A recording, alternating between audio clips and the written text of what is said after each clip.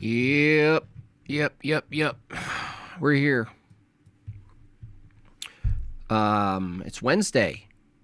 Hope you guys had a great day. I had a great day yesterday. Stream was epic. I think that live stream has over 13,000 views, I think, at this point.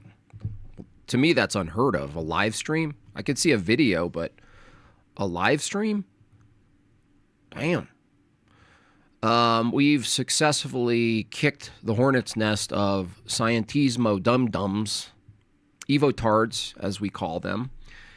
Good job, everyone. Couldn't have done it without you. They're still going crazy. Reviewing that thing. I mean, they're just going nuts. Do they have any arguments? No. Do they have anything other than calling me names? Nope. They got nothing. Oh, this is very embarrassing for you. This is very embarrassing for you. Meaningless. Gibberish. So, however, it did get me another debate. I'm either going to do it Saturday. It was maybe Friday after Orthothugs, but there's a new challenger, Professor Ron Garrett. I've never heard of him. Ron Garrett, I think his name is. So yeah, I'll debate a professor. I mean, he's actually a professor, not you, Professor Dave. You skid mark of a human. So anyway, they were so unprepared. Yeah, they are unprepared. They really don't even know what they're trying to answer to. They don't know. Even a couple of atheists, at least, one commented in the chat or in the comments section. He said, "Listen, I'm an atheist, but this was not engaged with. Dave didn't engage with you." And then I got an email from an atheist who said, "Yeah, he didn't really engage with you. He didn't actually tell you what you want to, like, what you were asking for." So, that's how it goes.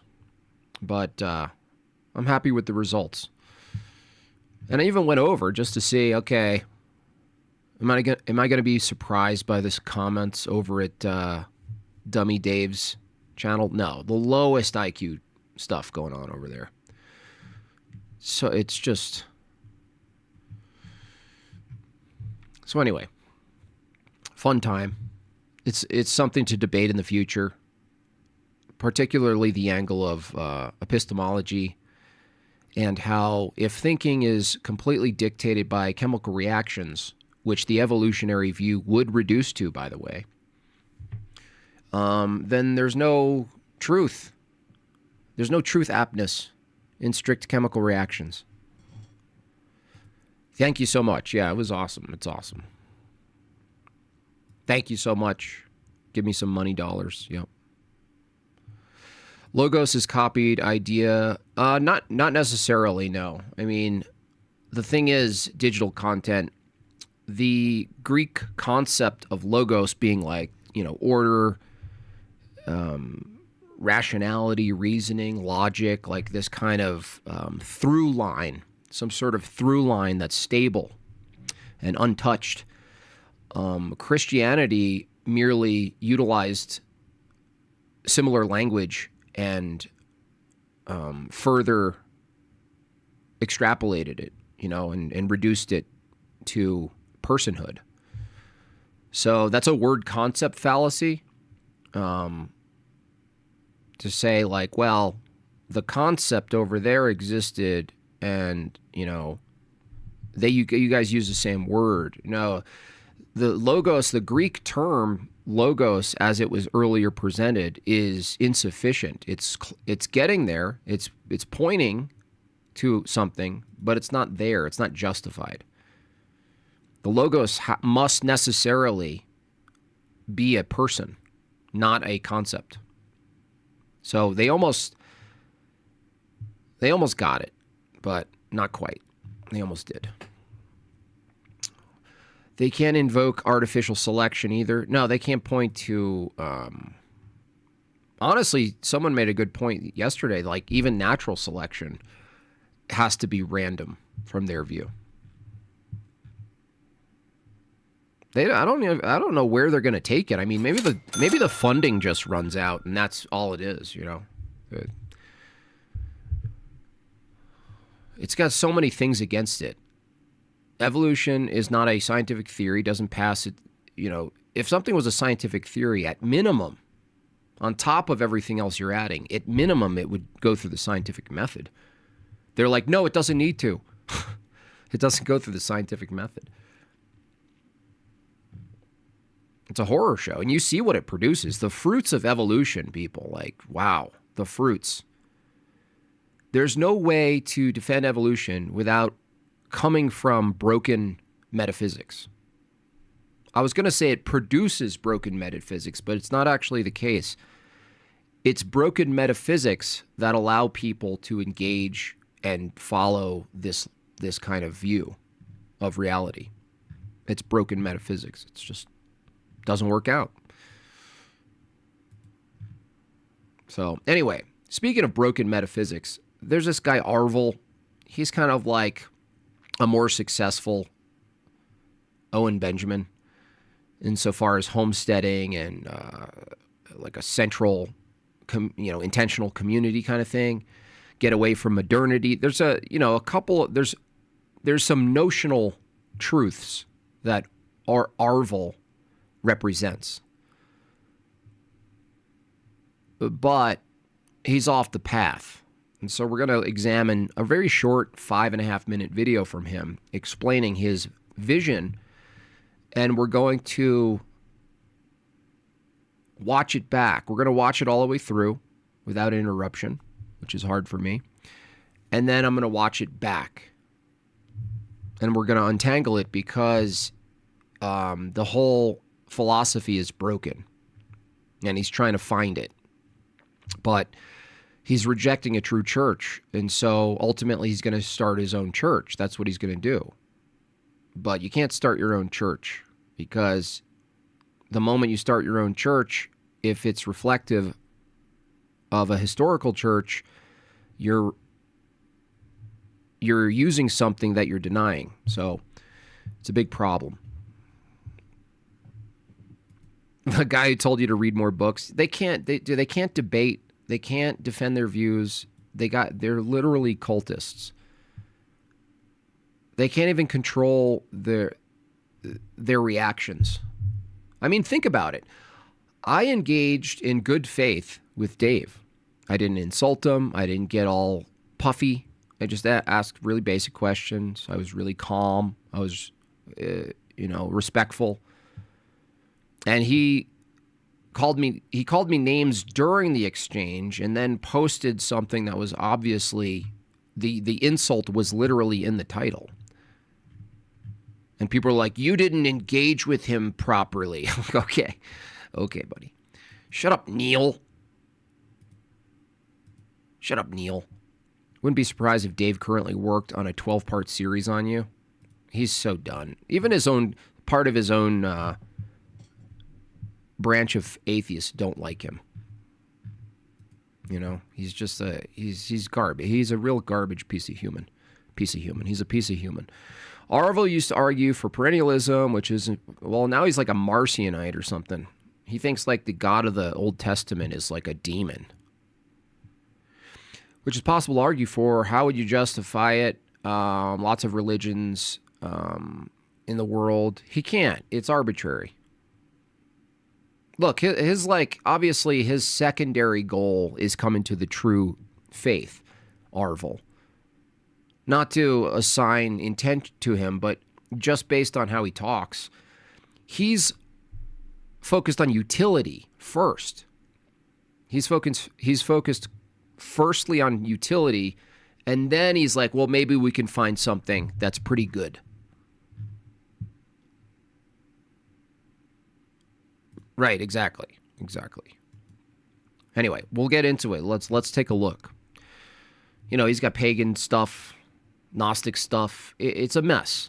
It's a total mess.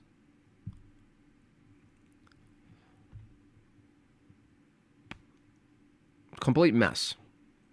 But it's a mess we need to look at. So that's what we do. We look at messes.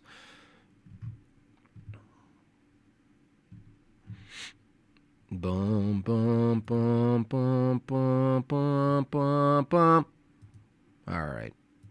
So this is Aarvoll dreaming of a new Christianity. Somewhere out there beneath the pale moonlight, someone's thinking. All right. Uninterrupted. We reconsidered Christianity. What if we took a more conciliatory approach to pagans from a Christian perspective? What if we made space for respecting the forms in which divinity made himself known to humanity in different cultures?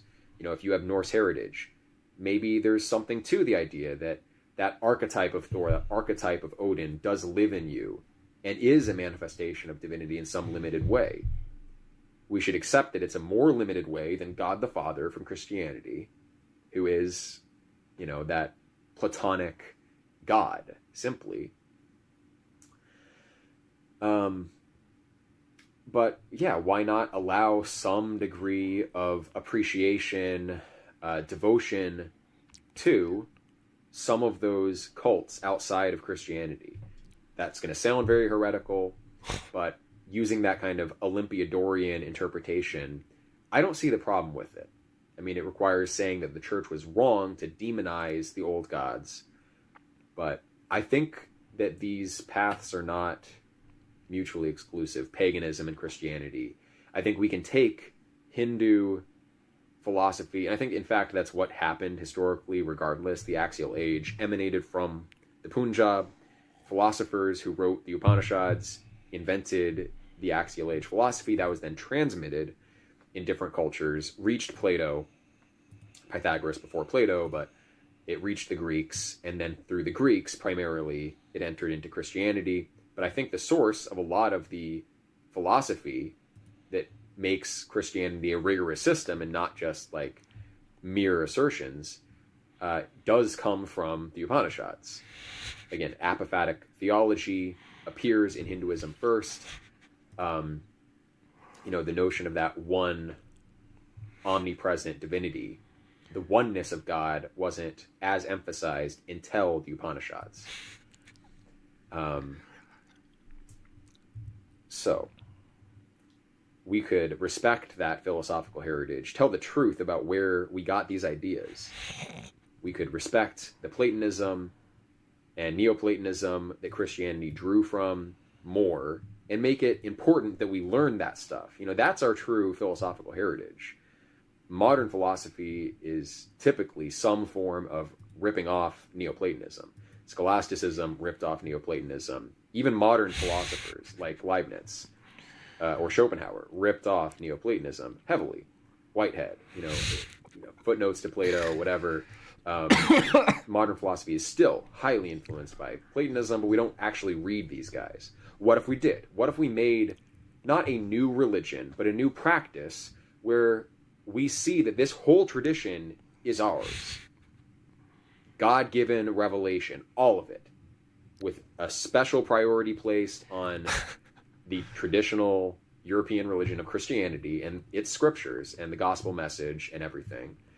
We don't necessarily have to make a dogmatic assertion that every literal statement in the Bible is true. We can leave that open to personal interpretation. The moral interpretation is more important. We need moral consensus. We don't need metaphysical consensus necessarily. We need a moral community that can maintain a philosophical discourse. What if that was the real purpose behind Christianity? We're open to the Holy Spirit. We're open to the Logos. We're listening for God's continual message to mankind through us. Him using us. What if the purpose of this emphasis on the moral community in the early church was to have that space for philosophical discourse? And the church failed if that was the real ambit of the church, the divinely given responsibility of the church. What church? What if we went back to that? What if we maintained our Christianity and the moral teachings, especially reciprocal forgiveness and things like that, maintain those moral teachings, open up what is permissible in terms of worship so that pagans don't have to go outside of the church.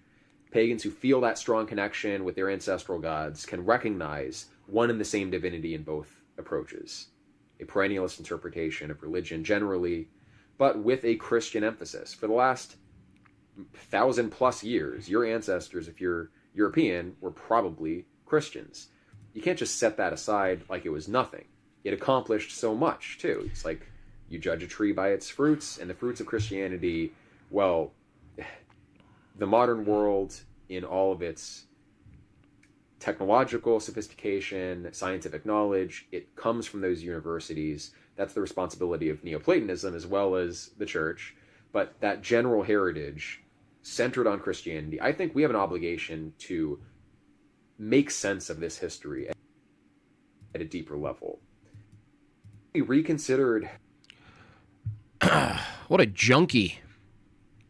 Okay, let's go through it. So many contradictions. I mean,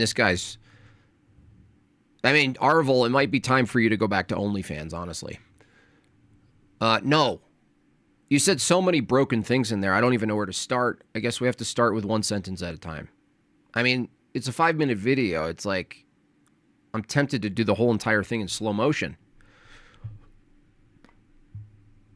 I feel like the whole thing is a slow motion warranted. You know what I could do? I can take his audio and layer it onto a cartoon of a homeless person in an alley, and it would make sense. The setting would make sense, you know. He's like scratching a rash. You know, he's got flies around him. He's got a fly that lands on his eyeball. He's got, his clothes are all torn and tattered. He's filthy. He's got a needle sticking out of his jugular. And he's just saying all this. Now, in Orthodoxy, there's a distinction called prelest. And I'm not the authority in declaring what is prelest and what's not, but my intuition says this is what it looks and sounds like. Now, he says in another video, he wants to start a new Christianity, but he needs a prophet.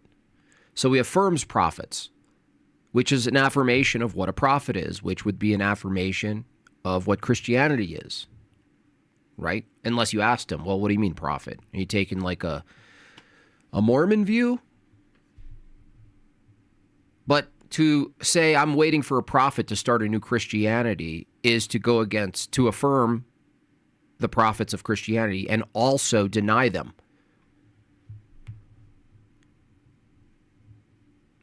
Anyway, let's go phrase by phrase. I feel like I'm going to do a lot of yelling today. We reconsidered Christianity. What if we took a more conciliatory approach to pagans from a Christian perspective? What if we made space for respecting the forms in which divinity made himself known to humanity in different cultures?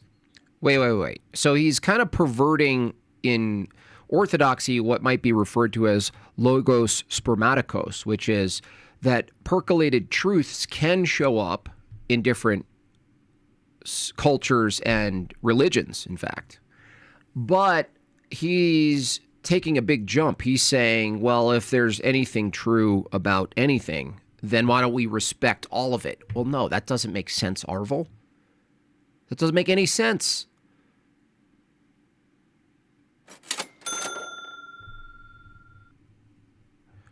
You can't... What would you say if I told you I was mentally retarded? Shame. So yeah, you can't do this. You can't just it's not all inclusive. He's like, well, and the thing is, from an Orthodox view, whatever you're pointing out, that's partially true or close in another religion or philosophy or whatever, you already have it in Orthodoxy. You don't need theirs. That doesn't make any sense. That's like saying, well, if there's people who speak English in Africa, we should make them U.S. citizens because they speak English. That doesn't follow. Look, they matched one part of being an American. Let's ship them over here. Let's include them. Let's make space. What do you mean make space? Hey, Aarvoll, are we making space for all of the ancient pagan traditions? You junkie? You know, if you have Norse heritage, maybe there's something to the idea that that archetype of Thor, that archetype of Odin does live in you and is a manifestation of divinity in some limited way. What? Record skip? Listen, junkie. Odin?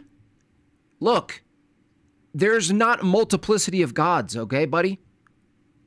If Odin is divinity, then there goes Christianity. Why can't we be Christian and make room for not Christian things? Odin is a manifestation of divinity in you. But it's limited. Based on what, junkie? Based on your crayon drawings that you did this morning in your tent? We should accept that it's a more limited way than God the Father from Christianity, who is, you know, that Platonic God. God the Father's a Platonic God? Dude. Look, I'm not only against what you're saying, but I'm actually for physically removing you from society. But you already are physically removed. But I'm actually an advocate, Aarvoll, for keeping you away from society with force. Simply. But yeah, why not allow some degree of appreciation, devotion to some of those cults outside of Christianity? Why don't we focus devotion to cults?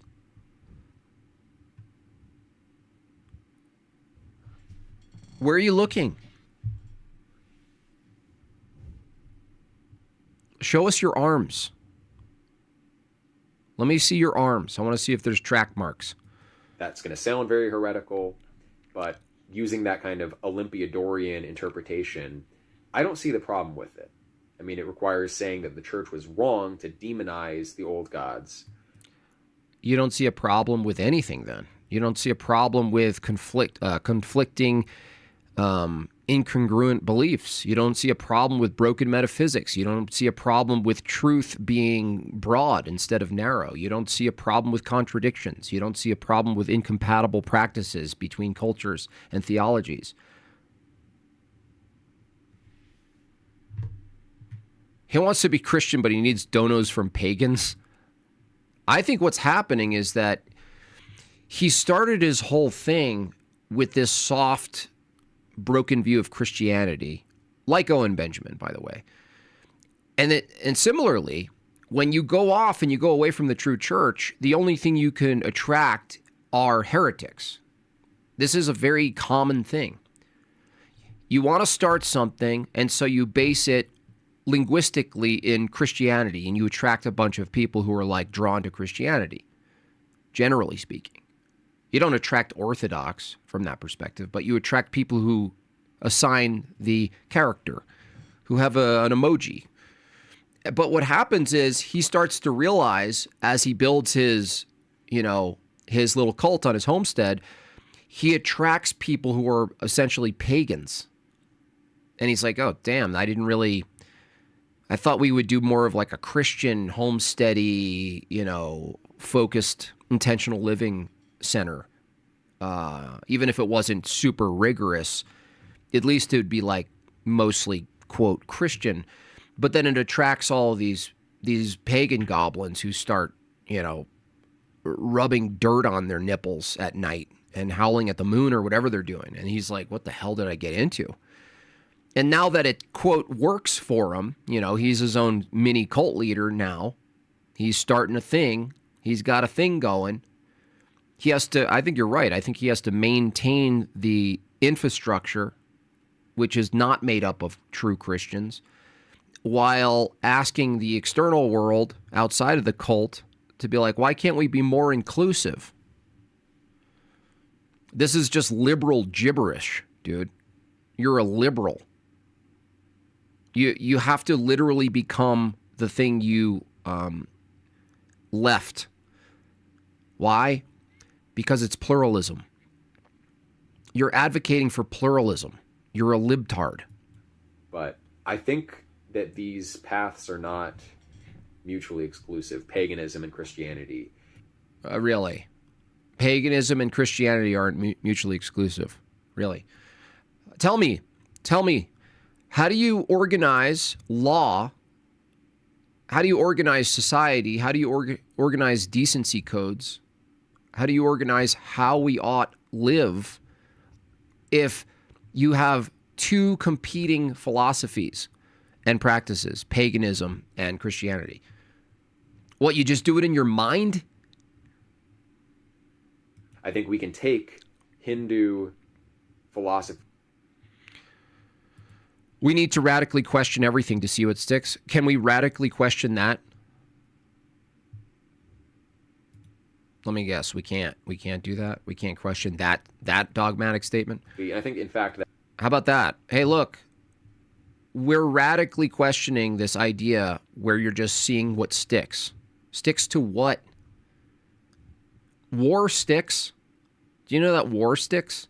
Do you know that fascism sticks quite well? You know that slavery sticks pretty well?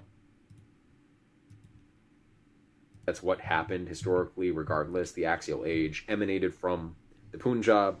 Philosophers who wrote the Upanishads invented the Axial Age philosophy that was then transmitted in different cultures. Bizarre philosophy. Plato, Pythagoras before Plato. It's insane, dude. It reached the Greeks, and then through the Greeks, primarily, it entered into Christianity. But I think the source of a lot of the philosophy that makes Christianity a rigorous system and not just like mere... No. It's not the philosophy, dude. It's not the philosophy that makes Christianity a rigorous system. It's holy tradition. That's what it is. You're just establishing a new philosophy, but this is why he's going to fail, and everyone fails, is because he's dreaming up a concept. And if you're in engineering or in programming, I think it was Yogi Berra who said it best. I don't know if it was his quote, but it's applied to everything, which is, in theory, there's no difference between practice and theory. In practice, there is. And look at him dreaming. Where are you looking, dude? Your entire being is showcasing what's missing. You're not grounded in any rigorous tradition. It's lofty. Who determines the tradition and practice of this pluralism, of the perennialism, or of any of this stuff? You're just dreaming of the philosophy of it. This is the worship of the intellect. He's literally looking up to his own intellect right now and venerating it, at least venerating it. Dreaming, a utopian vision, dreaming. Clouds and butterflies, and looking at the stars and pitching a tent next to your fellow pagan. And they go off and they do a blood ritual, and you go off and you do your morning prayers, and you meet up for s'mores. The problem is, it's the practice. You cannot separate tradition from the theology. And if you're going to craft a philosophy that's all inclusive, it's meaningless if you can't apply it and teach it successively through generations. That's what tradition is. Aarvoll, you have no tradition, buddy. You got no tradition. Your assertions does come from the Upanishads. Again, apophatic theology appears in Hinduism first. The notion of that one omnipresent divinity, the oneness of God, wasn't as emphasized until... No, this is a new tradition. The Upanishads. So, I've got nothing. I'm out of ideas, and I don't want to submit to a true church. So I'm kind of stuck here with my beard that ongoingly I'm not earning. And I'm stuck with a bunch of sketchy pagan people who don't fit in society because of multiple reasons. It's not because they're based. And now here I am on the land, and I don't know what to do with myself. So I'm stuck. So now I have to go full poo god. We could respect that philosophical heritage, tell the truth about where we got these ideas. We could respect the Platonism and Neoplatonism that Christianity drew from. That itself is a big metaphysical claim. Where we get our ideas? What do you mean? What's the source of ideas? I mean, when you really get rigorous, the source of ideas, they either are godly or they're demonic. I mean, does he? This is autonomous. This is all autonomous epistemology. This is Aarvoll worshiping his intellect and saying, we craft upward. It's not revelatory. We craft upward. We make truth. And that's the face of a man who makes truth. More and make it important that You notice how he's pleading too, right? He's pleading. He's like, why can't we? He's not even certain. He has no conviction. He's in an inquiry. He's not on solid ground. This is not a man on solid ground. This is a deliberation. This is a negotiation. This is someone who's holding himself hostage. It actually occurs like a hostage video. It's like a philosophical hostage video. Who are you pleading to, dude? Who are you looking at?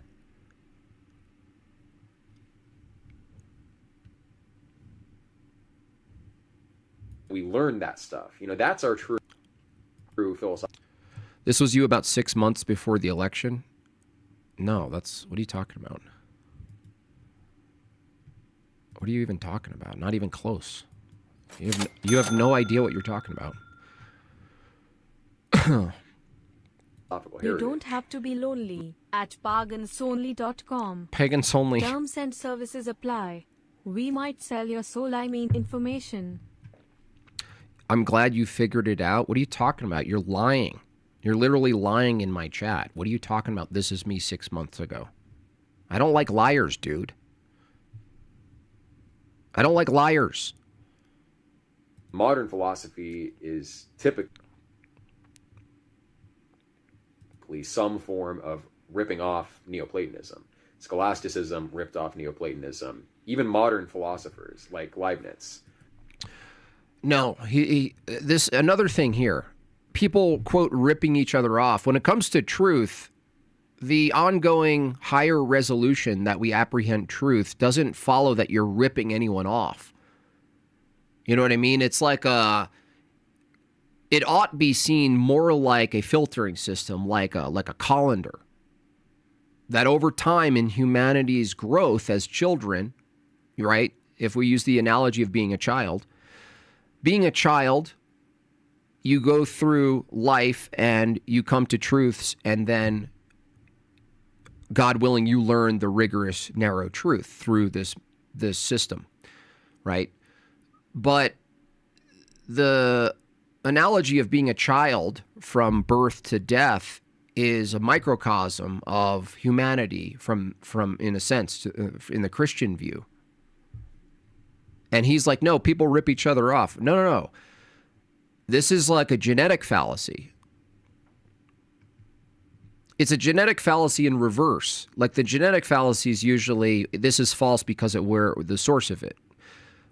But there's another version of it, I don't know what it would be called, is saying that it's true because of what it comes from. And it's not an appeal to authority either. It's I don't know what it's called. I don't even know if there's a name for it, but maybe the smarty pants in the chat can tell me. But that's kind of what I'm seeing here is like, you know, he thinks that humans crafted truth. And only from that view are you giving humans credit for truth. And this is the fundamental problem. He worships his own intellect. He sits around literally whacking off his brain. That's his form of masturbation. And it's very transparent because you could see in people's language when they say truth is taken from other men, you're saying that men are the source of truth. They're not. They're not the source of truth. Or Schopenhauer ripped off Neoplatonism heavily. Whitehead, footnotes to Plato, whatever. Modern philosophy is still highly influenced by Platonism, but we don't actually read these guys. What if we did? What if we made not a new religion, but a new practice where... What's the practice? Watch. What's the practice? It'll be fully philosophy right now. Watch. The practice is philosophy, right? See that this whole tradition is ours. God-given revelation, all of it. Do pagans accept Christian revelation? With a special priority placed on the traditional... Christianity sounds like they know more about God than God himself. That doesn't make any sense. That's incoherent. European religion of Christianity and its scriptures and the gospel message and everything. We don't necessarily have to make a dogmatic assertion that every literal statement in the Bible is true. We can leave that open to personal interpretation. Listen to this guy. Look, we can just kind of generally take Christianity and the Bible and then take some things as true and not true. We'll just leave it up to private interpretation. We can look at him dreaming. What are you looking at, dude? Are you looking at a golden version of your own mind in the sky? You're like a junkie. You're like an actual junkie. You're like a mental junkie. You're a junkie for your mind. You're intoxicated with your own mind. Pray for Aarvoll. Seriously, I'm not even trying to be condescending. This guy is lost in his own mind sauce. He's been simmering in his own mind sauce. He's like philosophical risotto. The moral interpretation is more important. We need moral consensus. We don't need metaphysical consensus necessarily. We need a moral community that can maintain a philosophical discourse. What if that was the real purpose behind Christianity? Unbelievable, this guy. Look at him looking up to his brain again. We don't even need Christos. Dude, this guy is Christos. This is Seth. Put everything in a blender. Yeah, look at me. I figured it out. As if this is, what is this, new? Is this a new thought? Do you think this is a new concept, dude? He does. John, I don't even know how I'm going to animate this. I just don't know what to do. Maybe it's a montage.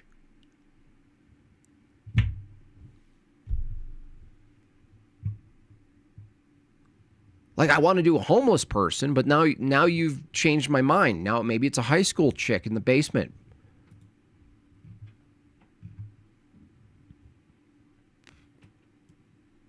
Real purpose behind Christianity. What did he say the real purpose? Philosophical discourse. What if that was the real purpose behind Christianity? The real purpose behind Christianity is philosophical discourse? What if? Oh, let's all do one. What if the real purpose of Christianity was to start amusement parks? See, anyone can do that, Aarvoll. What if the real purpose of Christianity was to start low-tier cooking shows on YouTube?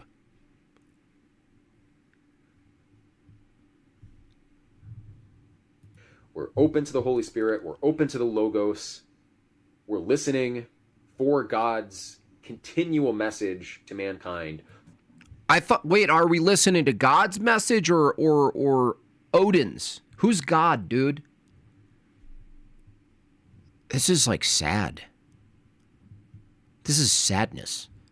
He's sad. He's like lost in the weeds. He's lost in the woods. He's in the forest. He's in the wilderness. He's in the desert. He's seeing those blurred illusions in the desert. He thinks it's water. Dude's starved, spiritually starved. He hasn't been to the spiritual hospital.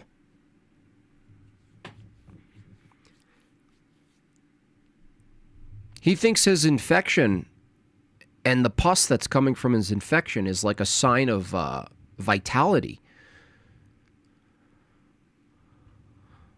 Through us. Him using us. What if the purpose of this emphasis on the moral community in the early church was to have that space for philosophical discourse? And the church failed if that was the real ambit of the church. You would love that, right? You would love if the church required nothing of you but to diddle your own brain. Right? Look at him looking up. Right up at his own intellect. He's not looking up at God. He's looking up at ideas. He's looking up at the intellect. What if the true purpose wasn't theosis and lowering ourselves, but elevating our brains and then smashing our brains together? What if the true purpose of the early church was brain crunking? What if twerking my brain in a public forum with a robe on is the real purpose?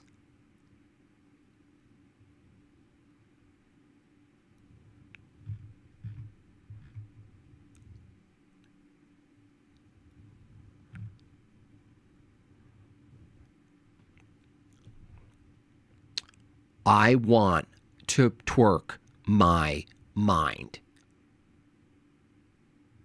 I'm going to start an intentional community where every point of view is included and we all just smash our brain butts together. I want a mind fap. I'm sorry, Aarvoll. Where are you looking? Where are we? That would be funny too. This is a job, or he's at the drive-through. Some black chick's like, I gonna order what? Y'all gonna order a what?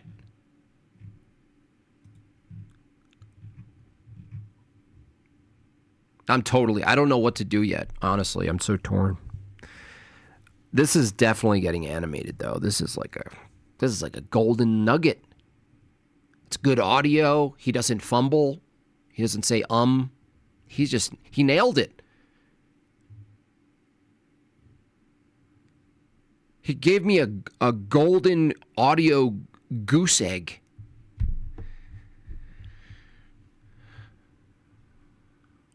The divinely given responsibility of the church. What if we went back to that? What if we maintained our Christianity? Back to what? You have to look, dude. You can't look at it. He's a junkie. He's just like, he's done. He can't even keep this up. Aarvoll, buddy, you can't go back to something you can't track. That's like Mormons. We got to go, like there's an early church. We got to go back. The people who are Protestants. The first early church were Protestant. We got to go back to that. Back to what? Where in church history, either commentary or not, was there a holy tradition practice of including every other view and, what? The central theme of Christianity in praxis is not communion, is not Eucharistic, it's not Episcopal, it's not patristic, it's philosophical purely? Dude, save yourself from this. Why are you doing this? You know how much weight you're putting on your shoulders, dude? Why do they do this to themselves?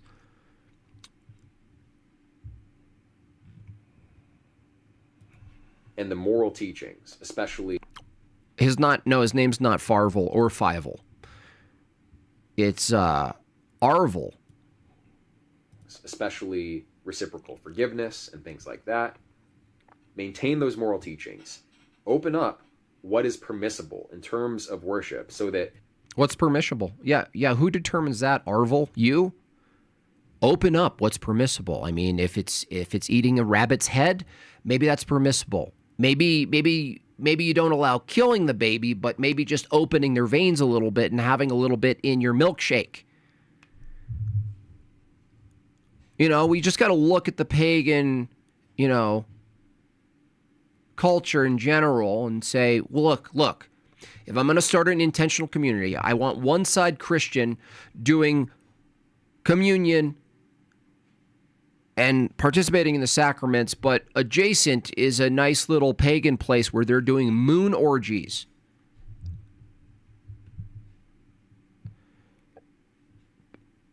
Pagans don't have to go outside of the church.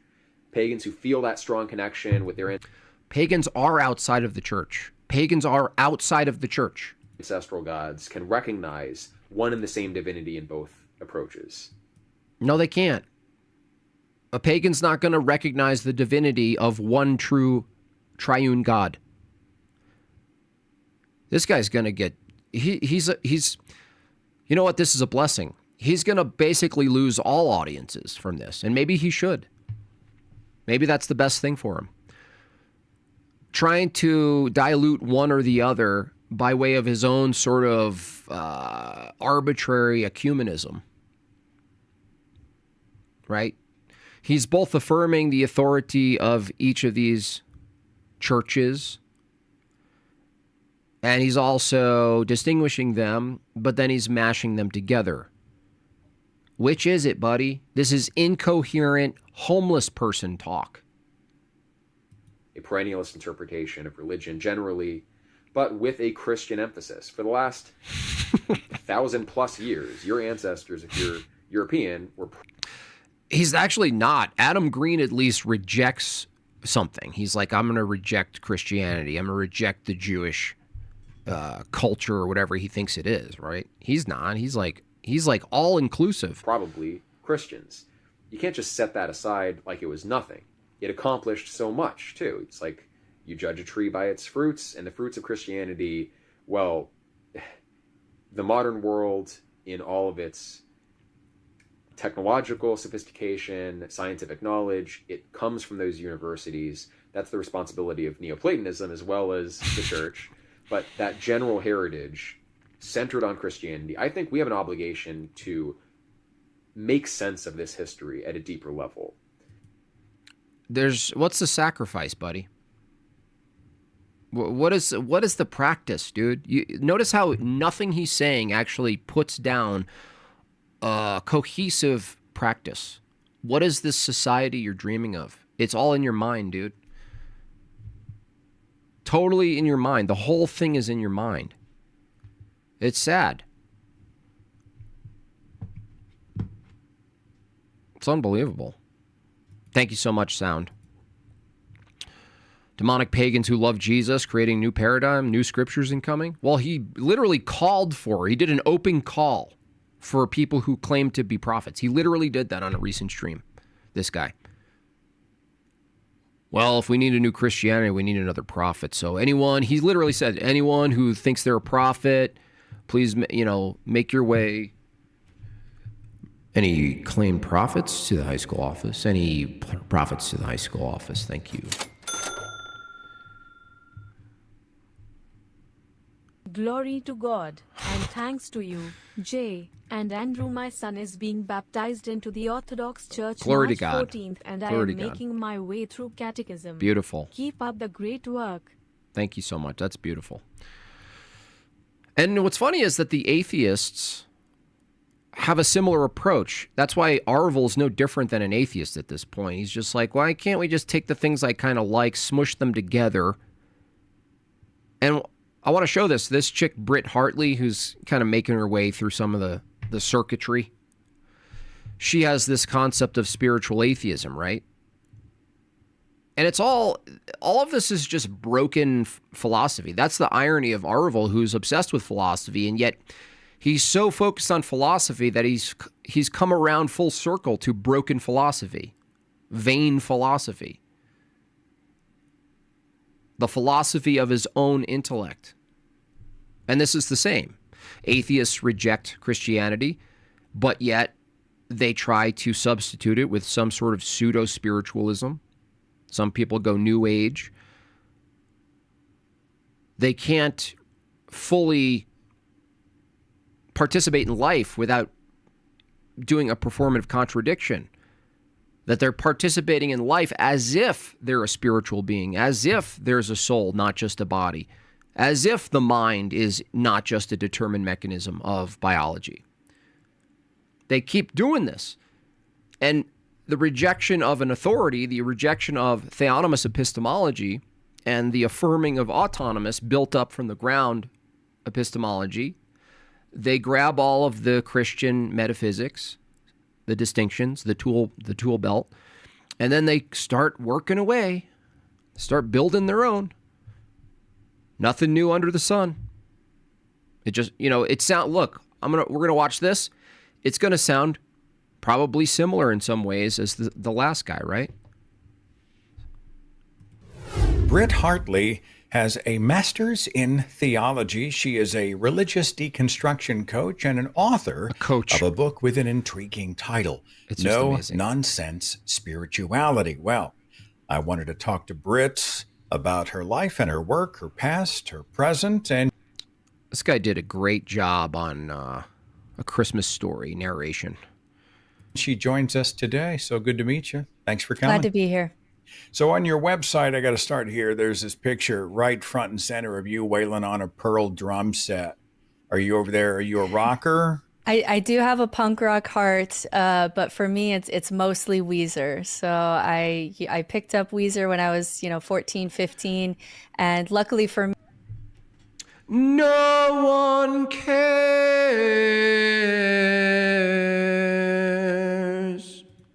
Oh, you just have the wrong Jesus. Like that's what everybody mention it. Masters in theology. Tell me about that. Tell me about your education. Sure. So I was raised Mormon and I did my undergrad at BYU, and by then had left Mormonism in belief, and when I just figured I just have the wrong religion, that's what people tell me when you're You do. You have the wrong, definitely wrong. Mormon, like, oh, you just have the wrong Jesus. Like, that's what everybody told me. So I go to Christian theology school, and I got my master's degree in theology with a focus on the future of American religion. And I got all the way up to my PhD, to my dissertation in my doctorate program. And it was when it was time to sit down and actually write my dissertation that I had to finally fully accept that not only had I lost faith in Mormonism and Christianity and Jesus, but I had also lost my faith in God. So I am still at all but dissertation because I wouldn't know what to write now, my dissertation in under theology. But that is my education experience. Did that happen at BYU, Brigham? Did that happen in BYU? I'm from the 1940s. Young University? No. So my master's degree and the doctorate program was with Thomas J. Ord, and he's an open and relational theologian, and that was at Northwind Theological Seminary. So that would have been outside of Mormonism by then. But you went to BYU. I did.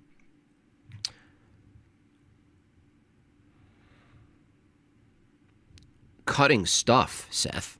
Cutting. I really want to get this part in there, but you did go to BYU.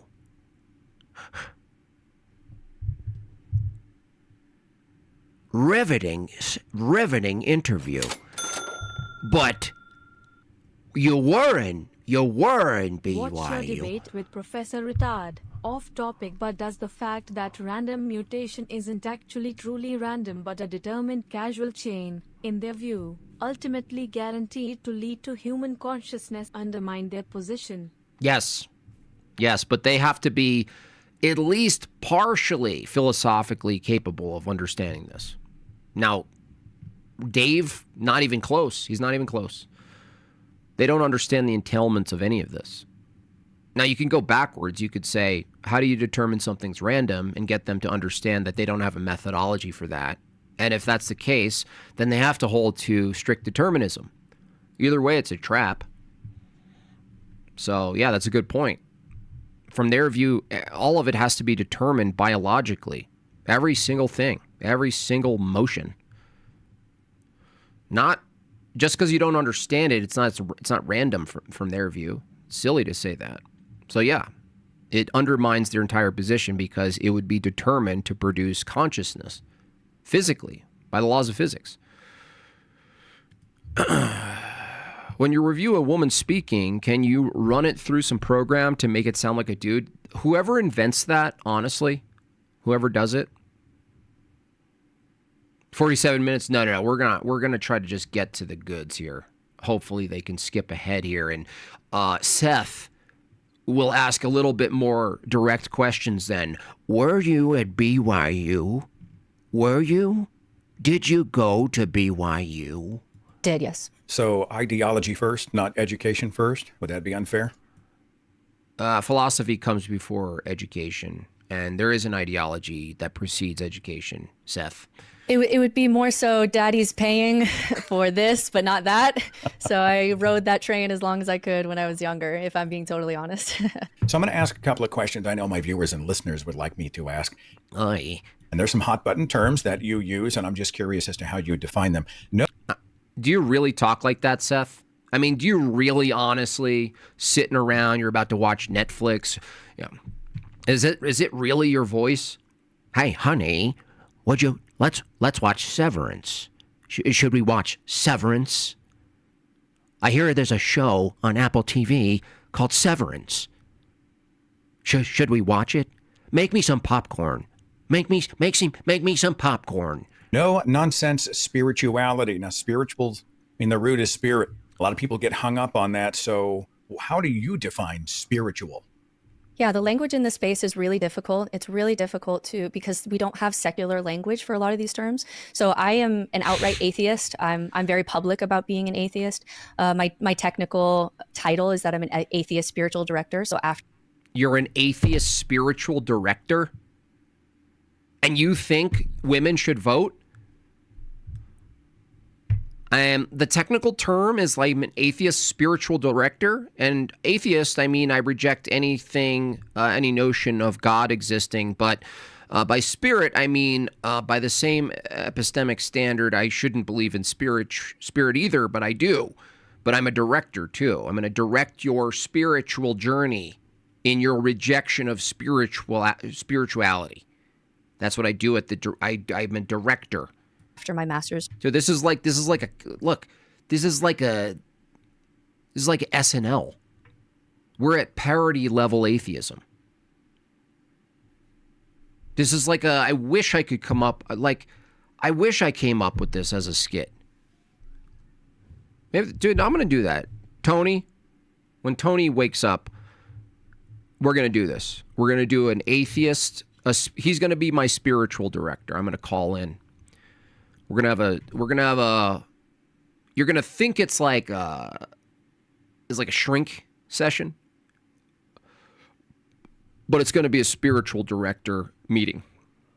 Degree, I went and did an 18-month program in non-religious spiritual direction at the Center for Non-Religious Spirituality. And essentially the approach of that is how do you... I studied physicalism, and I'm actually a physicalist concept coach. I'm a physicalist abstract philosopher.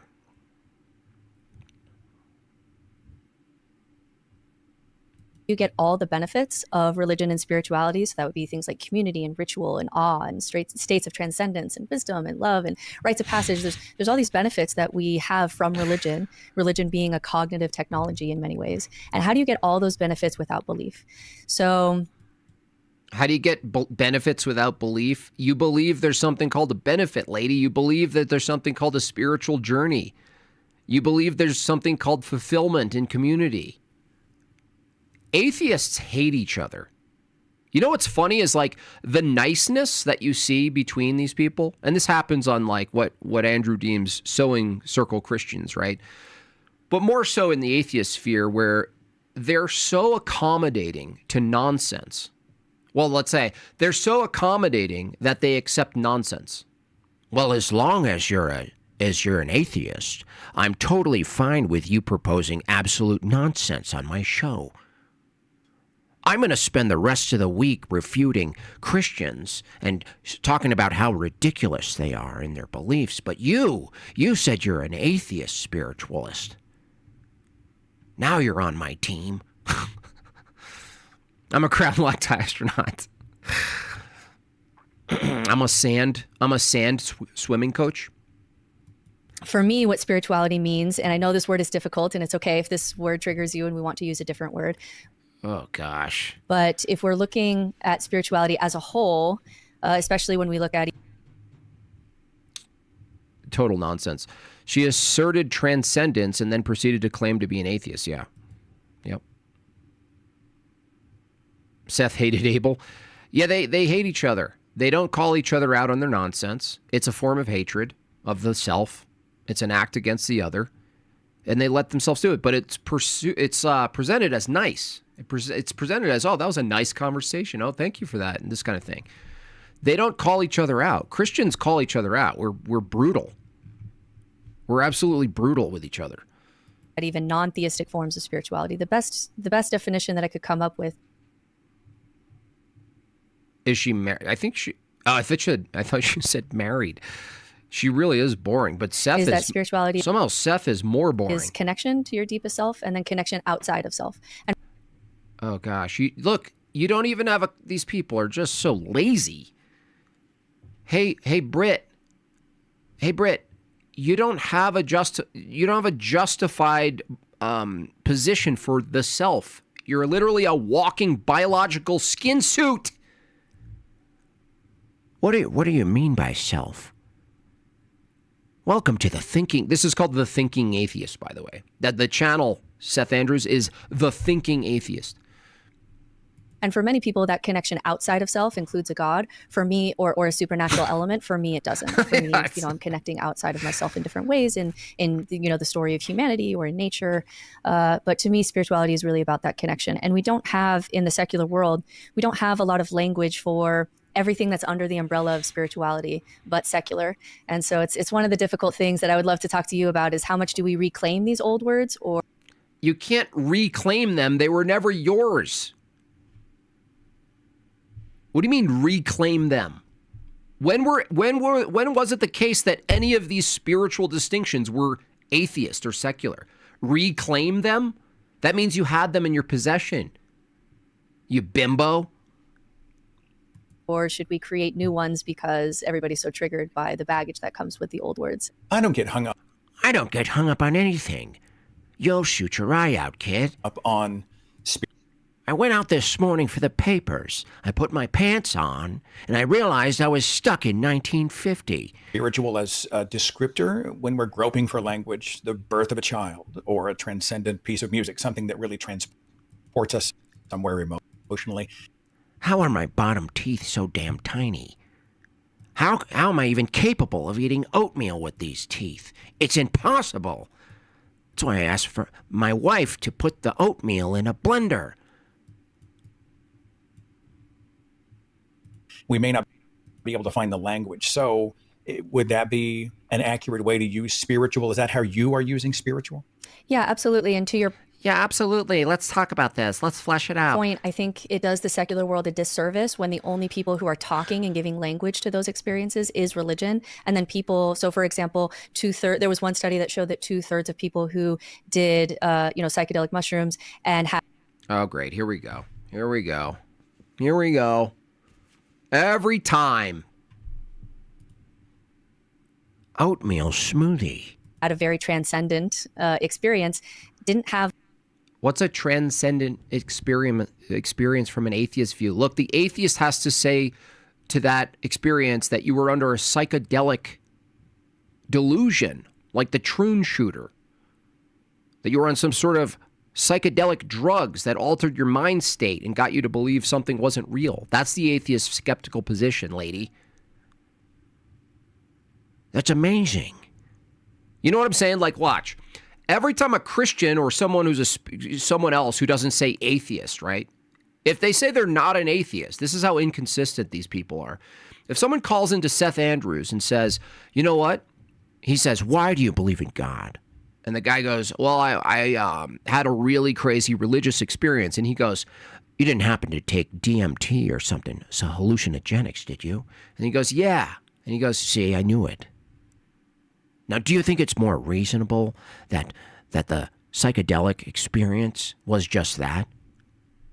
And then that's their approach. But she comes in all cutesy with her Subaru haircut, and she goes, well, I'm an atheist, but I'm a spiritual. Am I in the clear? And he's like, amazing.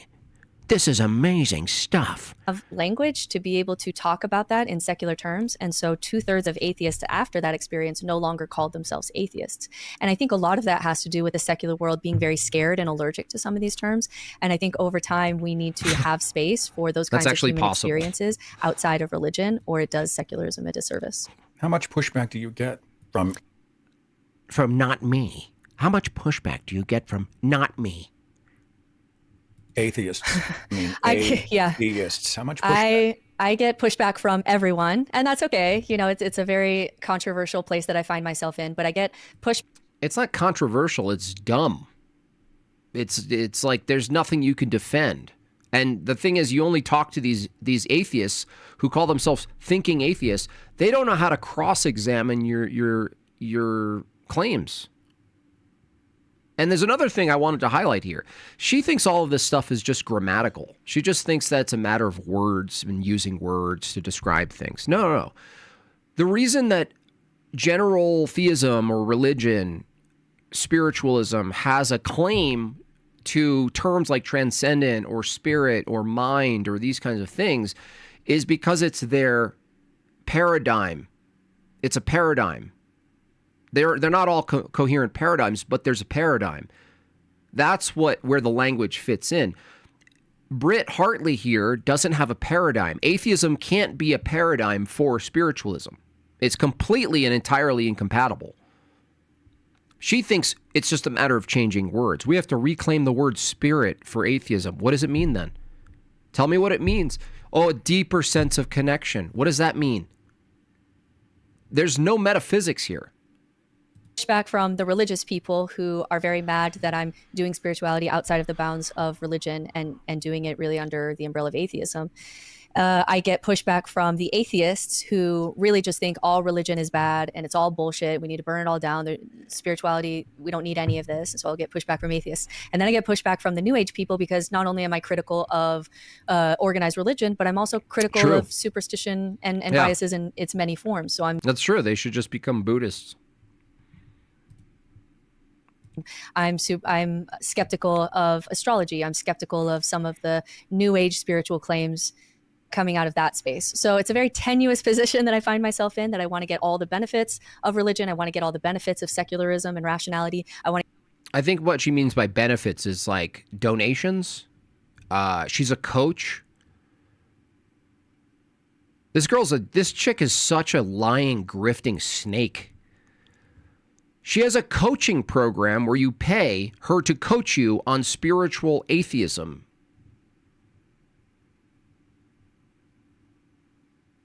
When she says, I want all the benefits, no. You want to sell the illusory benefits to your clients. You little weasel.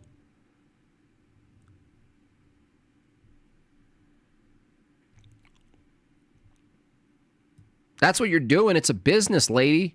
Say what it is. It's a business. So it's a very tenuous position that I find myself in, that I want to get all the benefits of religion. I want to get all the benefits of secularism and if she dropped the spiritual label, then their organizations couldn't claim tax exemption. Yeah.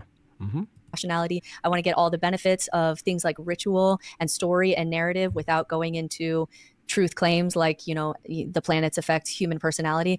And so I want to take all the benefits. You want to get the benefits of all of these things without truth claims?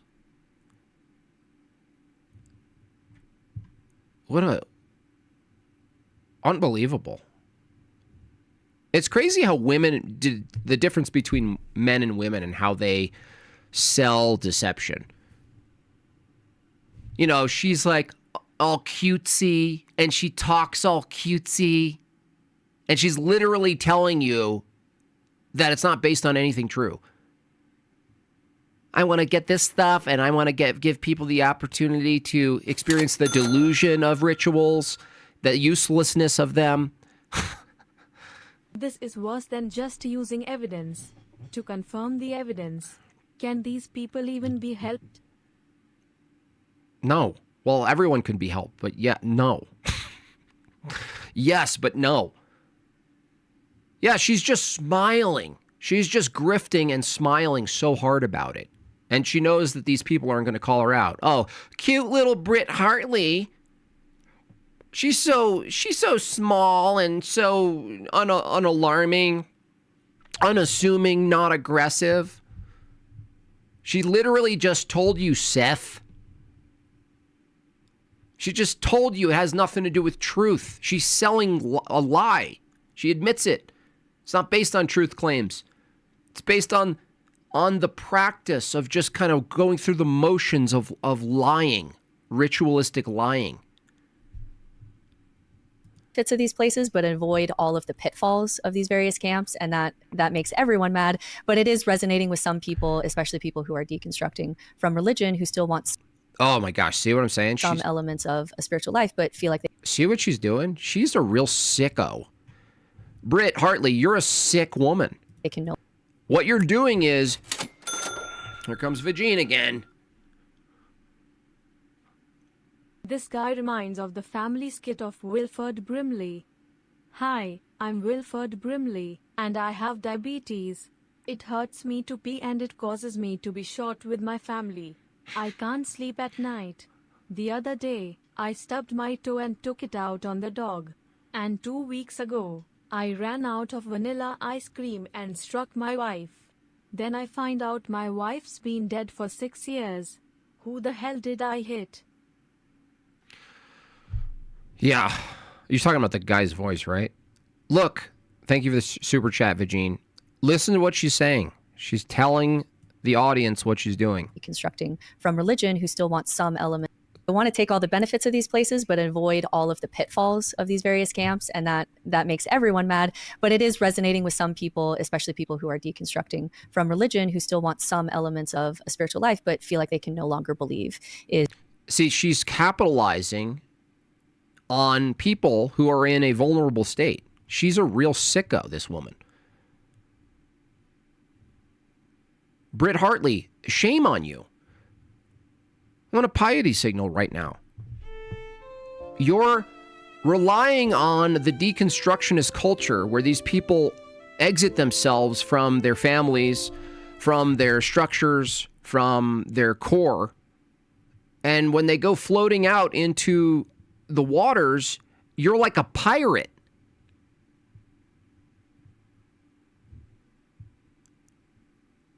You're like a pirate who picks them up and makes money off of their vulnerable lostness, and while still giving them the thing that they're rejecting.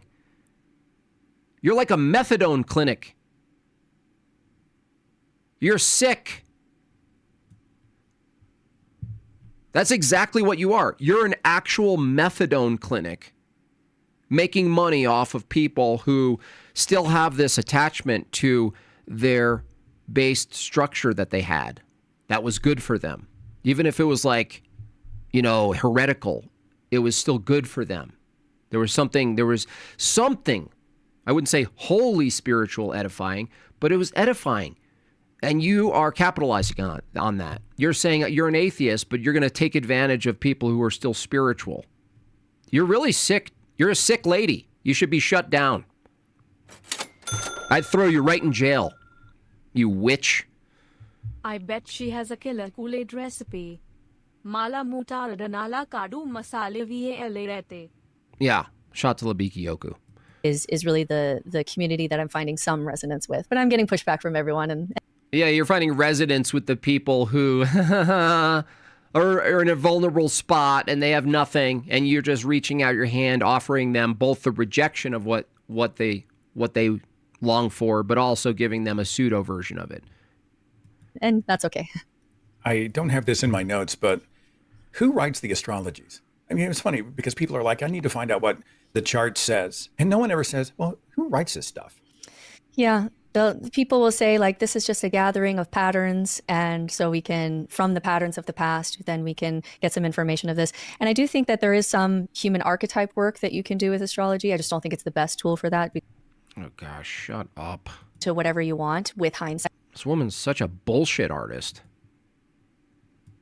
Because these are all despicable. Look, your smile doesn't fool me. Your chirpiness, you know, you're like a little parakeet. No, you don't fool me. Aspects of human nature in general. In the book, you used a term, paralyzed by freedom, when it comes to people who are in we'll call it a high control religious culture. What's that mean? Paralyzed by freedom. Yes, one thing that people will experience when they deconstruct is they'll realize that religion does a lot to soothe our 4 existential fears. And our 4 existential fears are fear of death, which religion will usually address, fear of meaninglessness, which, religions will usually give you a story and a meaning and a purpose, fear of isolation, and religions are pretty good at building community, and then fear of freedom. And that fear of freedom one is one that's not intuitive sometimes at first for people. We like to think, or we talk in ways sometimes, that if we could just get rid I need spiritual advice. Let me ask this godless witch. of all the cult leaders and all the authoritarians, You're a cult leader, lady. all be free. But the real truth is that we want authoritarians and we want people to tell us what to do. And I guarantee you, if all... Oh, what was I talking about? I was actually mentioning the difference between men and women. How she can just sell this through her long eyelashes, right? Like it's a butterfly whispering. And in a sense, they kind of go under the radar for that. Because of the simp. There's a real simp thing that happens. Where people like this would otherwise, like if this was a man, it would be a little bit different. Where this man is coming out and he's selling all these atheists on spiritualism. It wouldn't work. all leaders of every kind died today, we would recreate them tomorrow. And we actually are so deeply in our psyche afraid of doing life, because what do we do? Like, it's hard to be a human. No, who are you talking about? I don't have that. What are you talking about, lady? When someone comes in with confidence and says, do these 12 things, here are your, Jordan Peterson 12 rules for life, or here's your 8-fold path, or here's your 5 prayers you need to say, or whatever. It actually gives us a lot of psychological soothing to say, oh, someone has a plan. All I have to do is just follow this plan. And so what people will find when they deconstruct is that usually one of these fears will show up because the religion was soothing it in some way. Oh, this is so just guidance counselor, struggle session. It's putrid. Way.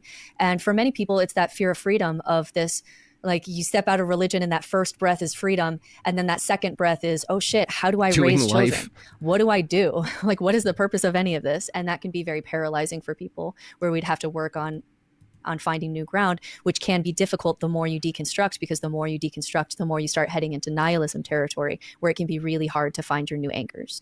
Does nature nurture play into which of those really affect you? Like, I don't feel like post-religion, I gravitate to an authoritarian model, but there might be something else that's more my... Of course you do, dude. Of course you do. You're a Democrat, dude. Baggage. Does it vary by person? It varies by person. I can't tell you how much is nature and how much... Oh, let's get her take. Is nurture? That question would be... Let's just take it. Let's just take your unlicensed therapy takes. Above my pay grade on the percentages of that. But I can tell you that certain personality types will show up in different ways. So the one that I work with the most are the ones who struggle the most, which tends to be people who are low in extroversion and high in neuroticism. That brain just suffers more by nature and it's going to need a lot more support. See what I'm saying? This lady is just stepping in.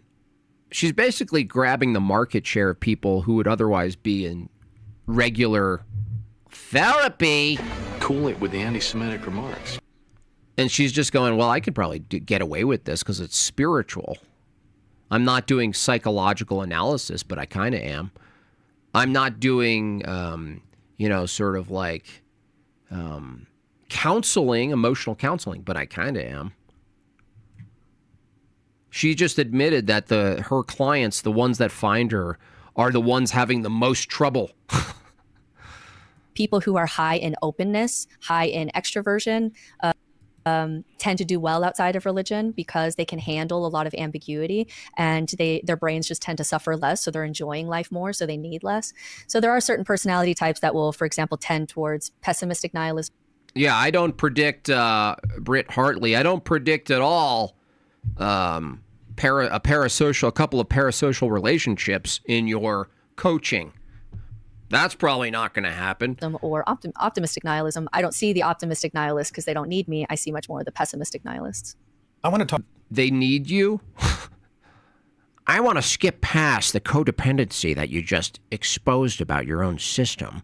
Let's move on to something else now that you've just admitted to your own codependency system. You just admitted that they need you. Let's move on. Talk about the word religion. I came out of my faith around 2008. This was the time of the new atheist. It was Hitchens and Dawkins and Harris and Dennett. And their works were very instrumental for me, and they went hard at religion. And I think instrumental, dude, the worst arguments from those people. Given the context of that time, it may have had metaphysical OnlyFans. Nice. That's exactly what it is. Honestly, there's some, there's like, who's the other dude? Who's the guy I like had a spat with? He's such a dude, the nonsense guy. Not Marty Leeds. The one dude. Remember he was in the chat? He's like he like all modeled up. I forgot his name. He's like that too. But mostly it's like women could do this. Women could do this. They're like, oh, I can. And its uses, right? And this guy's a total for me. Simping out on it. He's like, oh, I'm talking with a little lady with long eyelashes. I'm not going to push back on anything. But I'm a skeptic. My own activism, saying the word religion as if it's a monolith has proven really problematic because there's so many other questions to be asked after that. Is it a fundamentalist faith? She's clever. Oh, yeah, she's clever. She's definitely clever. I mean, we're talking. She saw a market. Honestly, she saw a market. She said, people leaving Christianity and leaving all of these places, they have nowhere to go. Atheism, in a sense, is not admitting that they're trying to replace it because that would be contradictory from their view. But she can do it. She can bridge the gap between spiritual, where people don't have to say they're no longer spiritual, but they could also be an atheist. About hardline. She's like the Statue of Liberty. Baptist, Pentecostal, etc. Catholic faith? Are you a progressive Christian? Are you a Buddhist? Are you a secular religion like the Satanic Temple? Talk to me about religion from your perspective. Religion is a term. Yeah, so the best definition that I've seen, and historically this is a very hard thing to define because we have so many different religions, how can we define them in a way that it includes all of them? So the best definition that I've ever heard of religion is that religion is what orients you in the universe. And from that perspective, What? Religion is what orients you in the universe? That is the most ambiguous, useless, regressive thing I've ever heard, you nonsense lady.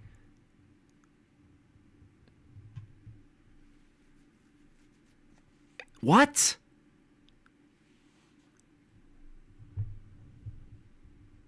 She just included everybody. Everyone's a possible client now. Why would Seth agree and not push back on that? Why would anybody who watches this channel, the thinking atheist, not push back on the nonsense she just said? She just did a horoscope. Where in any definition? Oh, I think this is the best one. This is the best definition of religion I've ever heard. What was it? Let's see. I think she's earned slow-mo, honestly. I haven't been able to use it lately, but here we go. The best definition that I've ever heard of religion is that religion is what orients you in the universe.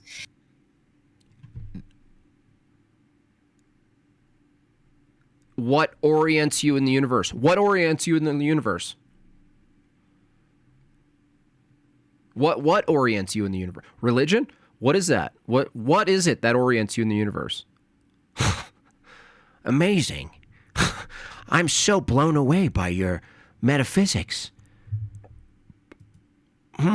Beautiful. Beautiful. Far out, man. What have you been listening to Jesse Wells?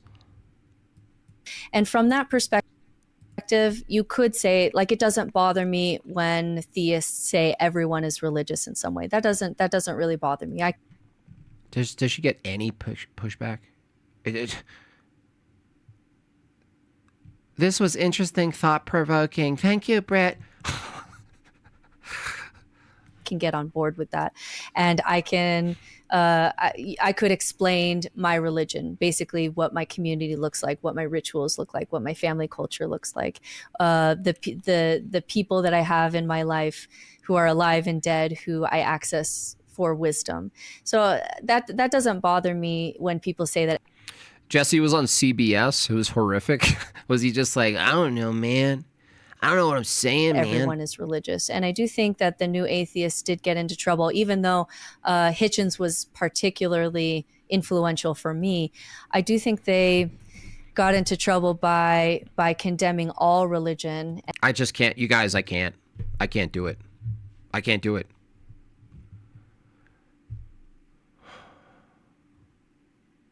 I'm just like, not that I expect much at all from atheists. They're not skeptical. None of them are actual skeptics, honestly. Maybe a couple of them I've met are true skeptics. But they're so lazy and cucked. Zero pushback from Seth Andrews. Zero. Religion is that what orients you in the universe? What?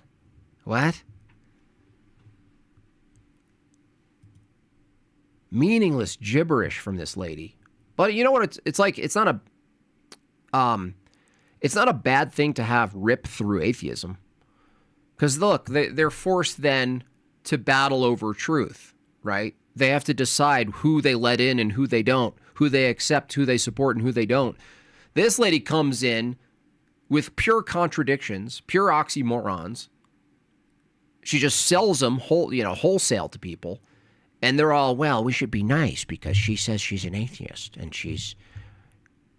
honestly, she has really long eyelashes. So it's like, okay, I'm not going to stop you. I'm not going to stop you. Good. Don't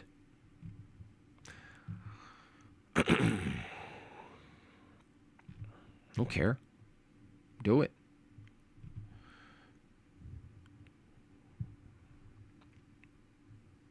You should have made a torture stream. I know. I should have. I should have held you hostage. I just can't. I can't do it. Can't do it. Now I want to see if I can find anybody. I want to see if I can find this potential person I'm debating here. Because who is this? Ron Garrett. Who's Ron Garrett? Professor Ron Garrett? Evolution?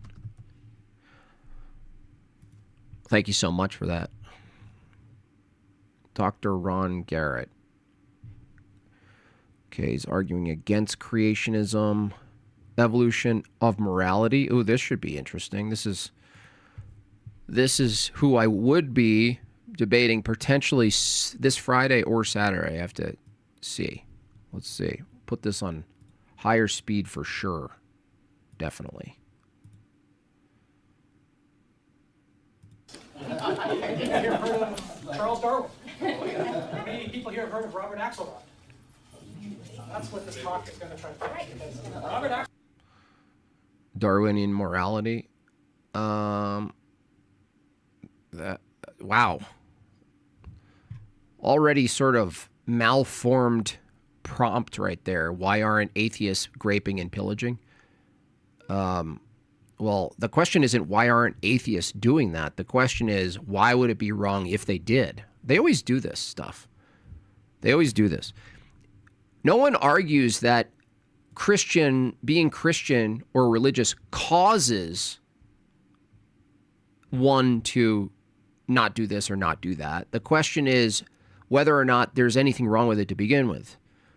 So right off the bat, this guy is cooking himself because from a Darwinian perspective, especially the first one, well, both raping and pillaging would be advantageous to certain groups. And I actually been working on an argument that would come up potentially, maybe even this weekend in a debate against this guy, is that if worldviews are brain structures, essentially, and worldviews, beliefs, are brain structures that inform behavior, which are also derivative of biology and chemistry, strictly determined, then if a group of humans shared a overlapping brain structure that had them share a belief that domination, pillaging, taking over, exterminating, if they shared a belief that was derivative of their biology, their mental structures, that had them do that, if they survived, if they won out, if they were the successor of the land, of the resources, that they would have to actually say that was selected for. Now, how could you possibly argue from an atheist naturalist perspective that anything that was selected for as a behavior could be morally wrong? You couldn't, because it would be determined. If it was selected for, it would be determined. So how could you argue that, complete genociding or terrestrial takeover or the obliteration of the opposition and the taking of their women and resources and food, this is an aid to survival for those people? That means they're being selected for. Now you have something deeper. It's not just species. It's categories of the species. Social categories have to be included in the Darwinian evolutionary natural selection model.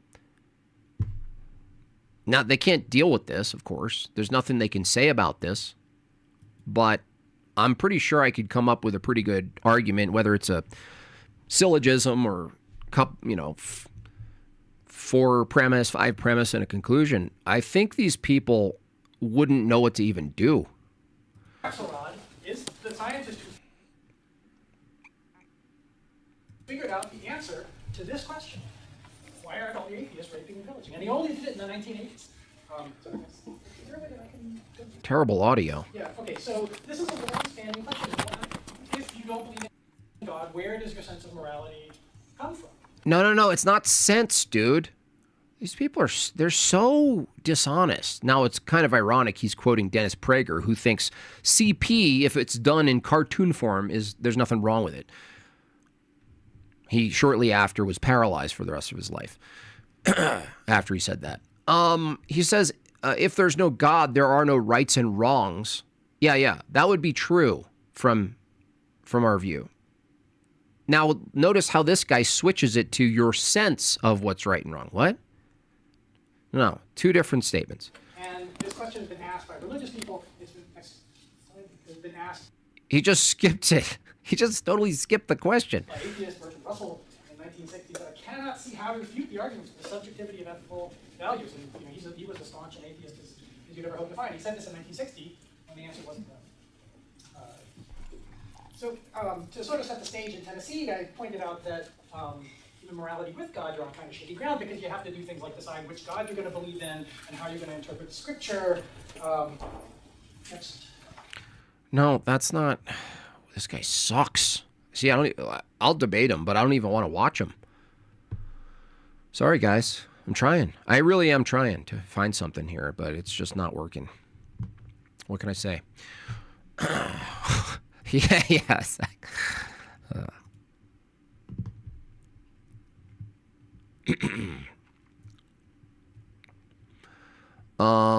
So yeah, that's the guy anyway that I'll be debating on weather evolution. What was it? Hold on, let me tell you what it is. He didn't feel comfortable doing the prompt evolution on trial. Instead, he wanted to debate, is the belief in evolution justified?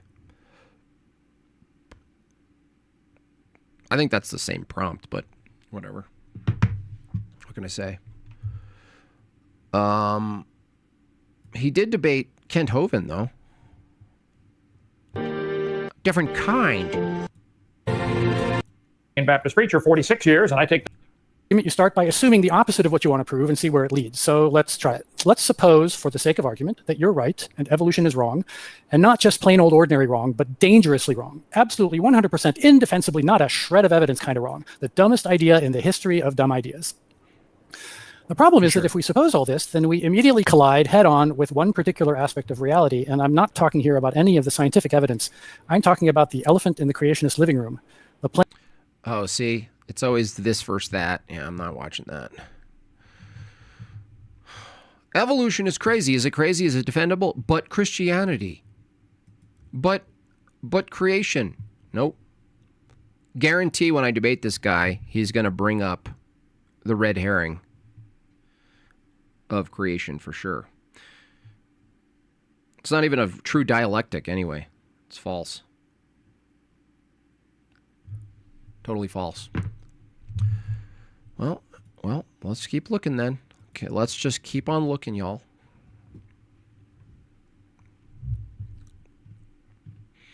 You guys think not a Professor Dave will actually accept a debate? An actual debate? At least I give credit to the debaters who face me for evolution. They don't just say, "Oh, you're too stupid to debate," or "Oh, this is so embarrassing." If it's embarrassing, you could have a 2-hour lolcal session with me then. Why not? David Icke interview with Jason Burmis would dovetail nicely with the first 2 videos. Okay. Jason Burmis. David Icke. David Icke.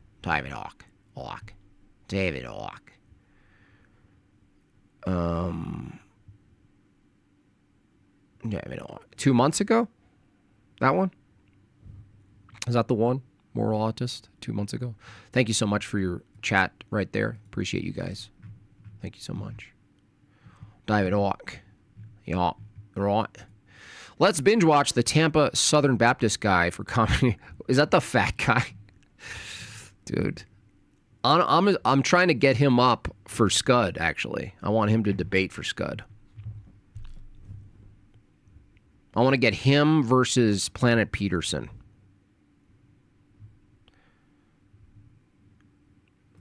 He doesn't have a purpose to debate. That's right. Yeah.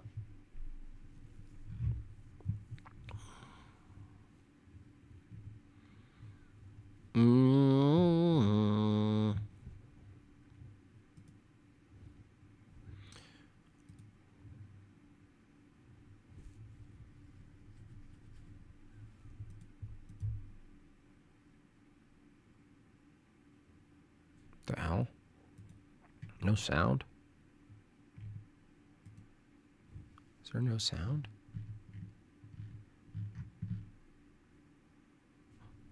Questions and comments, and we're going to go to Super Chats first, and I see we already have our first. Bro, what is that? Did Jason Burmis always have a fake Fox News set? Should I do that, you guys? Should I just pull out the Fox News background set thing? Huh? Should I do it?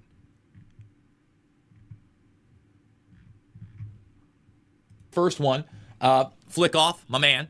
Thank you so much. He says that Ike is the GOAT, but this is also going to be a conversation with you guys. So you're going to be able to tell me how you feel about David Icke and his research, what you may agree with, what you may don't or do follow me on X. I'll say this, a lot of stuff can get this. Acting is even better. Politicians, including U.S., bringing out the best content, Jason. Well, thank you, Murray. I don't know. Already bored. What can I say? Maybe yesterday took it out of me.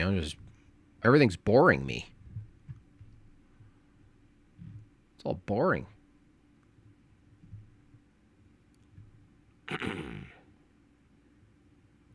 Why I call C.S. Lewis a garbage Christian apologist. Oh, this is the other guy who refused to debate me. You remember this guy? Remember this little smurf? You guys remember this smurf? So you probably know this if you're watching right now, but my most recent video was one called Right-Wing Grievance Culture Posing as Literary Criticism, where I pretty extensively critiqued Hillary Lane's thoughts on evil and villainy in stories. This guy has so many pairs of slippers.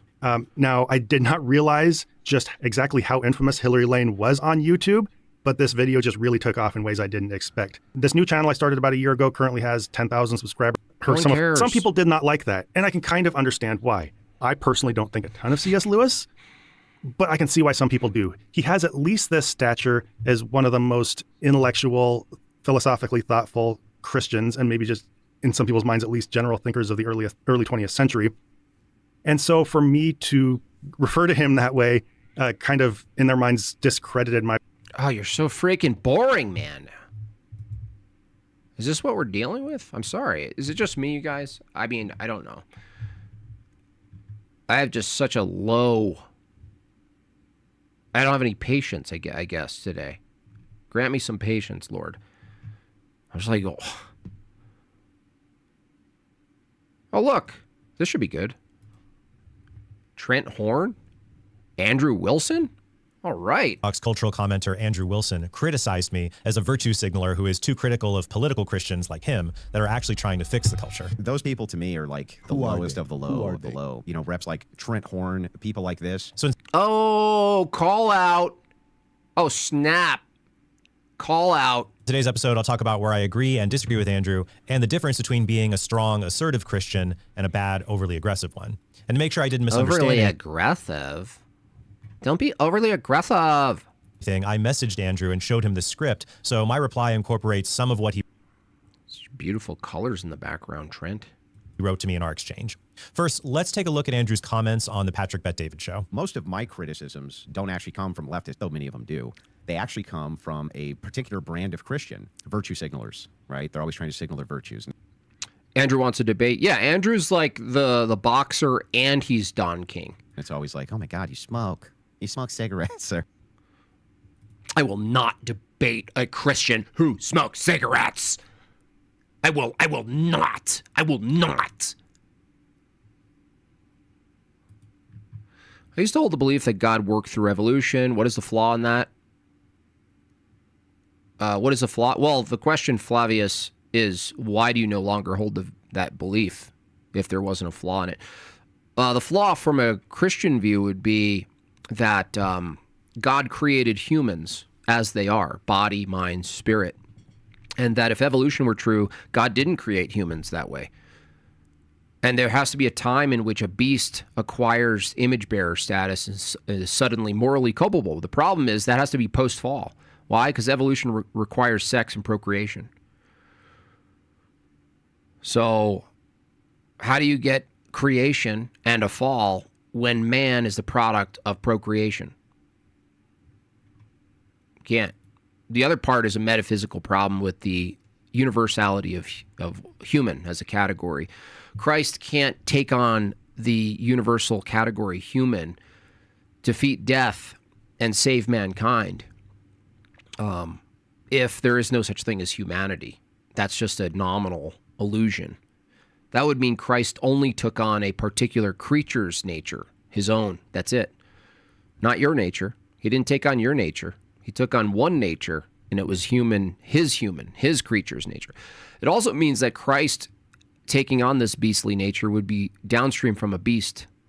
That Christ actually took on categorically a beast nature, not human. A beast. Beast nature. So a big problem. You watch this, he gives a even take. Well, that's because he's so nice. You drink beer. Real Christians don't drink beer. Like, it's always petty criticisms. But anytime there's controversy around me or a clip taken out of context or something like this, these are the first people to rush in and give... Did Jesus not... What does that have to do with the question?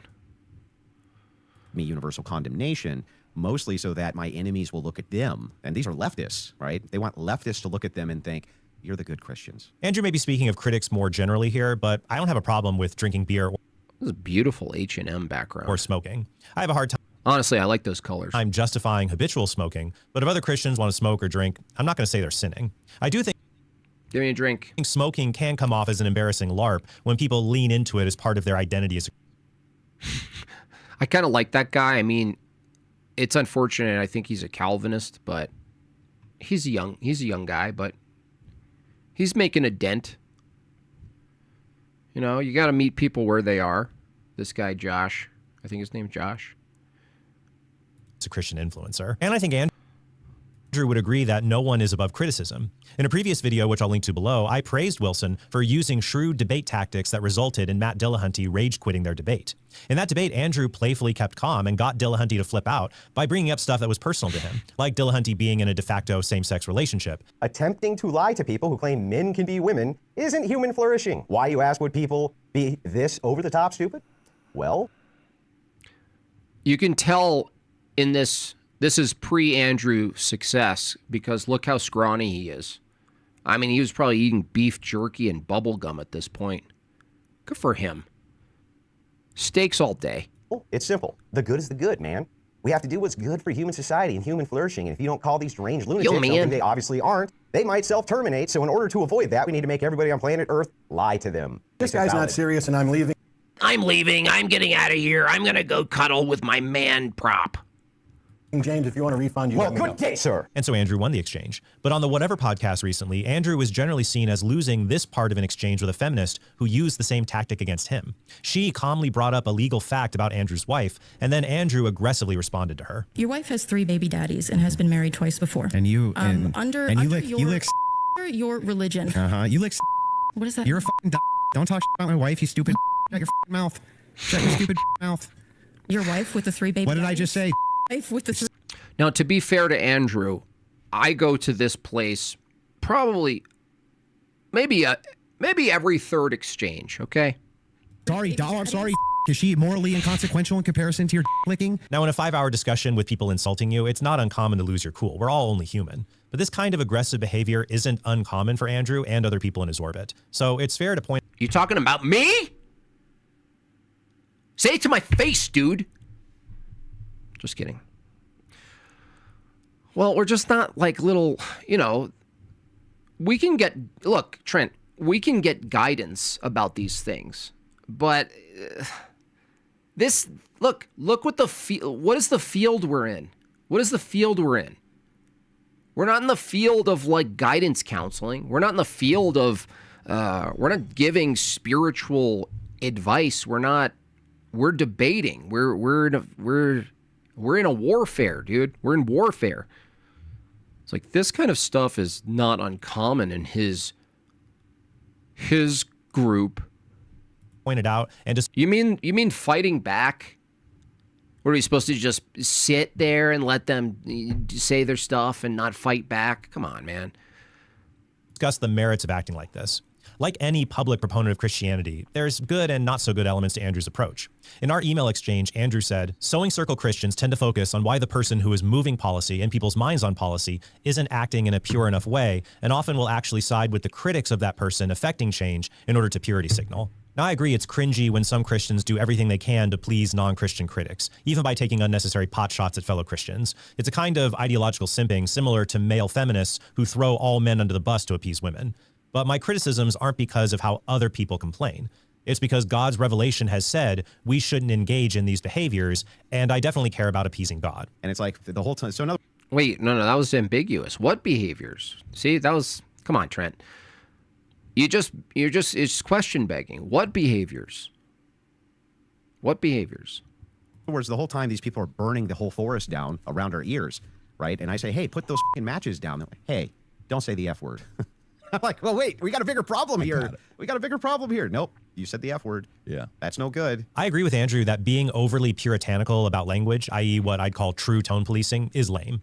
I covered this in my episode on Christian swearing, where I said profanity in itself isn't wrong, and it could be justified in some cases. I used the example of Stephen Colbert engaging Philip Zimbardo, who said that God was wrong and the devil was right. When Colbert gave him the correct theology on the matter, Zimbardo said, "You learned well in Sunday school," to which Colbert epically replied, "I teach Sunday school, mother effer." But that's different than just dropping an F-bomb to insult somebody, like Andrew does in this clip. I will never be able to convince you of my worldview. Charlie, I just think, honestly, you're too stupid to understand them. St. Paul repeatedly says that overseers in the church must be gentle and not quarrelsome or violent, and that all Christians must put away anger, wrath, malice, slander, and foul talk from their mouth. No, dude, that was just that one example. That's it. That's the one example. Jesus said in Matthew 5:22, whoever insults his brother shall be liable to the council, and whoever says, you fool, shall be liable to the hell of fire. And 2 Timothy chapter 2 says, the Lord's servant must not be quarrelsome, but kindly to everyone, an apt teacher, forbearing, correcting his opponents with gentleness. Now, if I were to just tell people all of this without citing scripture, they'd probably say I was effeminately tone policing them. So I appreciate when Nick Fuentes... Well, the other problem here is that given that Andrew is a blue-collared,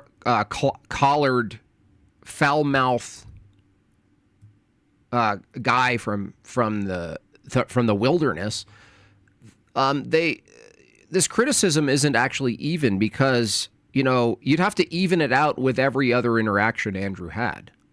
It's like the reality is, the reality of the business that he's in is that the calm Andrew, the one that actually talks to his opponents after the fact, you don't get that on film.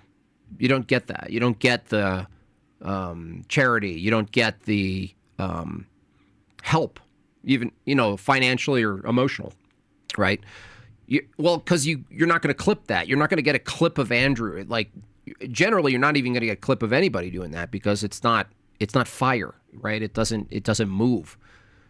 So the problem is, like, there's a disproportionate amount of images and audio clips and sound bites you're going to get from anyone, including Andrew, where you're going to see mostly this stuff. You're not going to see the other stuff. And that makes sense. Why would you? Why would you see the other stuff? It doesn't move. It's not viral. It's not an own moment. It's not a clipped moment. It's not any of that, right? So you have to take this stuff in proportion, right? If you were going to take a reserved approach and say, these set of traits or these sets of behaviors or ways of doing things, sometimes you do it, right? Sometimes it happens, right? And you hold to that, and you're like, well, first of all, you have to make the case for moderation anyway, and we're not going to take that advice from Trent Horn. He's not the authority on Christianity. But even if you got that advice or guidance from a priest, an Orthodox priest, you're still looking at the grand scale of what you do during your day against these little jabs back and forth that are highlighted, right, isolated from very specific moments in time, often 2 hours of 24-hour day, of a 24-hour day. Fuentes admits he thinks this way about the Bible itself. Rothschild sent $20. Those nerds and simps seem to forget biblical masculinity involves Samson killing 100 people, David killing a giant, and Jesus whipping people.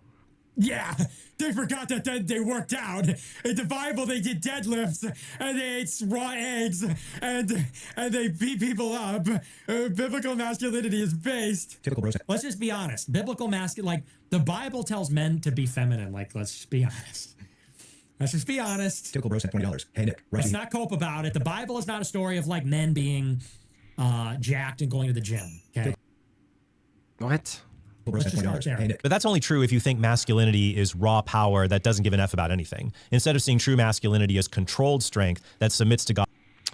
Yeah, Nick is just gone. God and patiently endures hardship. In 1 Corinthians 16:13, Paul even says to be strong and andrithese, literally act like men, because men are the standard of strength. And so those people to me are like the lowest of the low of the low. I mean, it's funny. There's a funny voice, but his takes, it's just like he doesn't know.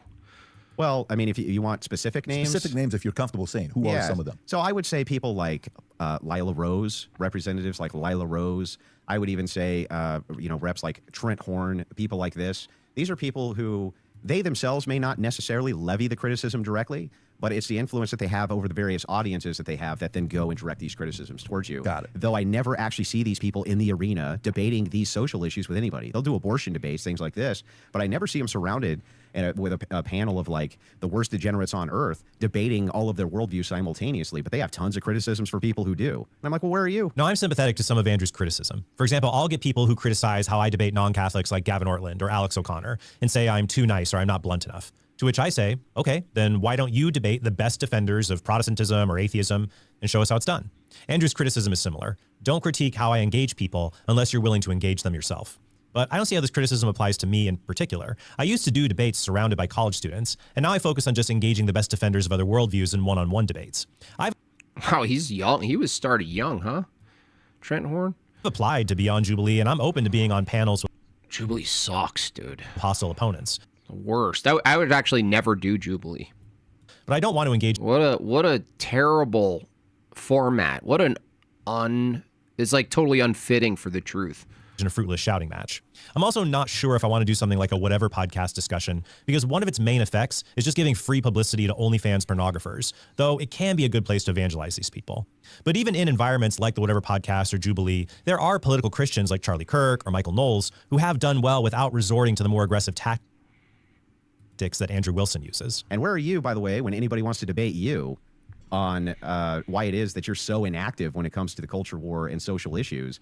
Right? They turn all that stuff down. They refuse to argue with the red pillars. They refuse to argue with any of these people. They literally just refuse to engage. Tons of criticisms, absolute refusal to engage. When it comes to culture war issues, I'm not sure what Andrew means. I did a discussion. That's totally like so unnecessary and such a humiliation ritual. You know, if I had to watch my friends chase a chair, play musical chairs to debate for 3 minutes, I would just be sad. I'd play my own violin that day. Thank you for that. Thank you so much. Yep. New goal time. Thank you so much, y'all. Discussion with Alex of Playing with Fire on premarital sex, which was fruitful, and I debated Pearl on men and marriage, which felt like banging my head against a wall. How do you think a man should approach the subject of headship in their marriage? Me afraid. What does that mean? I think it's more that women should be obedient to their husbands in all things. Do you agree with Trent, though, so long as it's rational? I see a lot of women weaponize that, but yeah. Yeah, just as husbands should correct their wives if they have a really bad idea that could hurt the marriage, wives have that same role because husbands sometimes get pretty bad ideas that could be harmful. Well, that's why you're married to a church, like the whole thing. It's like a lot of times these things are talked about as if these exchanges happen in a vacuum. Like I find that really bizarre. You know what I mean? And I understand there's like generalizations where you're like, how should we process this? But obviously, even if we're watching a podcast where people are giving prescriptives about this stuff, we're already appealing outside of just the two people, a husband and wife. That's why there is a structure in the church itself. Harmful. Yeah, but who determines it? Yeah, exactly. Yeah, there's a whole line of submission, right? There's a whole line. It's like an active thing. It's not just like this vacuum. Good luck with your marriage. The person with a rational brain in the marriage. Yeah, so the men. So I guess so what's nice is in this debate we know which side is the more rational one, right? In our message exchange, Andrew said that Christian apologists don't focus on dating, culture, world affairs, policy, politics, and prescriptions. Well, in many cases, that's because our own audience and critics tell us to stay in our lane and not talk about those things. Although I do talk about some of those things, and I think Christians should engage manosphere content. But I'm not going to do formal debates or discussions on fringe topics, silly things, or prudential judgments we can reasonably disagree about. 2 Timothy 2:23 says, have nothing to do with stupid, senseless controversies. You know that they breed quarrels. I don't think there's a big difference between the political arm and the apologetics branch that Andrew references. To me, they're two sides of the same coin. Apologetics shows people Christianity is true, and politics works to influence people to enact various policies that should reflect the truth. But in many cases, to convince people to do something like vote against abortion, you need to convince them the Christian position is true, or you need to do apologetics. No, you don't, actually. That's false. No, you need to produce and raise Christians and have them be the majority. Now, that's only true, Trent, if you're not trying to get the majority just by way of procreation and stuff like this. So, no, that's actually still not true. You can convince atheists to vote against abortion, and they don't take a Christian view at all. So that's still not true. No, the thing is, like, this whole idea of voting is a negotiative process to morality, which is the friction between a democratic society and a Christian society. Is you're basically saying it's negotiable. We got to vote on it. No. The anti-abortion position is you don't vote on whether murder is okay. You don't vote on it. It's unfortunate that we have a system where you have to vote whether or not killing a baby is lawful or not. That's a feature of democracy itself. That's a criticism of democracy itself, is that you can vote on whether or not killing a baby in the womb is murder or not. Well, we'll have to vote on it. Now, coincidentally, the effects of liberalism and feminism has more women supporting killing their own children. And that brings up another question, Trent Horn. Voting. Why does everyone get a vote? I agree that to change culture, you have to do political things like lobby, campaign for candidates, and argue for policy changes and prudential actions among individuals and communities. These things are outside of my wheelhouse, so I'm grateful for the Christians who do them well. One example I'd mention would be Virginia House of Delegates member Nick Freitas, whose show I went on earlier this year. Nick is a great example of how to be tough and masculine. I certainly wouldn't want to get into a fight with the guy. How to advance God's kingdom through politics, and how to be charitable while doing all of this. In fact, the most I'm voting. masculine men that I know, the guys who could legit kill you with their bare hands, they don't go around puffing out their chests and verbally abusing people. The guys who do that are usually overcompensating for some insecurity. True. That's a lady take, dude. I mean, that's just such an easy thing to say. That's like the big truck, little dick argument. It's like, it's a very feminine take, Trent, to say that. Masculinity reveals. It's a way of dismissing anyone who's aggressive. Well, you're just obviously compensating for something. It's like, how did you determine that? Itself in being assertive without being unnecessarily aggressive. For example, in William Albrecht's debate with Ryan from NeedGod.net, Albrecht exposed how Ryan used a fake quote from the church fathers in a previous video that he probably got from a lazy Google search, and Albrecht was assertive in not letting Ryan weasel his way out of this revelation. I want to pause for a moment and give you a chance to read the whole of that quote. Can you get that full quote and read it for us? I don't have it on hand, but I can I will find wait it for us. It's fine if you want to waste your time on this. That's all good. It is brutal for you because I know where you got it from. I know you got all these quotes from Google.com. You did zero research. Are you aware, Ryan, that is a fake quote? It doesn't even come from St. Jerome? Christians shouldn't be pushovers, but we also shouldn't, as Andrew says, do everything we can to maintain political power. After all, Christians... Why was that quote? What was that exchange for? I don't understand. Was he criticizing him for knocking down the golem, the literal golem? NeedGod.net? That guy's the worst, man. You should show no mercy or any charity to that guy. He's a misleading little golem. Christians can't do evil so that good may come, as Paul says in Romans 3:8. In our email exchange, Andrew said, politics is ugly, dirty, brutal. There's doxing, swatting, assassination attempts, reputational destruction, slander, and rumor mongering. That's true. But Christians should not use those tactics against their opponents, even if they are used against us. He didn't say that, though. I mean, where is the part where Andrew said, therefore, I'm going to use all those tactics? Well, I mean, obviously,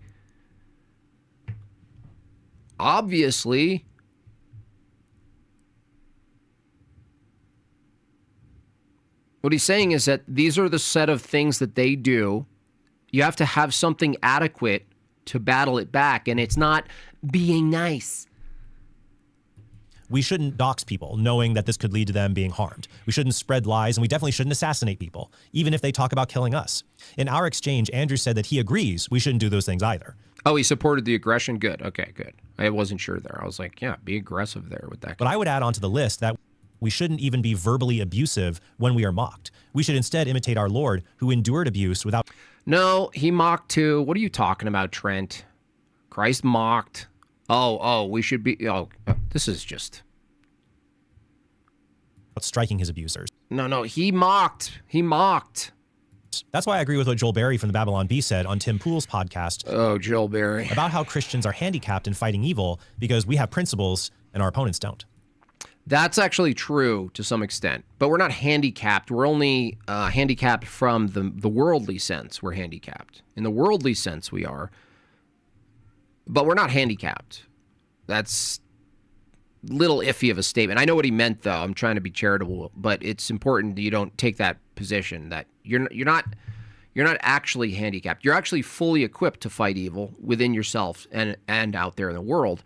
It's just that we're handicapped in regards to the utility approach, the worldly approach. We're handicapped because we don't take a worldly approach. So yes, he's right there, but you got to make that distinction. That is what makes this fight so unfair. All right, because our enemy is a by any means necessary enemy. They only want power. They'll do whatever it takes to achieve it. And here we are on our side as Christians. I'm a Christian. Yeah, we're benevolent and they rely on it. Yep. We have rules. We have morals. We have things that we can't do, right? I think that we should do whatever Joel Berrystein it takes, tactically and otherwise, to win, short of violating Scripture. And that's what. Yeah, but that's, dude. What is he? What is this guy, Joel Berry? What is he? What is he? If he's a sola scripturist and he just said violating Scripture, that's a no-go. What makes the fight unfair?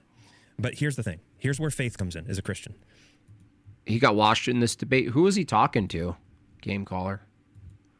Who was he battling? Who was it? Was it anyone known or? We believe in a God who rules the universe, who is on the throne, who used Gideon's 300 men to defeat an army of thousands, who used David to defeat a giant, who says, trust not in horses and chariots, but trust in the name of the Lord, not by might, not by power, not by strength, but by my spirit, says the Lord. And one of those things we cannot do as Christians is abusively attack or insult those we disagree with. You can use blunt language to call someone out for being dumb, evil, or both. But there are clear cases where the language goes too far and just makes Christians look bad. For example, Catholic philosopher Trent Doherty has profinely lashed out at his opponents. Since you have teamed up with a bisexual atheist to defend your theology. That's a piece of That's a piece of move, you piece of Wow. Imagine having that reaction to someone mocking homosexuality.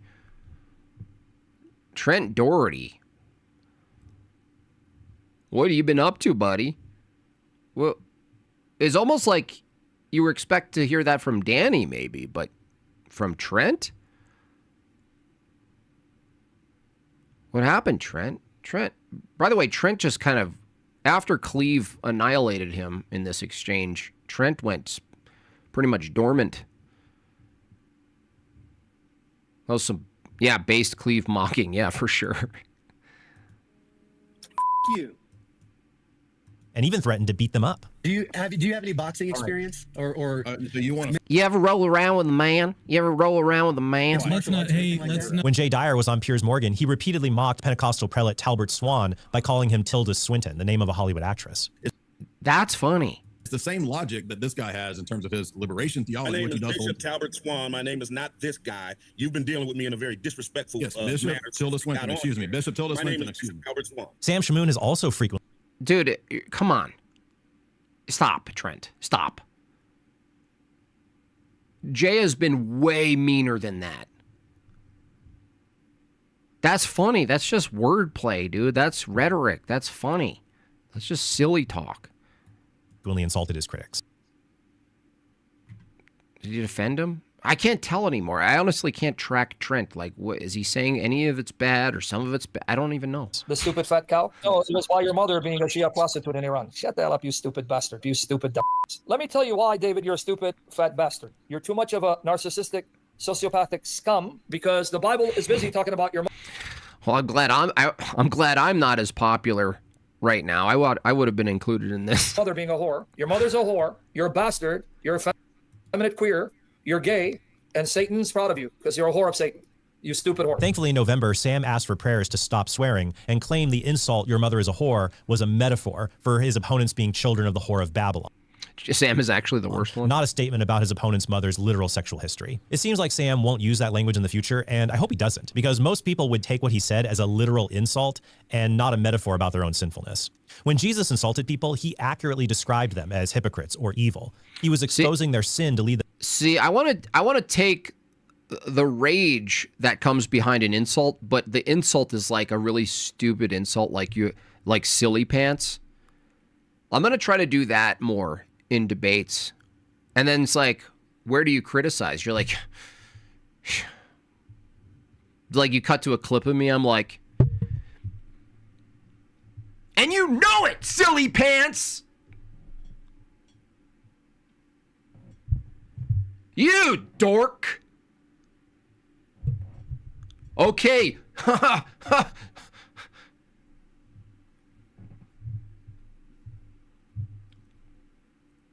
You got nothing, silly Billy. Them to repent. Yeah, goober. Jesus didn't just abuse people for his own amusement or for clicks or to get out sinful wrath and anger. However, some... Yeah, silly salamander. terminally online people will say you can be a good But it's just like it's so vicious though, but it's like silly pants dork butt. You dweeb butt. Christian and listen here, Buster. Still go scorched earth on your opponents.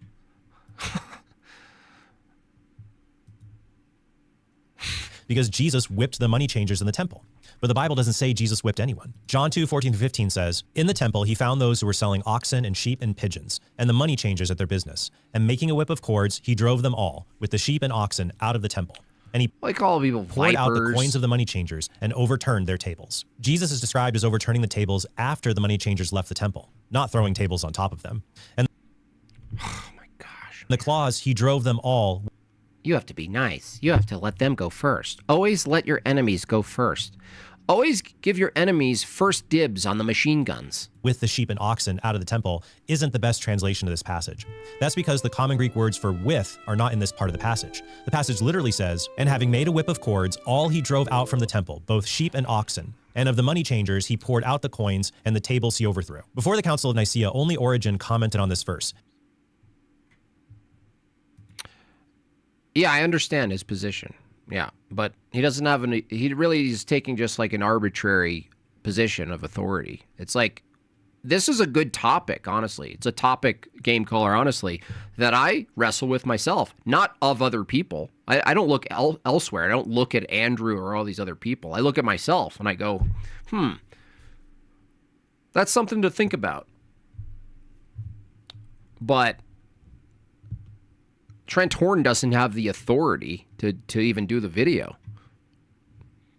That's why it's something you have to go internal, and that's why church is important. That's why spiritual fathers are important. That's why your priest is important. That's why going to liturgy is important. That's why fellowship's important.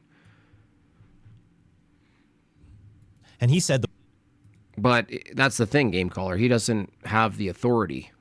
He doesn't. He actually doesn't have the authority to make the video. The whipping was a spiritual lesson, not an historical event, because if Jesus really did whip people, it would reveal a reckless, lawless spirit incompatible with Christ's virtue. An early medieval source records the following story about Theodore of Mopwestia rebuking.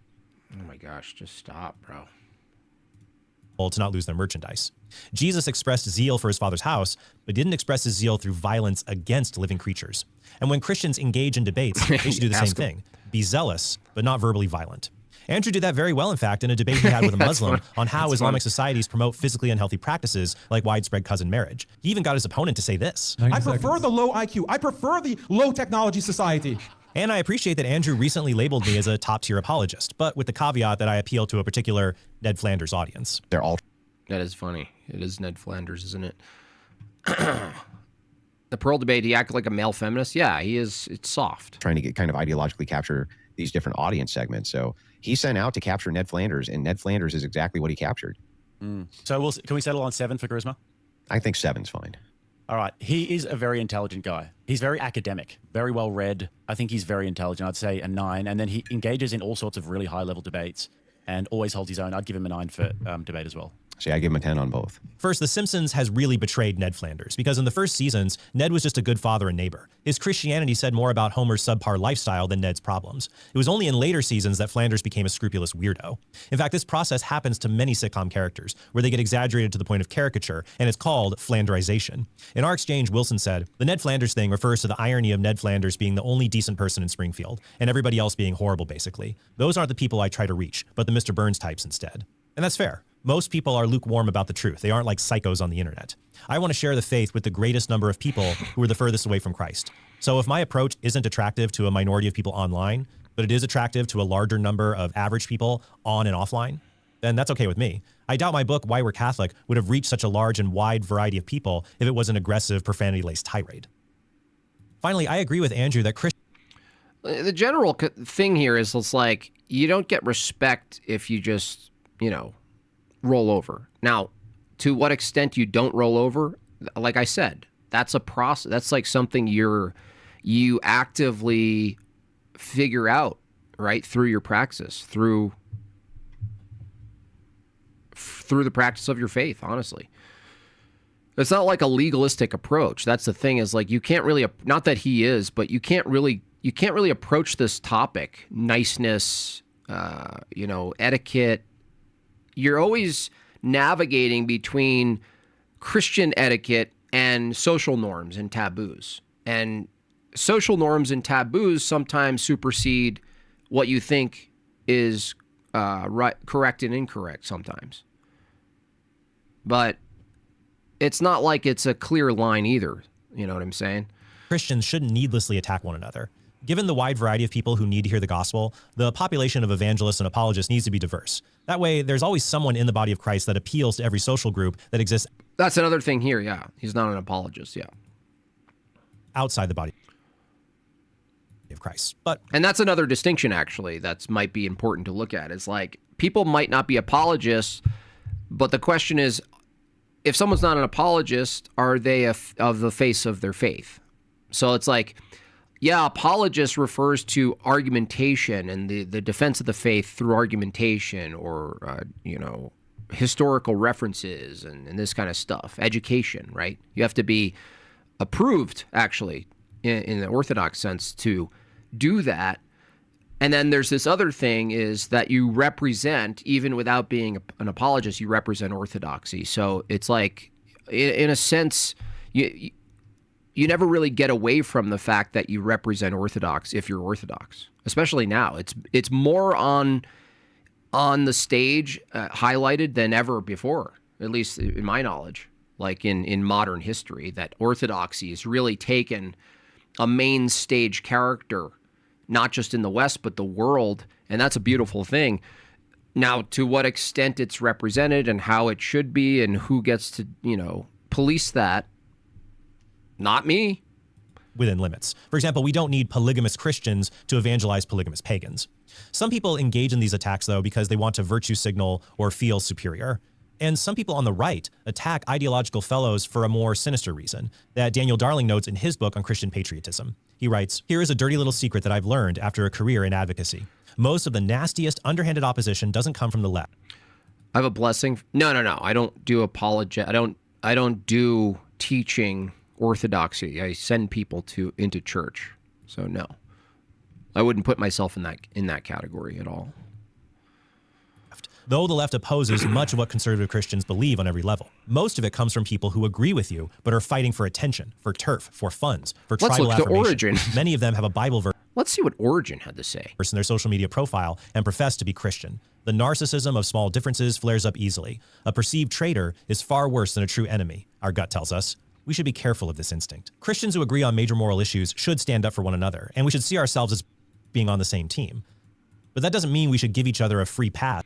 I want to know what system he has as far as, what do you call it, the prompt? Is he reading an iPad? It's pretty good. Or does he have the iLock thing on? I don't know if you guys know this, but it's pretty funny to use for debates. I only used it once. But if you do an opener for a debate, NVIDIA, the camera system app, you could have eye tracking on. So like you could read your opener, but it'll look like you're looking right at the camera and you're like, you're the best. But really it's just this creepy thing that if you move your head, it just stares forward no matter what. So we can always win. It's fair to point out how a fellow Christian is using an ineffective method, a bad method, or even an evil method to try to accomplish some good end. And we can, as Christians, point that out without our disagreement becoming an attack on the other person that invites a vicious counterattack. One way to do that is to privately reach out to the person we disagree with, or ask the person to review our public criticism of him, as I did with Andrew for this. Yeah. Andrew's not an overseer, that's none of that. He makes that very clear. Every time it comes up, he makes it very clear. Episode. Brian Holdsworth was a great model of this recently when instead of attacking a Catholic woman on TikTok who had a bad take on the liturgy, he privately reached out to her and then critiqued her position without publicly identifying her. In contrast, Timothy Gordon and Joe Enders recently critiqued my colleague Joe Heschmeyer and accused him of incompetently missing or deliberately hiding a papal quote that they claimed refuted his position on biblical headship in marriage. I don't know if you're a poor researcher. I hope in all hopes, let me just put it that way, that Joe Heschmeyer is this bad of a researcher, because I'm citing the same paragraph that you cited. Let's see what Vagine has to say about it all. Maybe it's just me, but I prefer the Andrew Wilson, Jim Bob and Jay Dyer approach, which led me to Orthodox Christianity. The Trent Horn approach is kind of cringe. Keep up the good work. Yeah, the Trent Horn approach is not going to lead you to orthodoxy anyway, of course.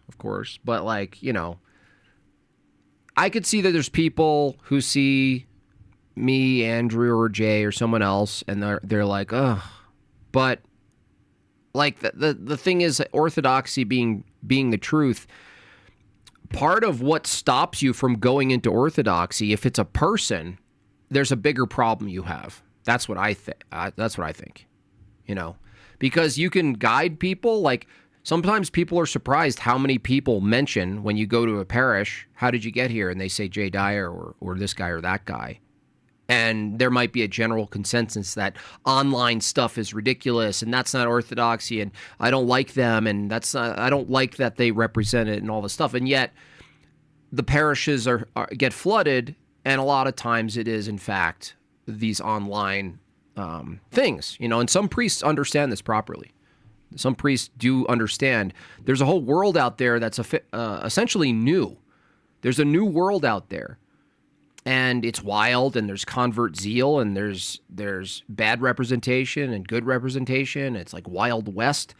And yet that kind of like there's like a fervor for the truth online that ends up being sort of consolidated in this sort of back and forth debate brosphere. And it really is leading young men into the church. Now, what they do from there on maybe isn't so much online. Maybe it's not. Maybe that's just the door. Maybe in competition with Protestants giving you donuts, right, and giving you free CDs of like Avril Lavigne or something. We Orthodox don't have the same worldly approach to evangelism. We don't have the same worldly approach. We don't do street preaching. We don't do concerts. We have not the same approach to getting people in. But one approach that seems to be working is this sort of confrontational culture for young men debating the truth of things. So you can't look away. You can't pretend every time there's a newcomer and you give them a blessing and you're like, wow, we have an uptick in inquirers. When you ask where'd they come from, you might not like the answer, depending on what church, parish you're in or who your priest is or whatever. But you can't look away. You can't pretend it's not there. It is there. It's definitely there. For the right reason comment, the one that you took out of context. But in Joe's response to them, he noted that he did include the full quote in his original episode and showed clips of Gordon admitting he didn't even watch Joe's entire 12-minute episode before launching into an hour-long critique of it. Is there a better file, or is it this the only one? I think that's the only one. I mean, we'd have to find it there. Because I think there's a longer clip of him talking about it somewhere. Yeah. There's a whole video. There's a whole video, but it's 12 minutes. And then he spends most of his time mocking the South Pole. I look at street preaching. It's like the worst thing ever. Like, who's that one dude who I still to this day think he actually made a fake Orthodox situation where that he kind of approached that guy sitting and reading. And the guy he said all these like, it seemed like there were written lines, honestly. I'm skeptical. It's not just because it makes, quote, orthodoxy look bad. That's not the reason. If that was anybody, I would still be like, no, there's something off about this. It's a very skit-like. This has a very skit-like quality to it. I forgot his name. But that guy is ineffective. The dude's ineffective. Should you convert to Orthodoxy? You should go to liturgy. Obviously, yes to conversion, but let's start with baby steps. Get in the door. The feminist answer that I guess even Catholic Answers has decided to repudiate. I want you to notice the two things Tim says there. First, he's intentionally choosing not to engage with the actual argument I'm making. He's just going to engage with a soundbite from it somebody put up on Twitter.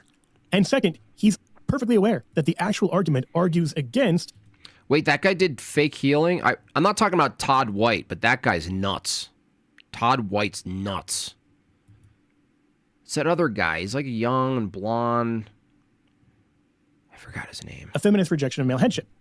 So he knows all that, but how does he title his video? Catholic Answers says feminism okay. Now, does that sound like an honest or charitable Christian interpretation of my argument? No, Joe, it doesn't sound like that at all.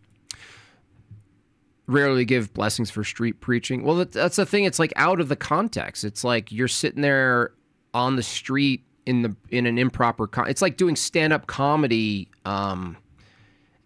just randomly at a library or something. Like it's not orthodoxy and its practice. The wholeness of it is through liturgy and through all of it, like all of it, the senses, all of the senses. You can't focus all of the senses on the street. And really, a lot of this drama could have been avoided if Gordon and Enders had just sent a script or even a detailed outline of their critique. Yeah, not Bryce. Yeah, Bryce was trained by Todd White. Nick Bowling, that's the guy. Nick Bowling.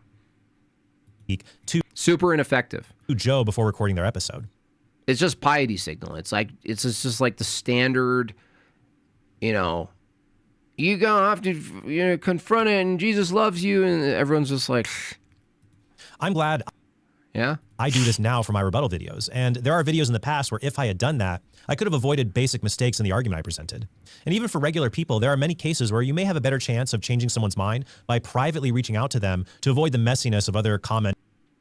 Yeah, and that's the thing most people don't understand about all of us talking heads is a lot of private conversations happen.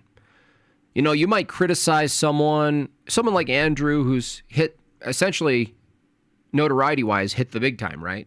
And you might watch something and go, why didn't he say this? Why didn't he do that? If you know Andrew personally, and I do, most of the work he does on people is personal, one-to-one interaction that you don't see. Nobody sees it. And that's how it should be when it comes to like meaningful exchange. Like getting someone to truly take on a direction toward orthodoxy, it happening in front of a camera, it's not like that. It's not like a magic trick where you're, wow, that was really convincing. You really disappeared the quarter. I'm going. It's not like that. It's ongoing. It's like this. It's ongoing. It's personal. Mentors dogpiling on them in social media.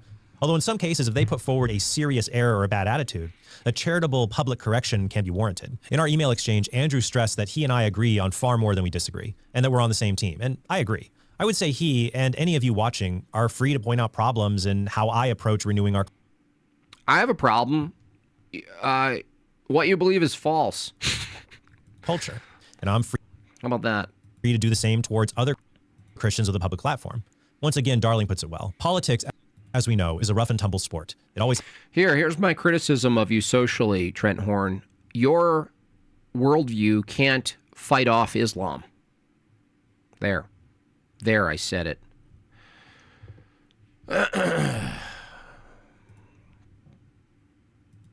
You can't fight off Islam. So, what are you going to say? What are you going to do? How are you going to deal with it?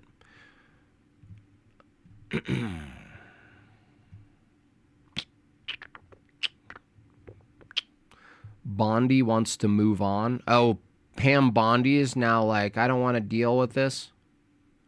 What is she saying now? I'm politically illiterate. Let's face it. What am I gonna say?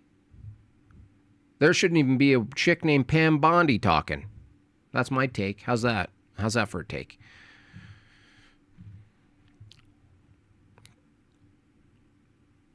A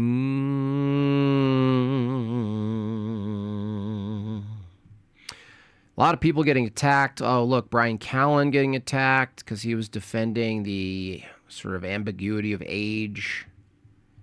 He's had a history of accusations, which, by the way, accusations at this point are meaningless. But a lot of interesting dirt being kicked up in the recent Epstein findings. A lot of witch hunting.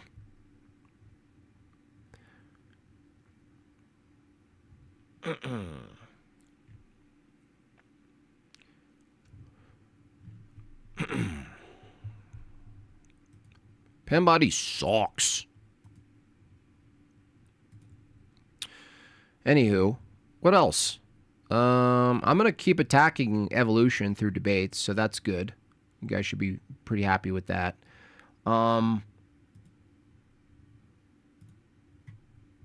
The actual numbers are pretty good for me.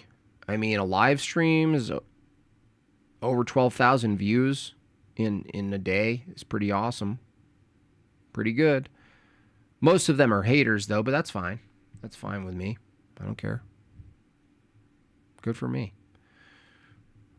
I'm not really confident that someone like Dave is going to interact in the future. He's sort of, I think he's going to move on from that pretty quickly because he has more to lose.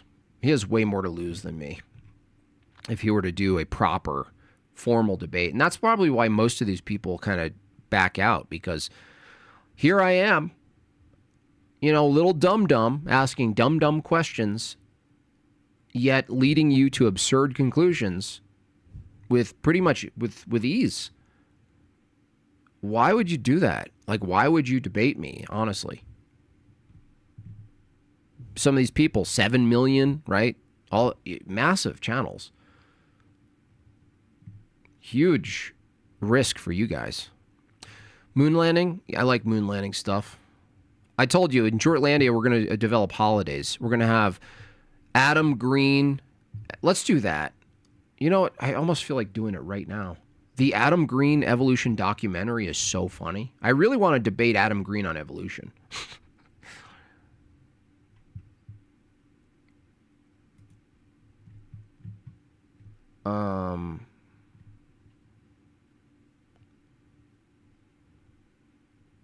He won't do that. He won't do that.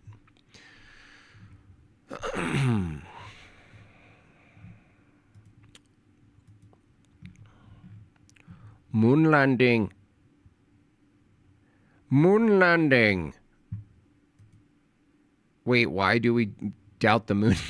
Wow. Mariah. Wow. Adam Green holiday, moon landing holiday, and so on. Yeah, at least two. We have at least 2 holidays in Jortlandia for sure. We have to pick dates, though, and really lean into it. Honestly, the moon landing and evolution could be like a week. It's like Black History Month, but it's like Evolution Denial Week is so good. It's like Shark Week, and it'll attract all of the worst atheists. I say sooner than later. What do you guys think? What is it? Let's pick the date. Let's do it. You know, because that's going to really attract. I mean, that's going to be a week of glory for me. Let me see. We got February, March. Maybe the first week in March. What do you guys say? The March 2nd to March 6th. Evolution Denial Week. And then we could do Moon Landing Denial Week. And I can customize. That gives me almost 3 weeks to customize Stream Deck assets, clips, interviews. Filling out a week, though, oof, it's a lot of work. It's a lot of work, but it's a lot of content. You need a lot of call-ins. I need a lot of peripheral content filler. I need good backgrounds. I mean, there's so much I can do right here. I mean, I could have the ISS floating behind me and stuff like this. I have black and white, perfect for moon landing footage happening behind me the whole time. I could have triggered super chats so that Don Pettit says something. I could work with Ozzy. Shout out to Ozzy, who just released a really hilarious. Did you guys see that, by the way? Let's watch that real quick. Hilarious.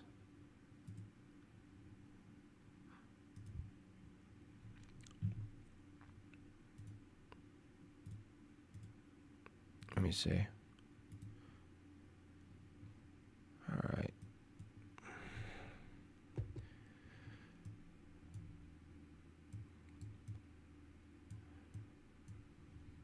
They stole some Sumerian technology that allowed them to predict outcomes, and that technology... Wait, you need to see her full head. This isn't fair. There we go. Okay. There we go.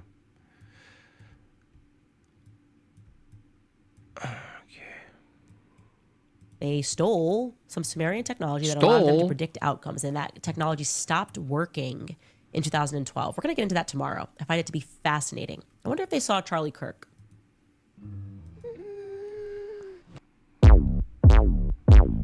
Black kings, black bishops, black players, people of the chocolate persuasion. Black kings, black bishops, black players, people of the chocolate persuasion. Black kings, black bishops, black players, people of the chocolate persuasion. Black kings, black bishops, black players, people of the chocolate persuasion. But the Dark Ages was a time when black people ruled Europe. So when you go into the real history, you'll see King James was... That's King James right there. That's James LeBron. That's King LeBron right there. Black. He was not a white guy. You'll see his whole lineage of kings. Black kings, black bishops, black players, people of the chocolate persuasion. Black kings, black bishops, black players, people of the chocolate persuasion. Black kings, black bishops, black players, people of the chocolate persuasion. Black kings, black bishops, black players, people of the chocolate persuasion. Who was a homosexual himself, who was in love with his sister Lucretia, who they made the image of Lucretia to be Mary. And that became the Renaissance era. Lucretia. So hold on, you telling me Lucretia? That's a black name right there. How you gonna say that the people that was framing the black people were also black? That don't make no sense. Lucretia's a black as hell name. Lucretia. The church even allowed it, you know what I'm saying? The church allowed for straight pimping, but that have been suppressed. Listen to my brother. In the 1500s, it was legal to be a pimp. Black kings, black bishops, black players, people of the chocolate persuasion. Black kings, black bishops, black players, people of the chocolate persuasion. Sick. Ozzy, shout out to Ozzy, Dr. Evo.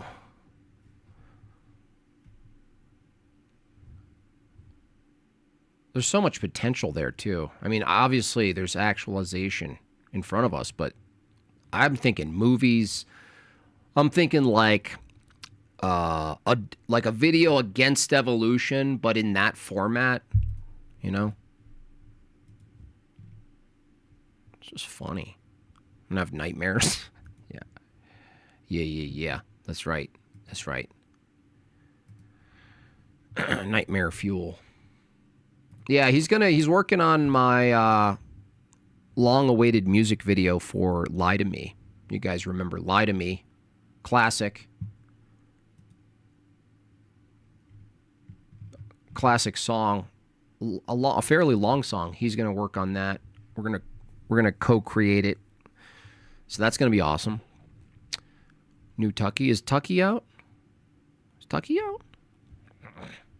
Actually, no. Who I'm talking about now. I actually like Kid Rock. I feel like Kid Rock is pretty badass.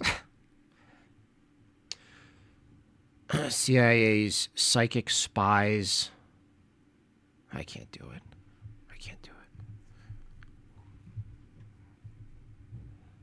Played by Jim Bob. They all disappeared too, just like that. All the Evo people disappeared. Man, did they have some dumb stuff to say, though. Man.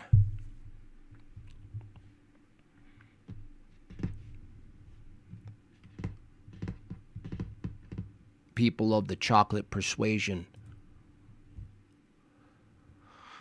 Oh. Bill Maher on randomness, belief in God, why belief doesn't matter. Okay, really?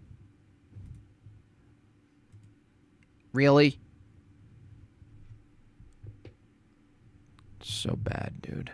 Bill Maher's the worst. He really is the epitome.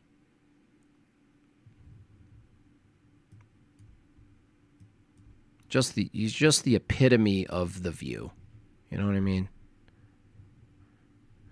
cool it with the anti-Semitic remarks. And I am, of course, I mean, the place is called Club Random. It's not called Club Kismet or Club Fate or Club Religious. It's Club Random. I am a person who believes things are random. Wow. Deep. Really deep, Bill Maher. That's, you know, just me. Even this situation here? No, we arranged this. I mean... Oh, contradiction. No, I mean more philosophically. Like...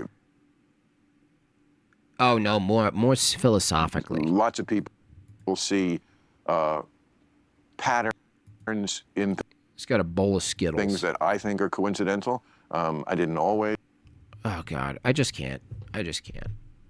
What can I say? This is like this is an indication that there's a whole group of people who are now just in the dust. They're just you can't even tolerate their remnant crop dust philosophy. We can't even look at it. It's so bad. I can't even look at it. He got immediately owned. Yeah, he was like, even this? No. I mean, I'm full of shit. I'm totally full of it, but you know what I mean. I'm an idiot. I'm useless. I built a dungeon.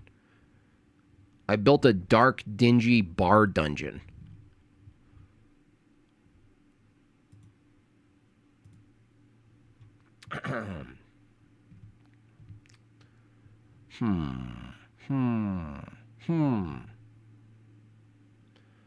People of the chocolate persuasion. People of the chocolate persuasion. All right. Okay. 8 more super chats. Yeah, correct, Suzanne. 18 minutes. It might be I don't know how long I'll stream today. I feel like I should probably work on something creative, honestly. You know what I mean?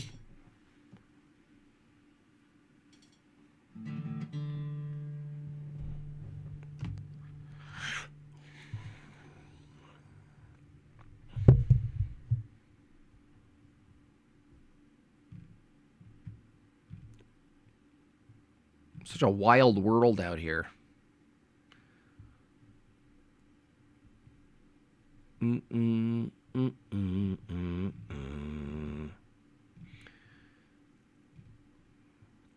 You're done, bucko. Someone was expelled from Jordan Peterson's university. Okay. Pimple popping videos. Yes, I watch them. That's right. I do. I watch them.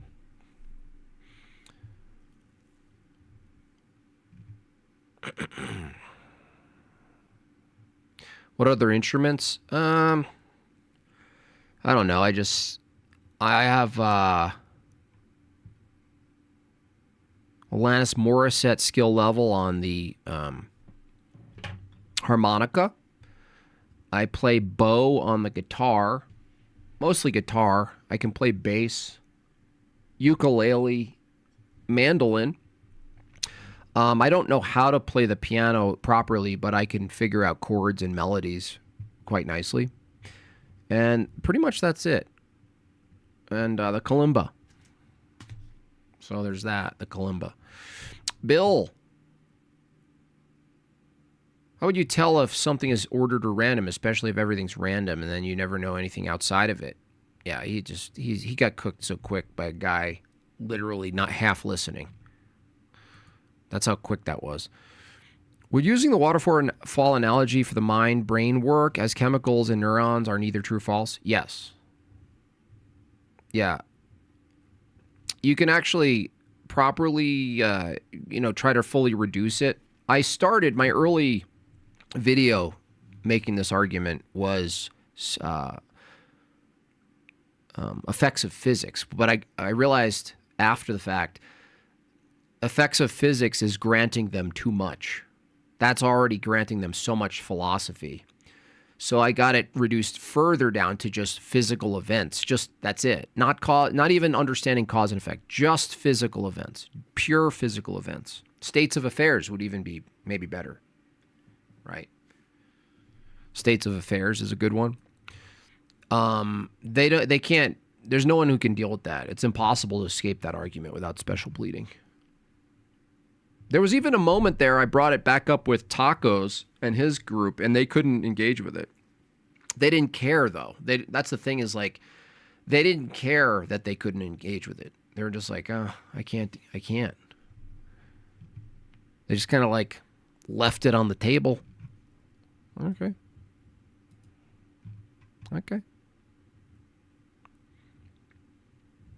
It doesn't make sense. States of affairs are not truth-apt.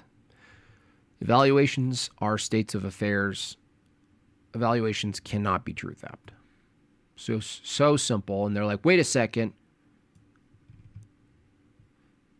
In fact, the same problem that argument poses is still happening right now on X, on my X, because the post about the brain that I got Dummy Dave on, they can't escape it. They keep granting themselves in all the comments. Tons of comments, by the way. It's like, I don't even know how many. What do we got? Where are we at with the comments? So many comments. Got almost 275 or so comments. And they're like, well, no, I can think. This is so stupid. I can think properly. What do you mean? How do you know what proper thinking is if there's no purpose to the brain? And it came up with, what's his name? Who, surprisingly, maybe he's developing, but maybe I am too, called into Discord yesterday and had that conversation.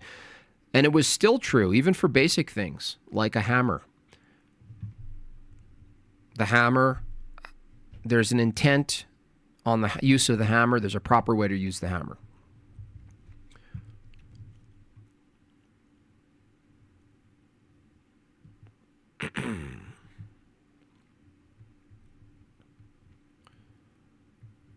That's right. They're like, yeah, totally. That's so true. That's what it's like.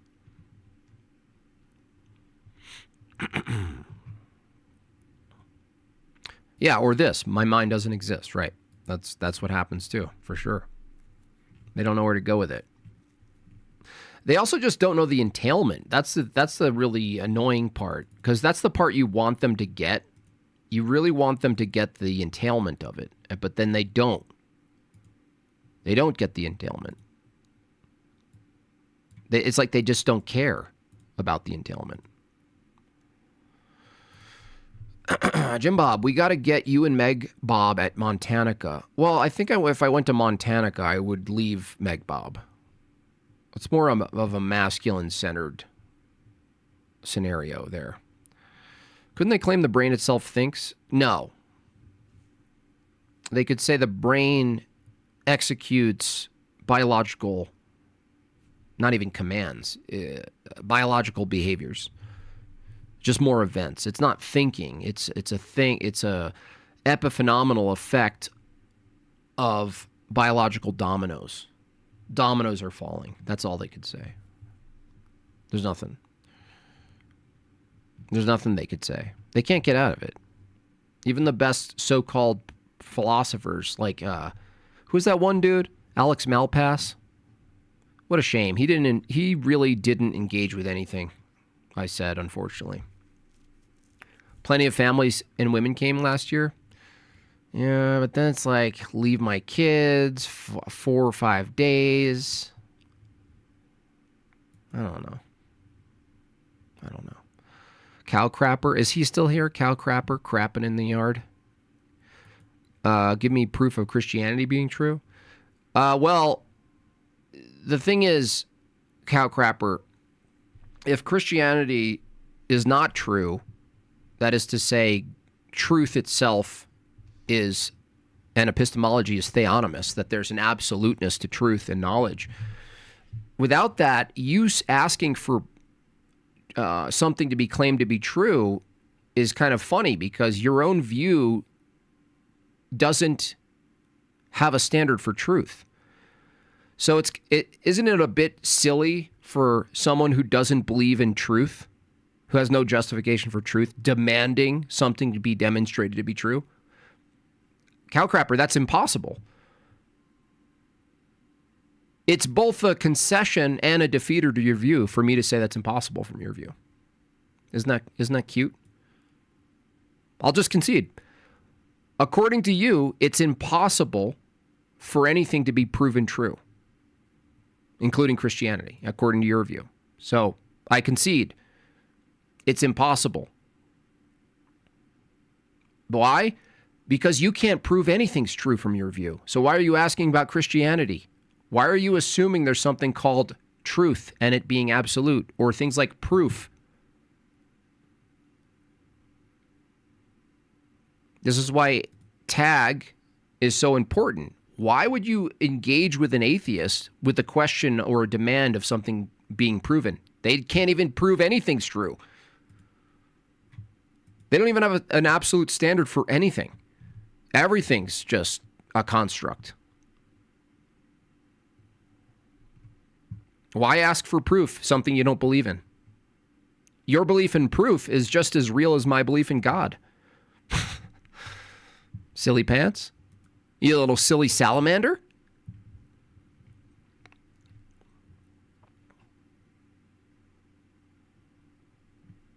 Now, will he understand that critique? No. He has no justification for logic, reasoning, proof, mathematics, metaphysics, knowledge, information, the regularity of nature. None of it's reliable. And he's like, give me proof. What's that? What is that? What's proof? Give me proof of it. I just told you, man, there's no standard for a proof for anything for your view. How could I give you something that you can't possibly accept? Did you just hear me? You can't prove anything from your view. So there's nothing I can offer as a proof because your system doesn't accept a thing called proof for anything. It doesn't make sense. You're asking for something you don't believe in. Why are you asking for something you don't believe in? Dumb.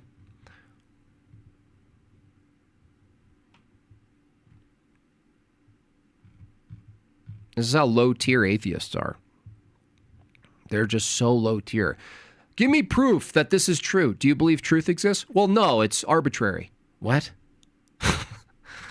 You give me proof for this being true. Does proof exist? Does truth exist? No. Cool. You don't believe in proof.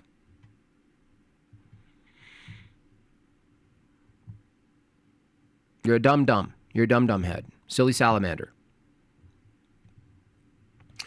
Someone said something else about the brain. Isn't the brain just a command center? Yeah, from a purely physicalist evolutionary position, the brain is just a command center. That's it. That's all it is. But from that view, there's no purpose of it commanding properly from Dave's view. So is it a command center? Like, could you say there's a command center, but there's no purpose of commanding anything? That doesn't make sense. Going to the doctor itself is a violation of the evolutionary view. If you're an evolution proponent and you go to the doctor and you ask the doctor to fix something, you've already violated what you believe about the body. It's really funny. You gave me No, I'm clarifying something that your own statement includes something you don't believe in. So if you ask me for something, I have the right, in a sense.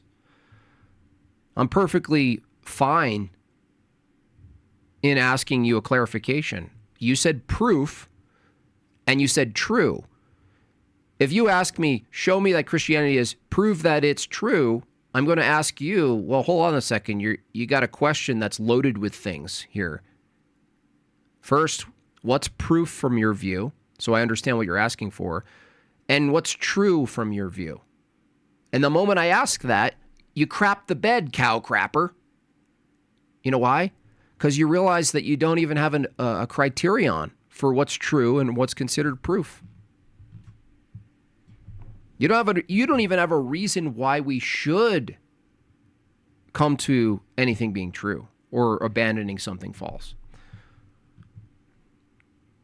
What does it mean? You said all you ask for. No, that's not all you ask for. Do you understand words? When you say, I want proof of God being true, you didn't say existing. You said Christianity being true. Now you're asking another question, existing. So let's go with that for a second, cow crapper. Do you believe in only things that are demonstrably existing through physicalism and physical and empirical data? Is that what you're saying? That you only believe in things that are demonstrated physically or empirical? I'm asking you a question. You have to focus, dude. Focus. I'm talking to you. Do you only believe in things when you say, show me God exists? You're referring to something that exists empirically, right? Sense data, matter, material, physical evidence, right? Yes?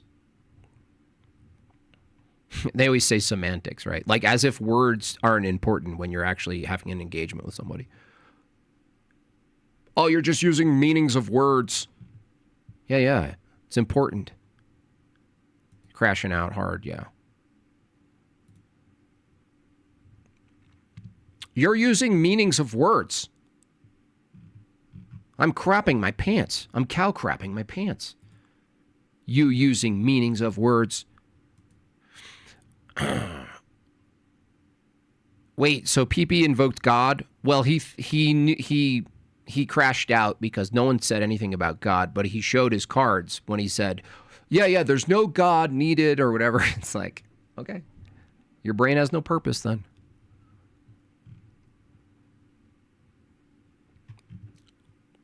That's it.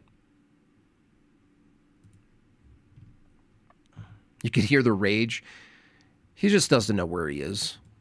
He's probably like 19.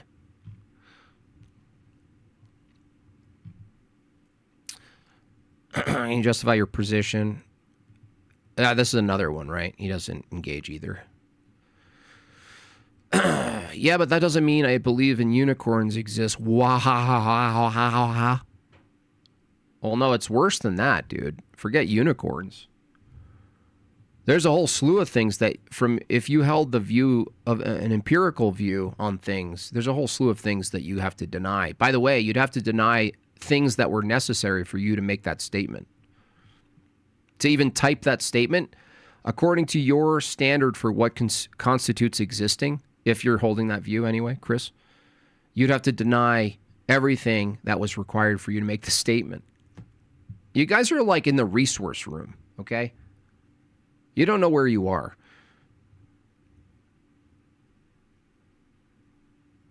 Stop holding me to a standard I don't think exists. Exactly.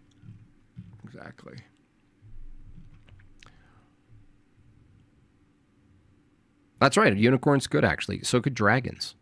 Unicorns are, that's a likely future or past scenario for sure.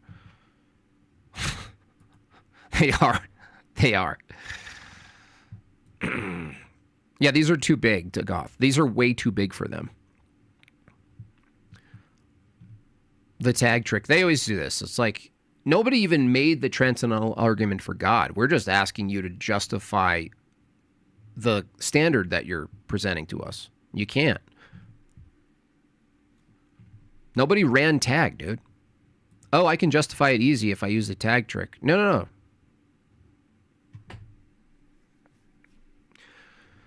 No, just tell me, if you guys can engage with one question, tell me, do you only believe in things that are materially actualized?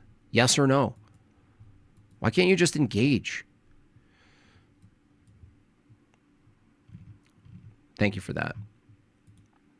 Why can't they never engage? They're just so afraid.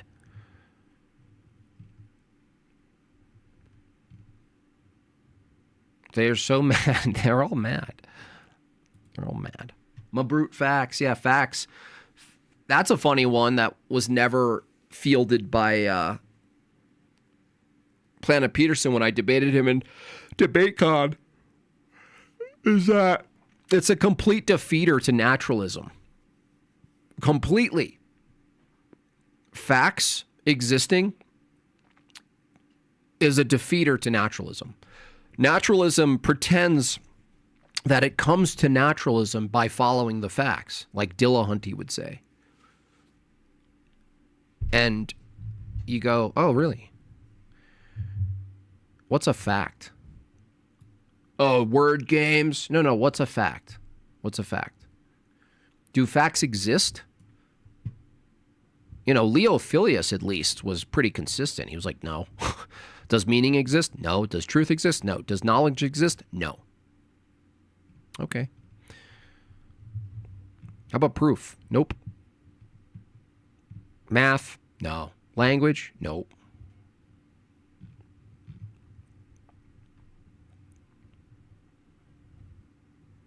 Do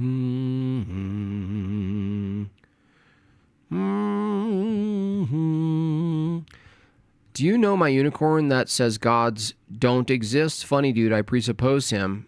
Well, no, what's a unicorn? Unicorn's a creature. So you could take that parody approach, but we can wreck it so easily. Clearly you don't know what tag is. We're talking about the preconditions for things. We're talking about preconditions for knowledge, for anything. Preconditions for debating, preconditions for anything. The question is, how is it your unicorn justifies the preconditions for all things? You tell us.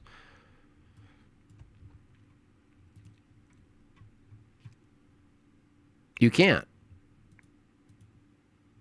You won't.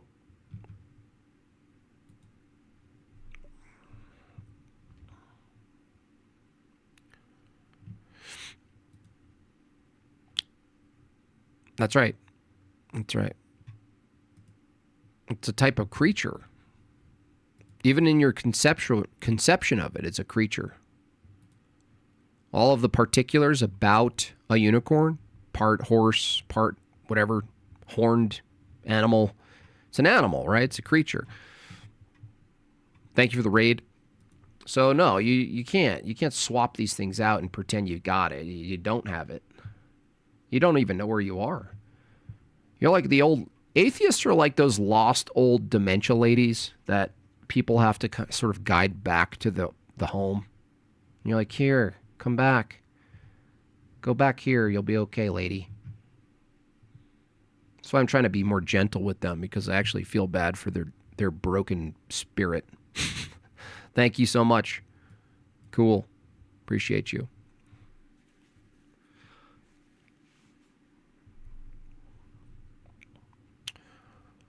And they got nothing. There's nothing they can say anymore.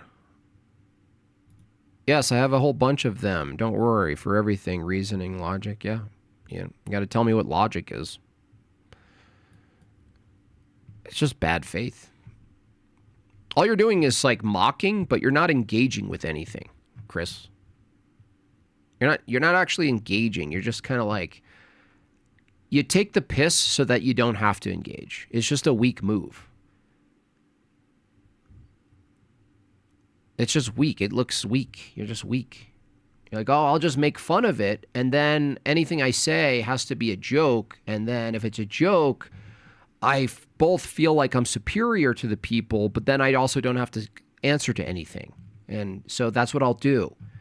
And it's like, it's like, fine. Don't pretend we can't see it, though. It's pathetic.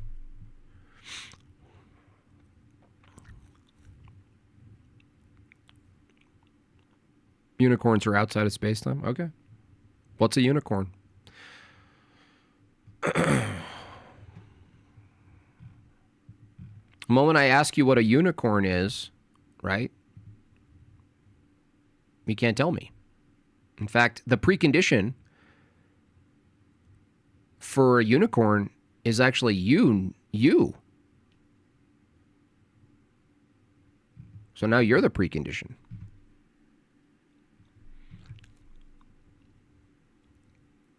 You don't even know. You don't even know what the argument is, honestly. You're just like freaking out like a little girl. You're like a little girl who doesn't want to go down the scary slide at freaking... Oh, this should be interesting. The worst arguments. This will be good.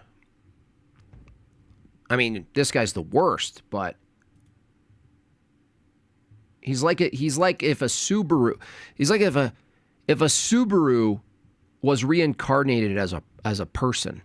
Hey folks, welcome to Joel Reads Bible. I'm Joel and I read Bible. I'm Blippy. Bibles so that you don't have to. B-L-I-P-P-I. And today we're doing a super special sexy episode that's different than just our recap episodes or our debunking doctrine episodes.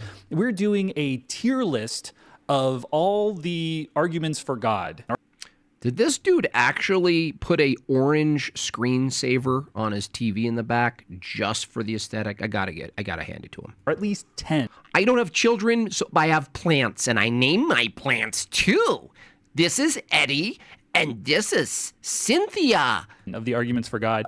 I live alone in a small Canadian loft. Not doing it alone. I'm doing it in my dynamic duo with, yes, my star-crossed buddy, Mezzo _WS on the tubes, link in description. Mezzo, thanks for being here. Hi, and I'm Mezzo. I guess to get started, we should maybe go over the tiers. Some Christians believe that there are different levels that you're going to... I'm gonna help rate these because they could be bad, honestly, to give them some credit.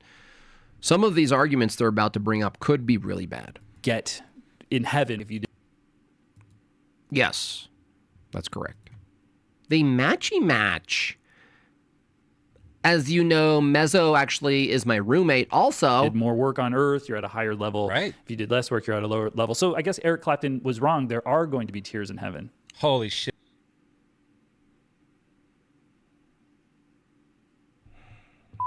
That's good. That's a good joke.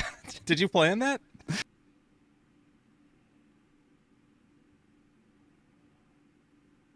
I just made it up. That's a great joke. I mean, his son died. It's a sad song, but he's a racist. Yeah. So there's a lot of mixed emotions. Can you title this video Tears in Heaven, but with the I? I'm literally getting AIDS. I have AIDS. Actually, that's confusing, but it's funny. It's in the video, so let's just let it be in the video, and then it doesn't have to be like so just everywhere. the title, and then also in the thumbnail and the description, and then change your username. I don't know if it has to be like... If you could just change your username to Tears in Heaven. That Joel Reads. Oh my gosh, you guys are belaboring it. Tears in Heaven. So always on a tier list, we have God tier. Right. And as you can see, that is our lowest tier. That's the worst tier. It's like god-awful garbage tier. This is... You know how God's awful? He's the...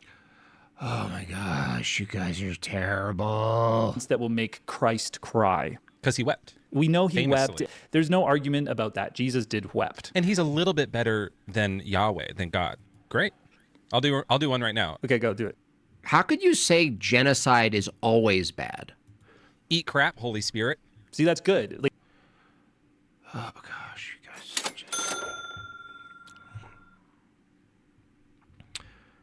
It's like, wow, you're so... Why do they sound so gay? Because they are gay.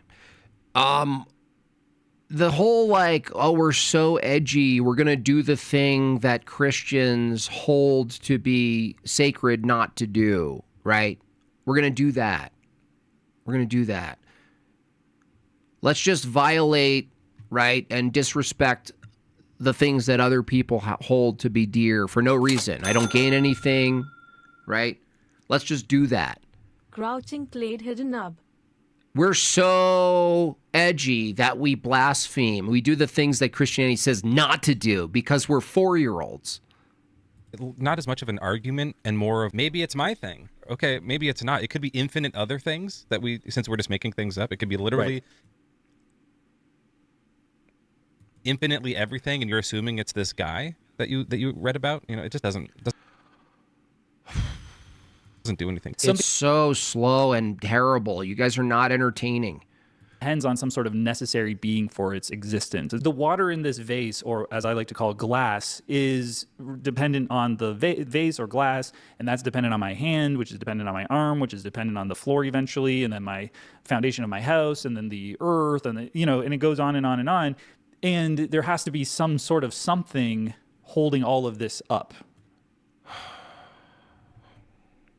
I tried. I thought they would come in, like really come forth and just, let's really look at the arguments but they're like, we're going to do it because we're funny. We're kids in the hell. Get it? We're kids in the hell. No, you guys just suck. You guys couldn't even make it as a kids channel. You're not funny. You're not sharp. You're not clever. You're dumb. You're annoying and dumb, and you're not even likable. At least there's likable atheists. Pine Creek Doug, likable atheist. Christopher Hitchens, likable. You guys are not likable. It's like I tried, too. I even tried. I was just like, no, we can get it. We can do it. I think it'll be good. I think looking at an atheist attempt to kind of classify arguments to some level would be fun. It'd be good. It's good for everybody. Nope, it's not good for everyone. You suck. You suck. Both of you. You both suck. Terrible.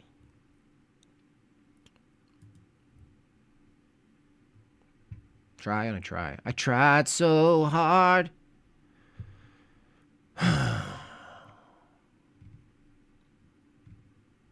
What can I say? I'm at my wit's end. I'm at my wit's end.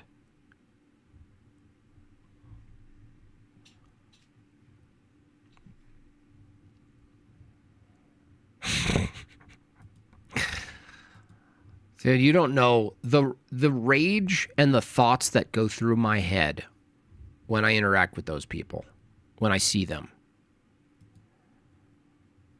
You didn't make JB's list? No, you're not. Oh, no, you're likable. Sorry. You are likable, Nitty. Thank you. Colossus, likable. Even Tacos. I chat with Tacos off screen. He's likable. I mean, his voice is something else, but... Did this dork really say, read the whole Bible so you don't have to? Yeah, that's his rhetoric. That's his catch line. It's literally the most widely read book in human history. What's next? Jurassic Park, Star Wars, you don't have to? Yeah, it's all stupid. It's all stupid. I could do that. The most likable atheists online. I think that's pretty good.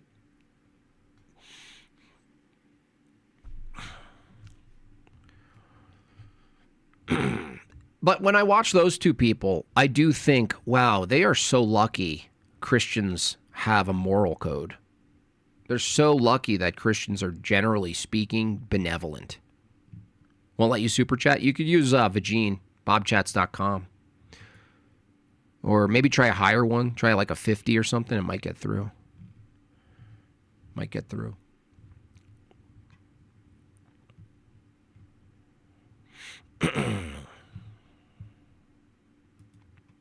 He's acting like the Bible is some obscure no man's land ever explored. Yeah, it's like there's no church history or commentary on it, right? Guy from Discord claims sexual fetishes are not sins. Yeah, I don't want to talk to him. Get him out of the Discord. Kick him out of there, actually. You're banned from my Discord, you degenerate. Out! Get out of here. Beat it. Creep. Get him out of here. What? He's a mod? How do they answer how sexual reproduction could evolve step by step if incomplete sexes can't reproduce? Yeah, because they grant themselves sexual reproduction first in populations, just like Dave did. Do you know what an embryo is? Oh, I'm sorry. I was asking how a population to begin with grows appendages. Oh, do you know an embryo exists? Yeah, an embryo comes from a population of an organism that already has appendages. In this case, the foot. Are we just ignoring super chats? No. Hold on a second. These two are frivolous. Hold on a second. Okay, here we go. It's like the deconstruction zone guy with his googly eye rock god. They straight up just deny that things have static characteristics or identity, so preconditions don't exist. Yeah. They don't. They're philosophically inept. They're so spiritually broken that their mental faculties are inhibited. like in a sense, their status, the way in which they exist, actually doesn't allow them to see things. Makes sense to me.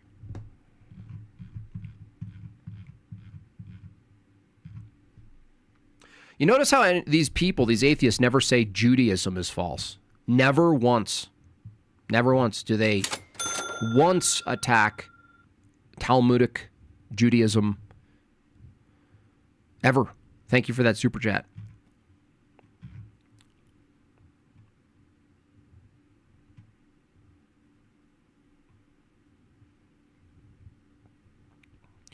Ain't no hate like Christian. What are you on autopilot?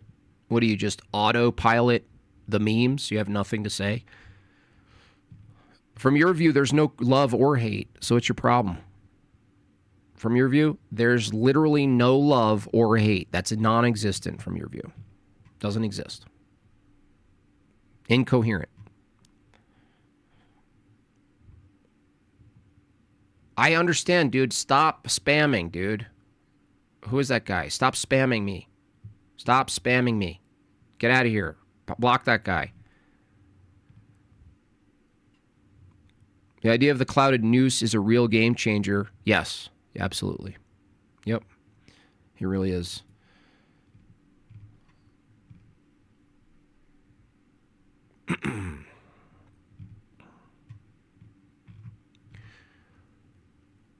Muhammad, yeah. Well, because they're scared. They know that Christians are generally nice.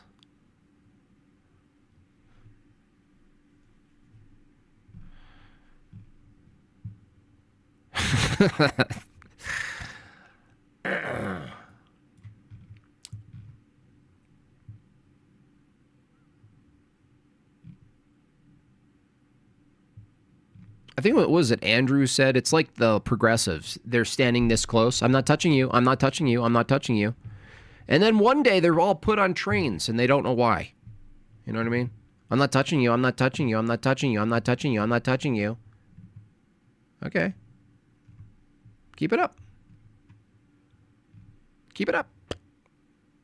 It's okay. I got the message. A big $5. Thank you so much. Thank you so much.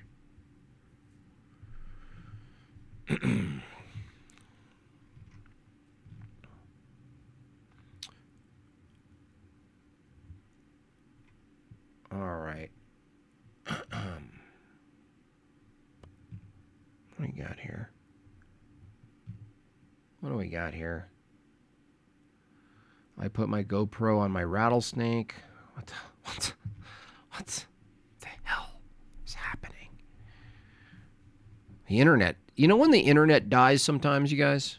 Does that happen for you guys? You just wake up one day, and you're like, what is this? I think that happens to me every 2 weeks. Well, I think so, but he has a, quote, wife. But hard to tell. Cosmic Skeptic actually straight up admitted that the reason he only critiques Christianity is because he knows he stays safe. Yeah, why not these people? Cool it with the anti-Semitic remarks. Why not? Oh, you know, who did I see? I saw Roseanne Barr talking out her mouth to Leonardo, the comedian, sort of conservative comedian. Boy, did she get her theology mangled. But then again, it's like, why am I critiquing Roseanne Barr? Am I expecting her to get it right or something? Am I actually expecting her to get the distinction between Judaism, Talmudic, rabbinical, and early Second Temple and prior Judaism? Or why are my standards so high for these people?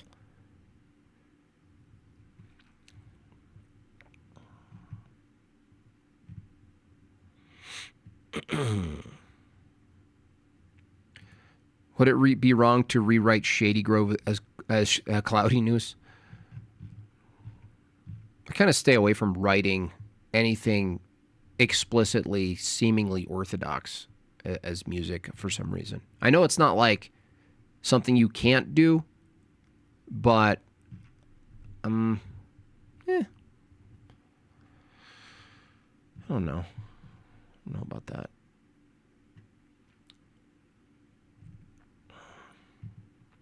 When religion becomes a permission slip. Oh no. Oh no. It's scary.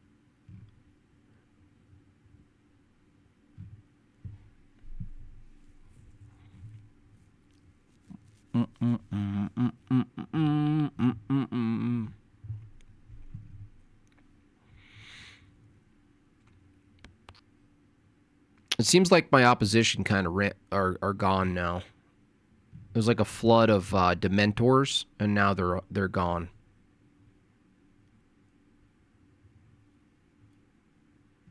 Done.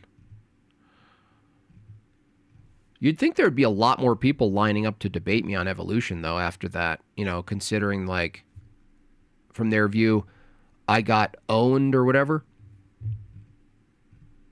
But it's actually been the opposite. That's pretty true. I mean, it's definitely in there. That's for sure.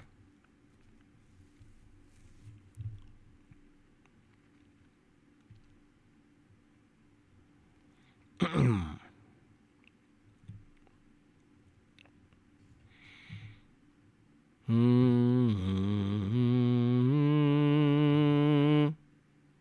feel like there was something else I was going to look at. It wasn't Epstein stuff, but it is interesting. They should have an app for it, honestly. Anyone who creates, they probably created it. Someone must have created the app, but Epstein Files, the app, would be pretty effective, honestly. Oh, look, we got a debate today. What is this? Oh, no, that's the 13th. Never mind. Never mind. What's Planet Peterson been up to? It's also I'm so bored by everything. I'm boring myself, you guys. What do I do?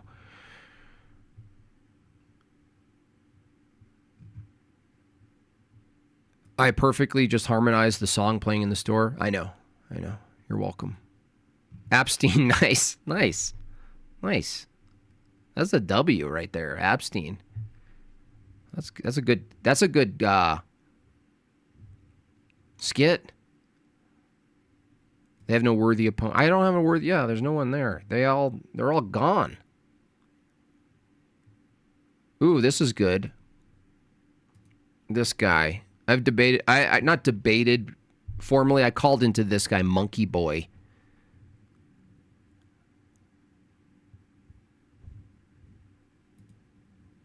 Universal entities, namely laws of logic. The possibility of knowledge. Out, or just laws of logic? No. Is it specifically laws of logic, or laws of logic are just a token of a thing you need? So you need the attributes being abstract, invariant, and universal in the laws of logic to have the possibility of knowledge. Mm-hmm. Okay. Because you need, in order to have knowledge, you need to be able to. Okay, so premise 2 is these entities must have a foundation that is itself abstract, invariant, and universal. Oh, there's a real problem there, but these entities need a foundation that itself is abstract, invariant, universal. He calls this guy a diorite. I don't think so. You wouldn't skip to God being abstract. I don't know why he did that. So there's that mistake. See how quickly that was? Got bored. Someone already did it. Look up jmail.world. It's a work of art. Really? They didn't call it Epstein, though. Debate Tay9 on Discord about what scat... No. I'm not talking about poop, dude. Why would I talk about that? What are you doing? Stop.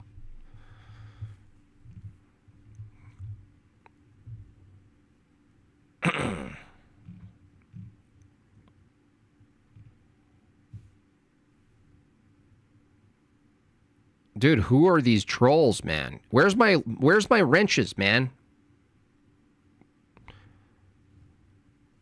Where's my wrenches?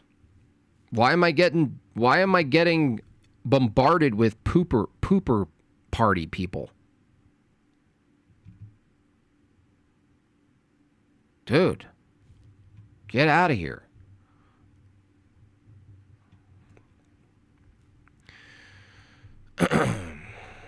Ian Carroll has some AI app dropping for Epstein's too. Yeah, I guess people are jumping on it. You know what they should do? They should turn the Epstein files into like one of those worlds, like a gaming world. So it's almost like for like Minecraft. That's what they should do. I mean, people who make video games, man. I wish I could make video games because things like this come out. Yeah, you have an app where you just read, but it would be fun if you had to mine for it. Where it's like somewhere in this area is the information about, you know, Stephen Hawking's experience there. You can get in there, dig it up, watch the Mormon content. I've been off it on that for a bit, Mormon content, because they got so ruthlessly disposed of that we're waiting for them to grow their petals back. You know?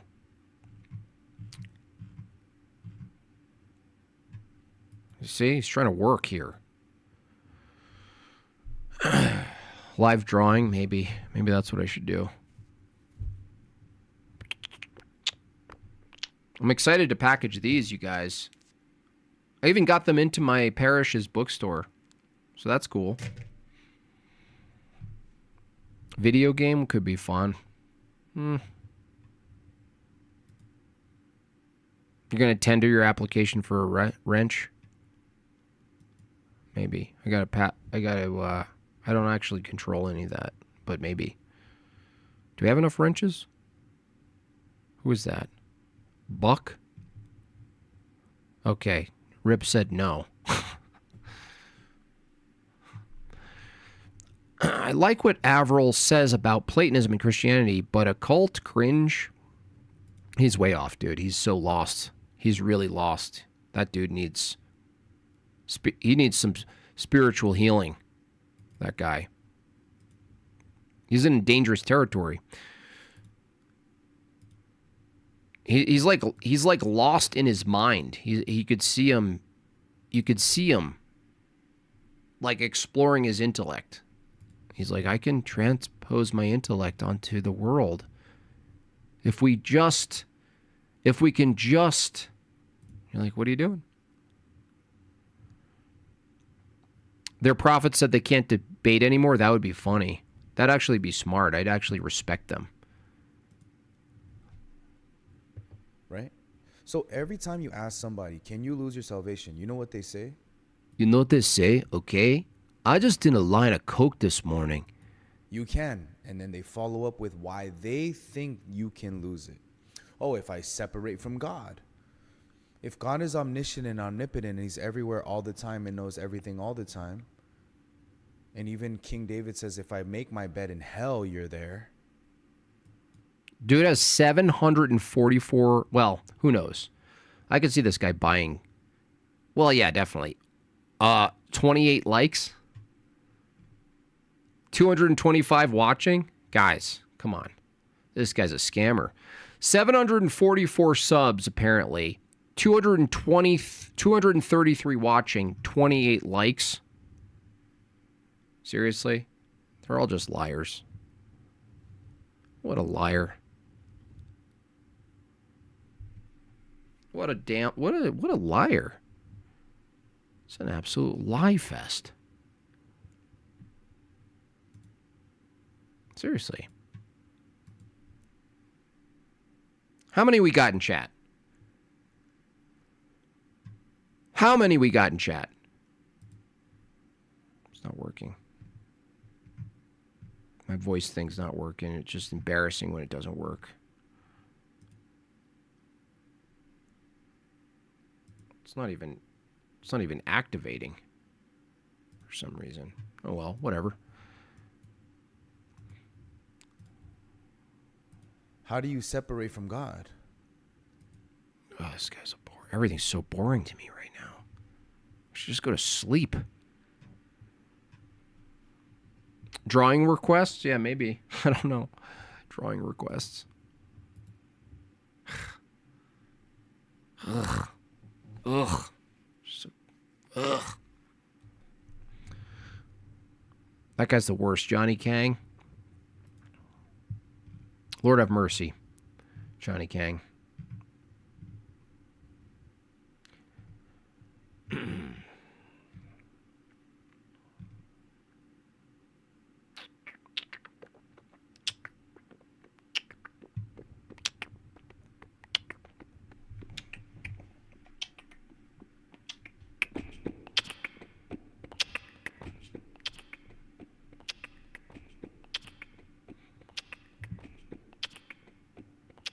Boom, boom,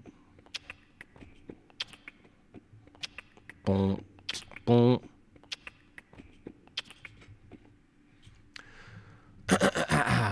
Do the Brian Davila with the Orthodox priest.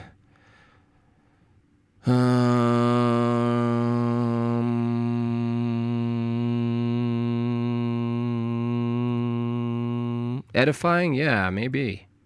What would it be, though? Would it be, though?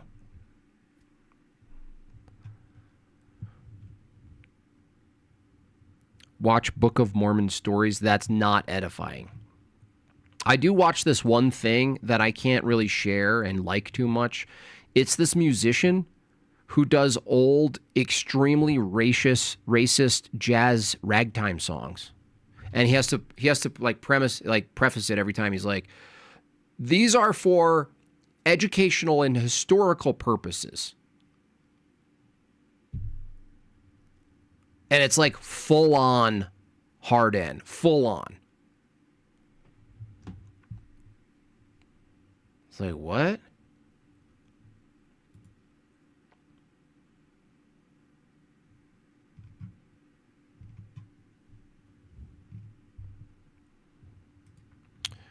Hey, Jim Bob, if watching atheists, the theist argument ranking was insufferable, do you think you could watch base logic ranking instead? Is that another atheist? I can't. I just can't.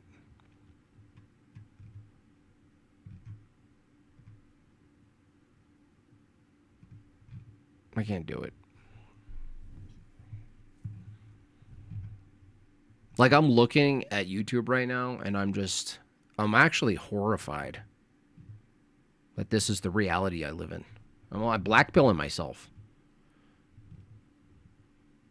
I have to watch someone build like a fence or something. I'm going to play music, honestly. Give me a cover song to play, somebody. On the cuff cover song.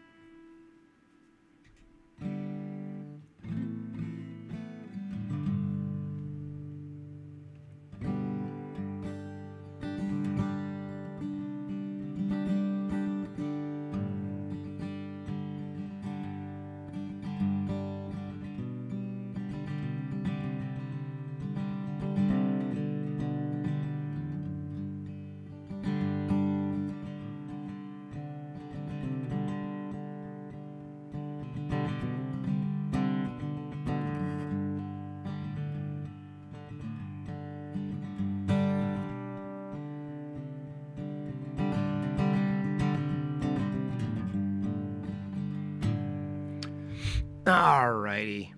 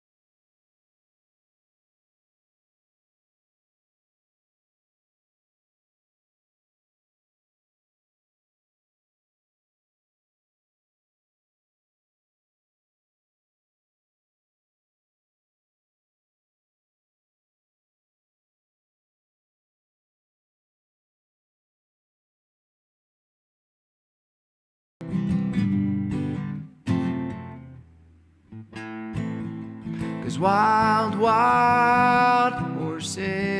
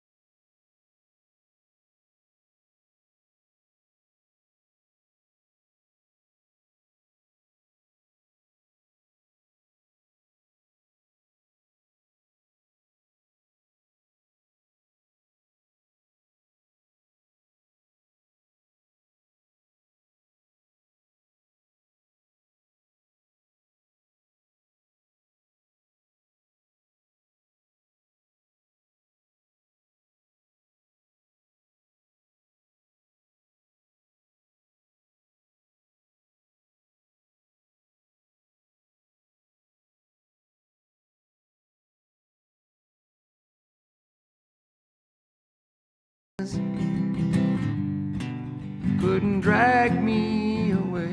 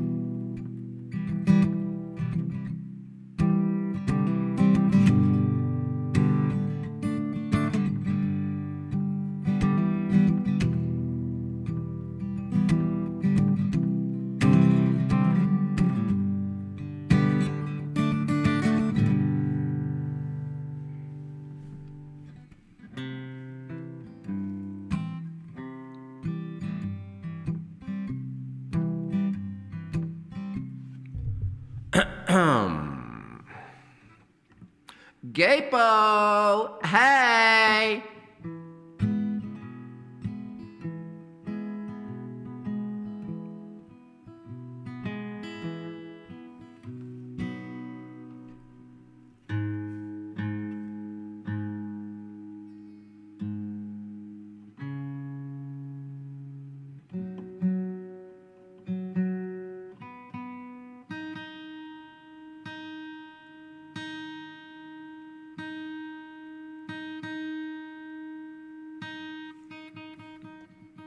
Whoops.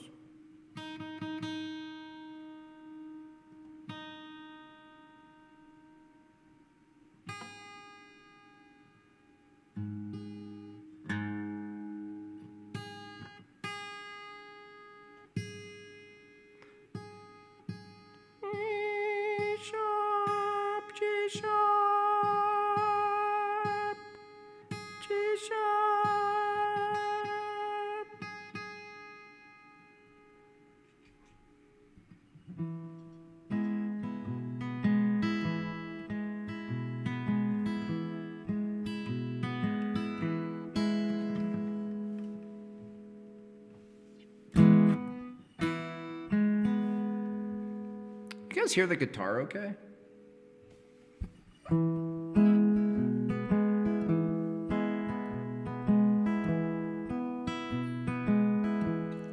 The beast in me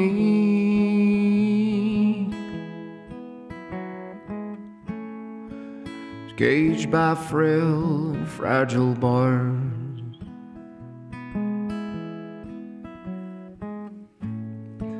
Restless by day and by night, rants and rages at the stars.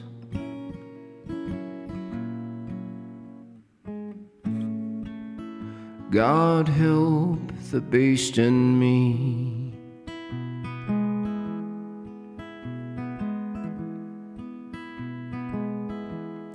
The beast in me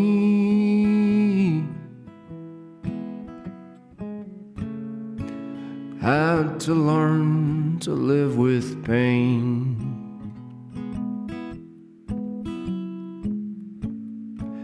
How to shelter from the rain.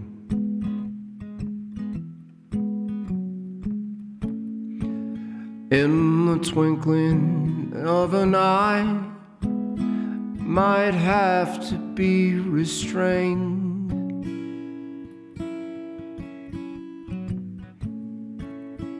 God help the beast in me. Sometimes it tries to fool me that it's just a teddy bear, and even somehow manages to vanish in thin air.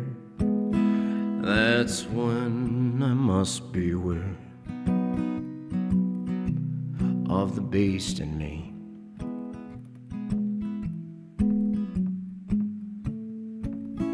That everybody knows.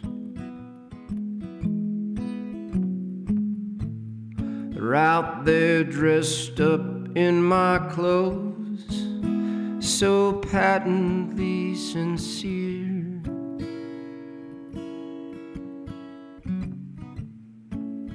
Is it New York or New Year?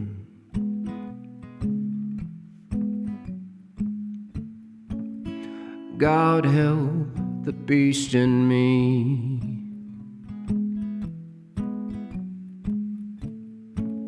God help the beast in me.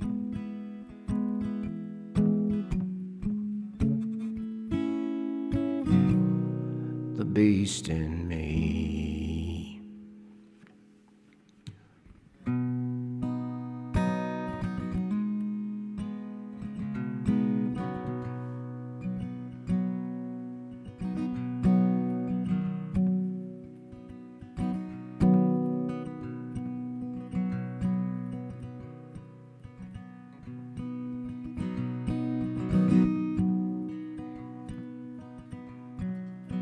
Thanks, Remnant. You helped out in that.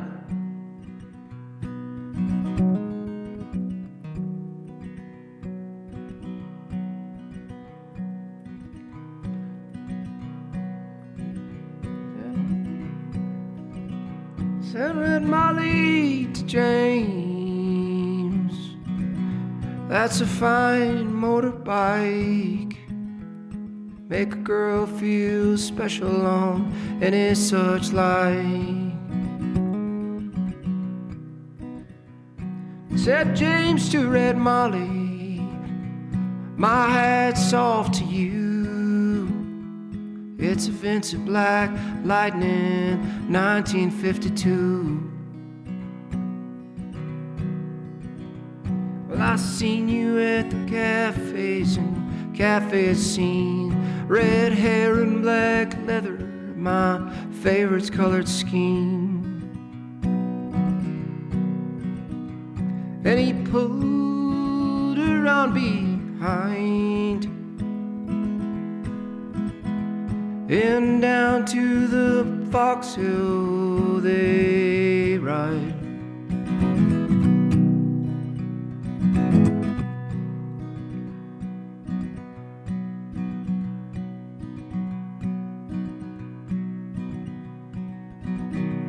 Said James to Red Molly, here's a ring for your right hand. Tell it, Darren. Said James to Red Molly, here's a ring for your right hand. Tell you in earnest, I'm a dangerous man. For I fought with the law since I was 17. Robbed a Minuteman to get my Vincent machine. Now I'm 21 years old, I might make 22, and I don't mind dying before the love of you. But if fate should break my stride, I'll give you my Vincent to ride.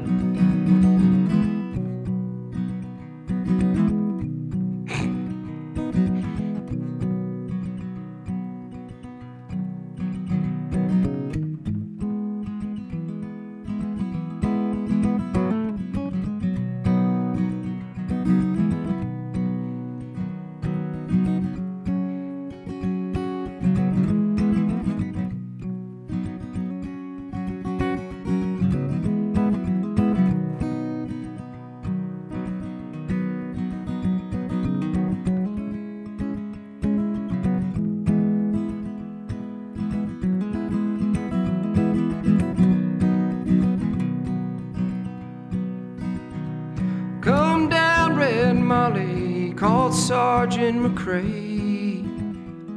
They're taking James away for armed robbery.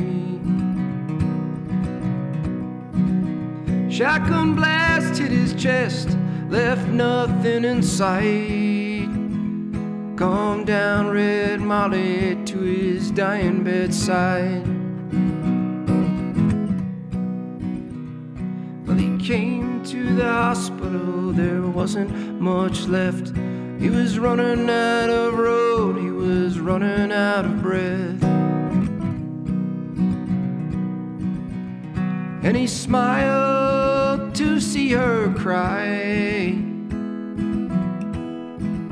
Said, "You'll give you my Vincent to ride."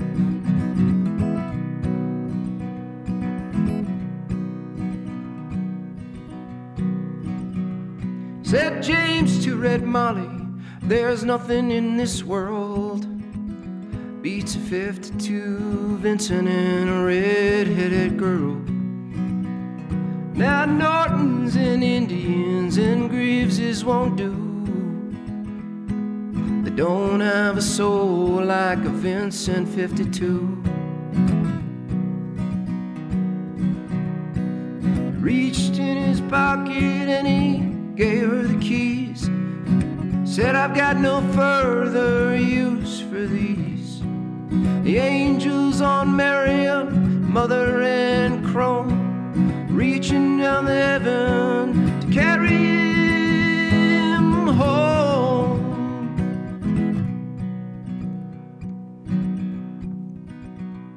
And he gave her one last kiss and died.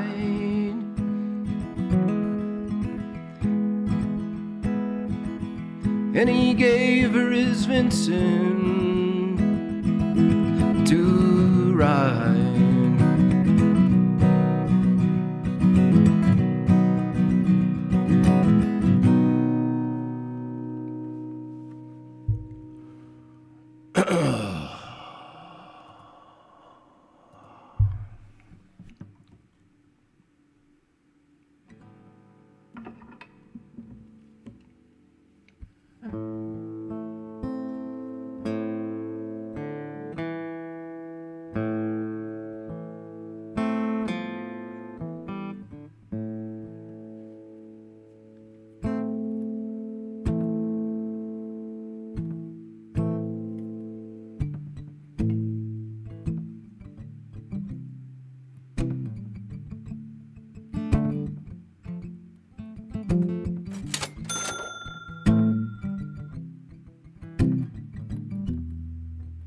Of course I don't wipe. Why would I waste perfectly good shit?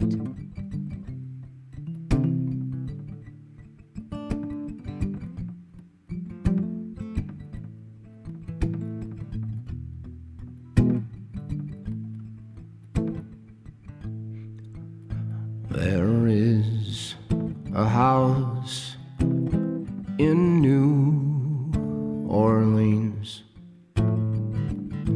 Call it the rising sun. And it's been the ruin of many poor boy. And God, I know I'm one. My mother was a tailor. She sold brand new blue jeans. My father was a gambling man way down in New Orleans.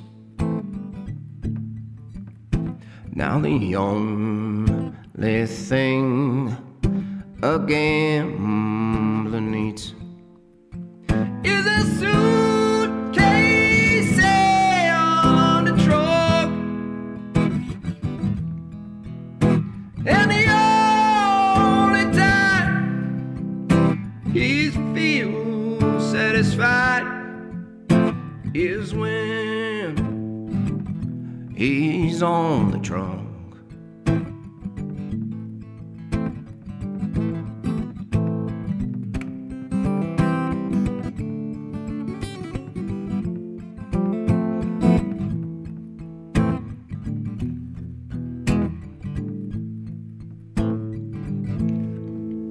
Got one foot on the platform, and the other's off the train.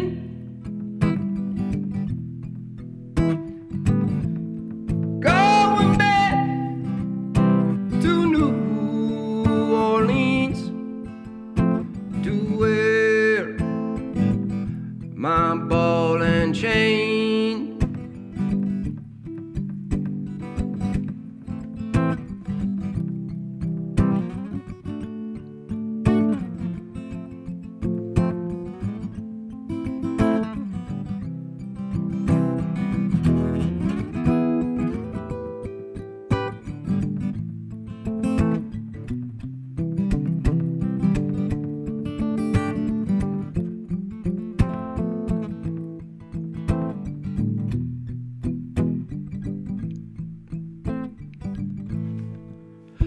Now, mother, tell your children not to do what I have done.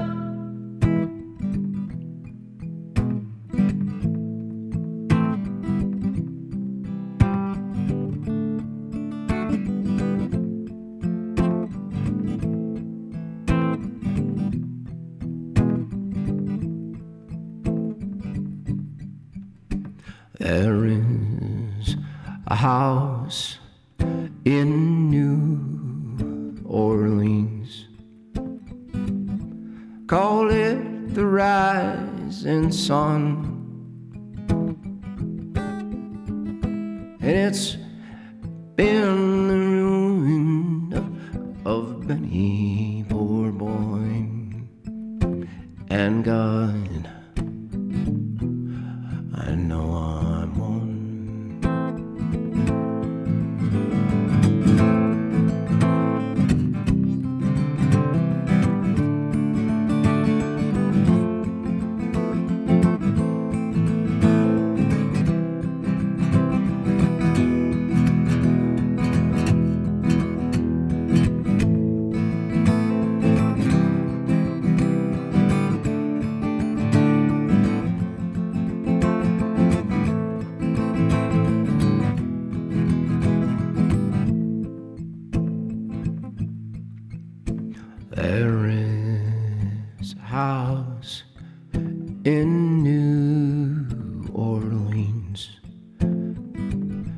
call it the rising sun. And it's been the ruin of many poor boy and God. I know I'm one.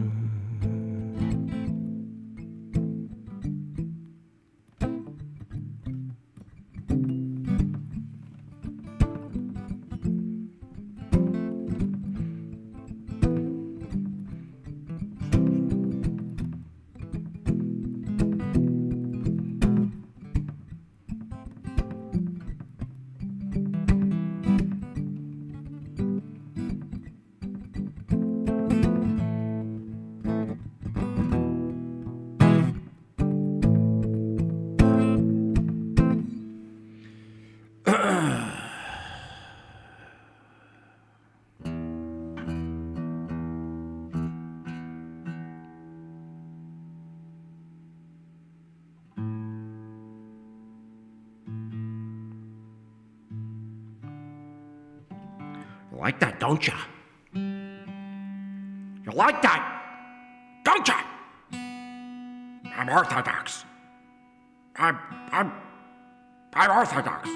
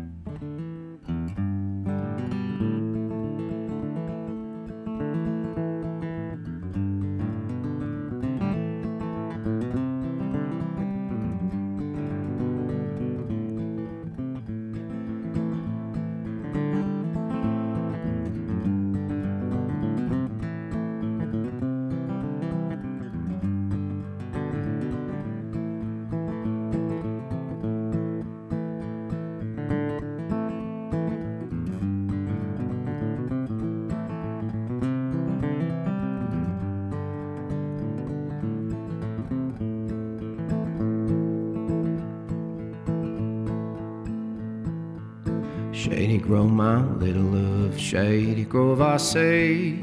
Shady Grove, my little love, I'm bound to go away.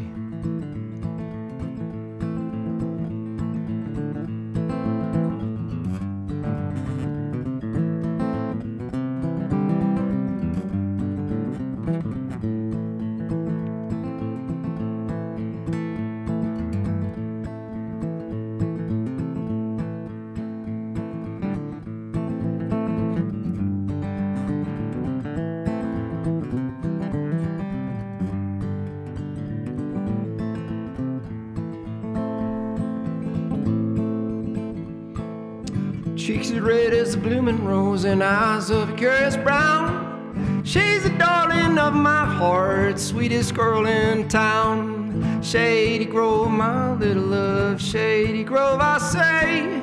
Shady Grove, my little love, I'm bound to go away.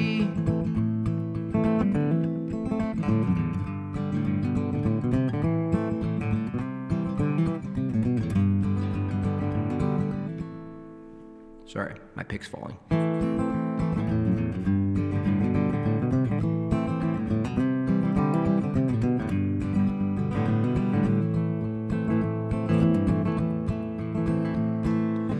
Peaches in the summertime and apples in the fall. If I can have my Shady Grove, I want no one at all. Shady Grove, my little love, Shady Grove, I say. Shady Grove, my little love, I'm bound to go away.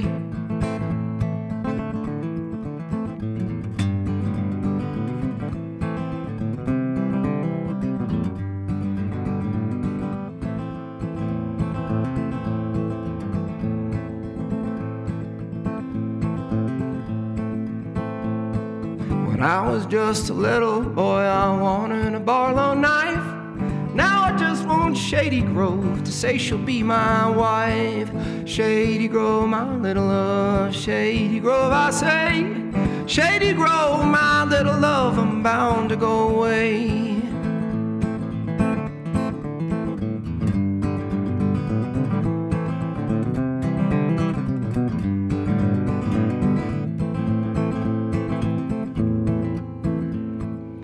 Get myself a big fine horse and corn to feed him on. Shady Grove can stay at home and feed him when I'm gone. Shady Grove, my little love. Shady Grove, I say. Shady Grove, my little love, I'm bound to go away.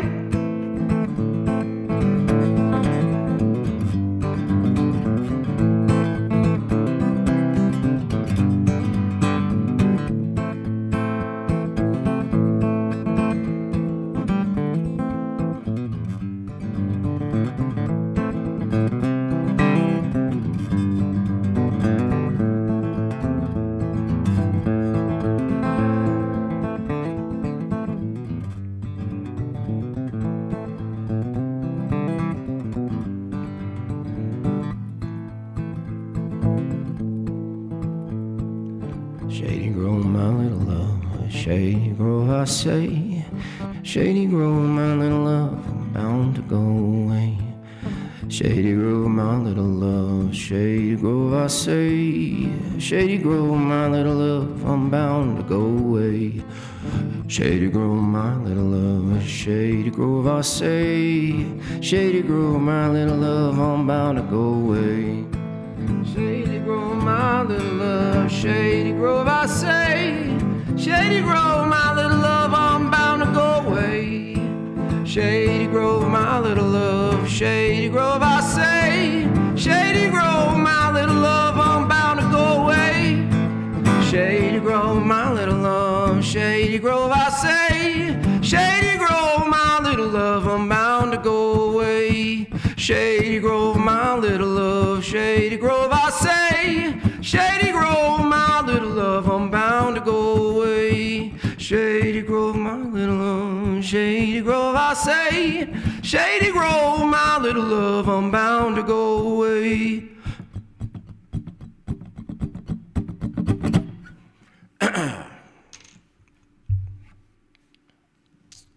Sorry if I blew your ears out on that one.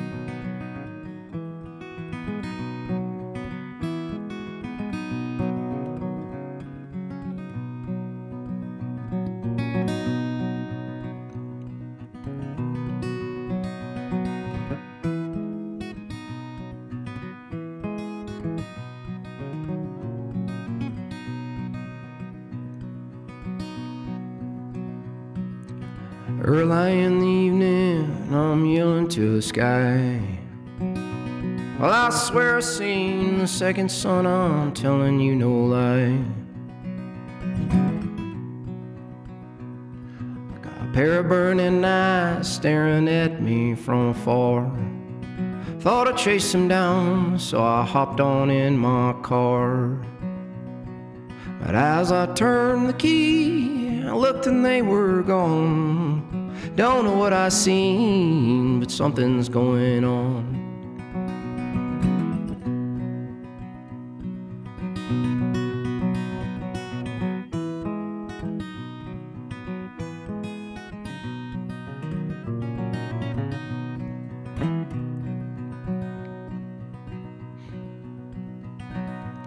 Bright blue Sunday morning, not a single cloud in sight. Ground Zero's calling for a non-existent flight. Like a double game of Jenga, they came tumbling to the floor. Something had to justify a 25-year war. The mothers, they came forward, demanding truth for all. Anyone with a half a brain would know that's not how buildings fall. You can lie to me. I got eyes to see. You're playing hide and seek with my mind. You can call me crazy anytime.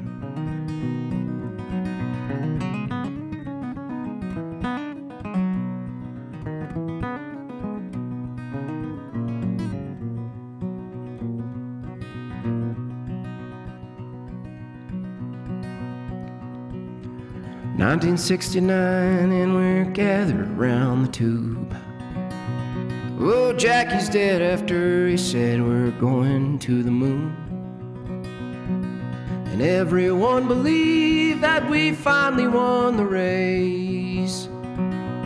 Now the whole world's mesmerized by animated space.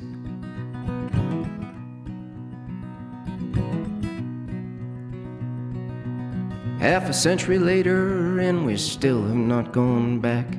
But we nailed it on our first attempt in a flimsy tinfoil shack.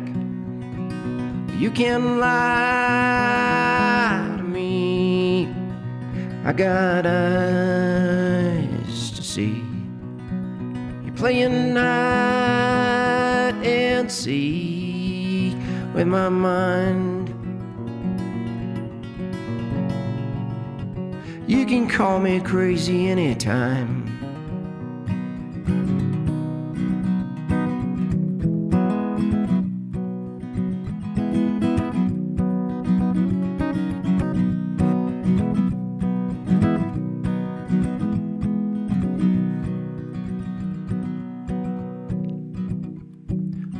Now I go outside and I see zombies everywhere, with the windshields on their faces, looking for the next big scare.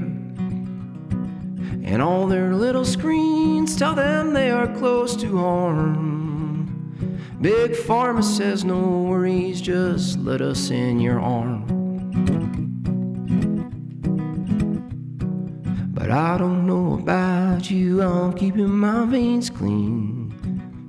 Well, I will not be an extra in your one world movie scene. Well, you can lie to me. I got eyes to see.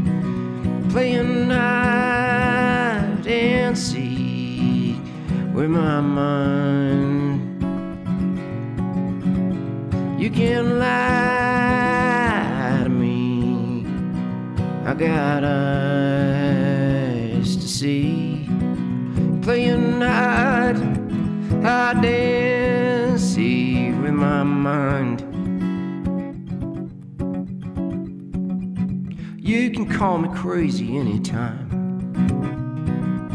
You can call me crazy anytime. You can call me crazy. You can call me crazy. You can call me crazy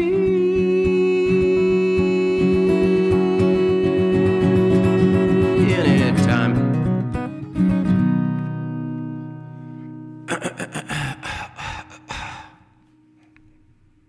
That's right, that's an original song. You could go get that original song at that link, get the original song. You can pay a minimum fee, you can pay a tip fee, you can get your song, you can get that song on all your song lists. That could be your new song for all your. You could delete all your favorite last songs and you could replace it with all your favorite good songs.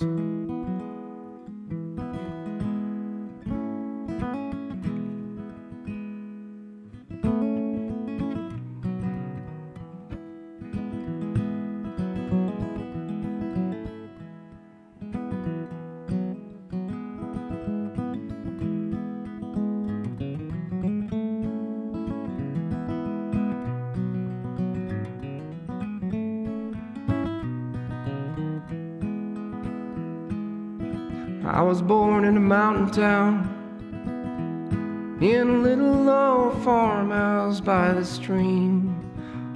And I'd sit up on those rocks and I'd dream about leaving that old mountain town.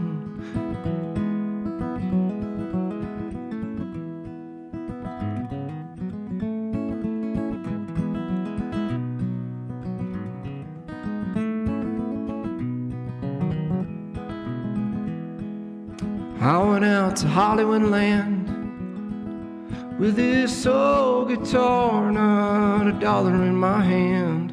And I never made a deal my soul couldn't steal. Packed it up and I left that Hollywood land. Time to head on down the road.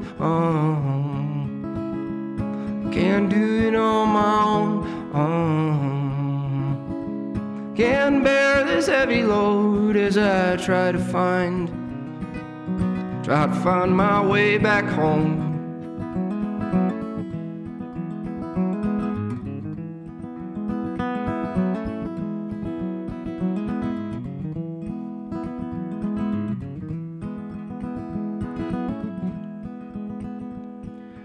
I went back to the mountain town. Got a little love farmhouse by the stream. And I sit up on those rocks and I dream about growing old in that little old mountain town. Time to head on down the road. Can't do it on my own. Can't bear this heavy load as I try to find my way back home.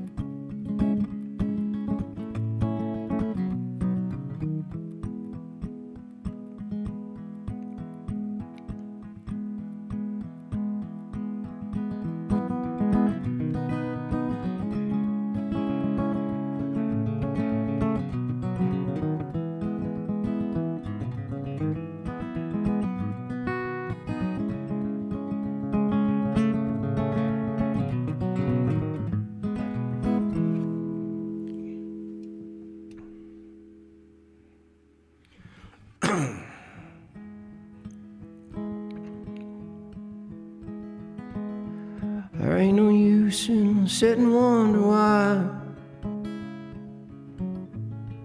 If you don't know by now, ain't no use in sitting and wonder why. It'll never do anyhow. When the rooster crows at the break of dawn, look out your window, 'cause I'll be gone. You're the reason why I'm traveling on. Don't think twice, it's alright.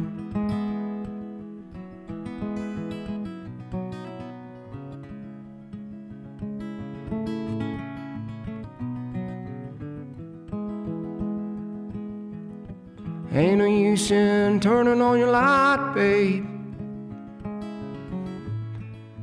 Light I never known. Ain't no use in turning on your light, babe. I'm on the dark side of the road. Wish there was something you could do or say to make me change my mind and stay. We never did too much talking anyway. Don't think twice, it's alright.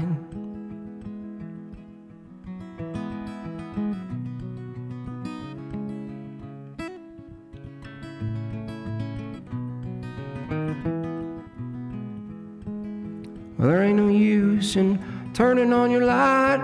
There ain't no use in calling out my name like you never done before. Ain't no use in calling out my name. I can't hear you anymore. Sitting here wondering, walking down the road. I once loved a woman, a child untold. I gave her my heart, but she wanted my soul. Don't think twice, it's alright.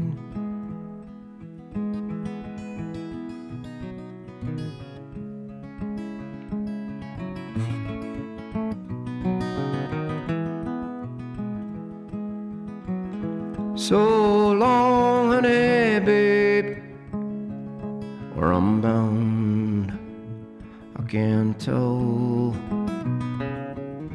Goodbye's too good a word, babe, so I wish thee fairly well. I ain't saying you treated me unkind. Should've known better, but I don't mind. You just sorta wasted my precious time. Don't think twice, it's alright.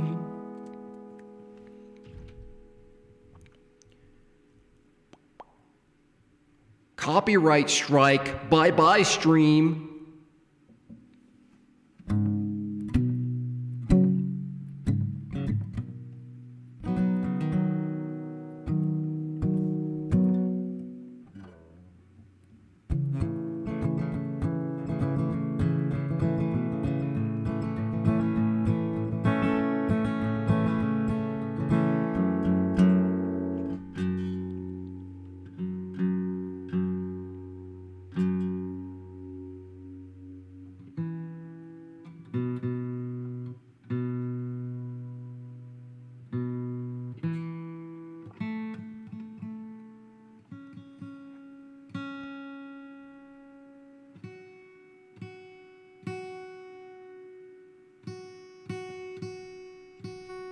F sharp, F sharp, F sharp, F sharp.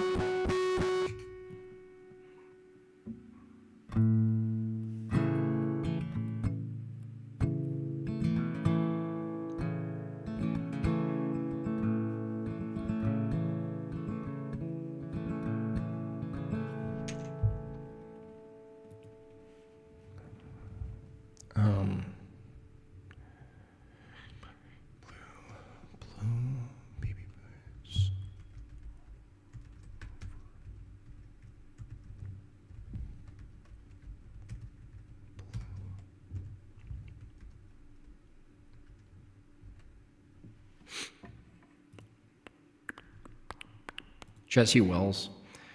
I don't think so. I don't think so. Play Taylor Swift.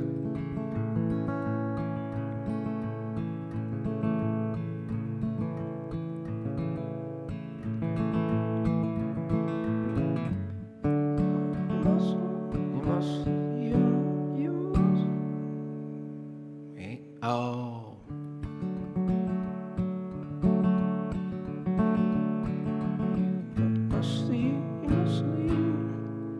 You must leave. That's really high up there.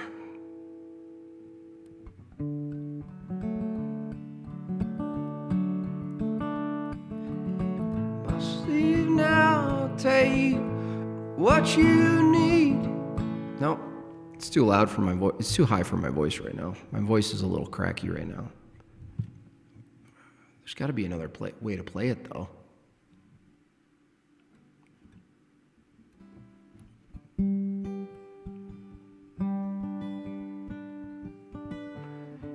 Must leave now. Take what you need, you think will last. Whatever you wish to keep, you better grab it fast.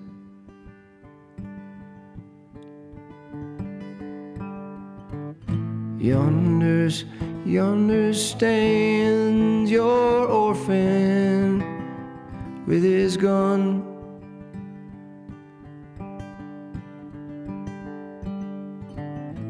Crying like a fire in the sun.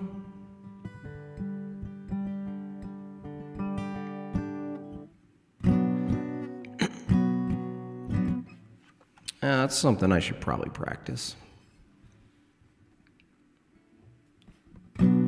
Look out, baby, the saints are coming through.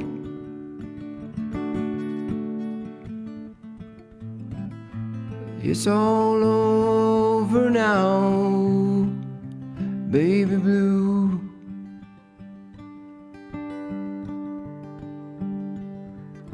The highway is for gamblers. You better use your sense.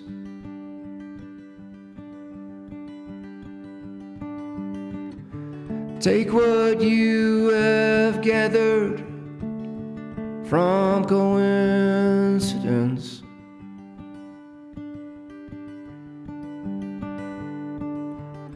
The empty-handed painter on your streets.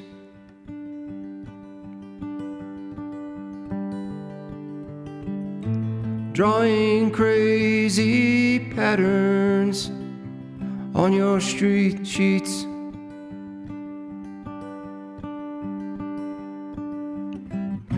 Sky too is falling onto you.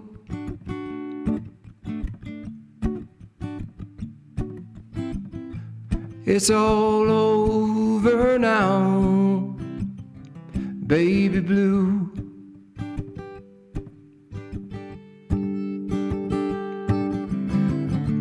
All your seasick sailors, they are rowing home.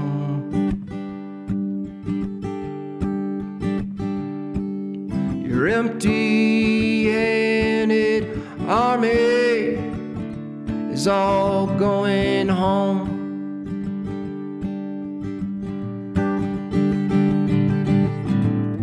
Your lover who just walked out the door,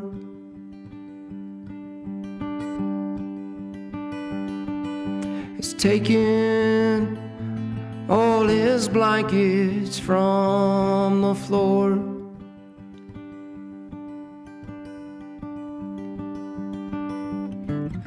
The carpet too is moving onto you, and it's all over now, baby blue.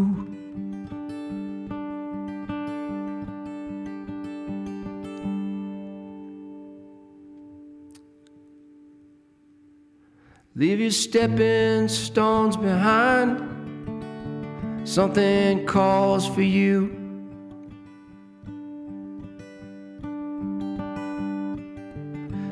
Forget the dead you left behind. They will not follow you.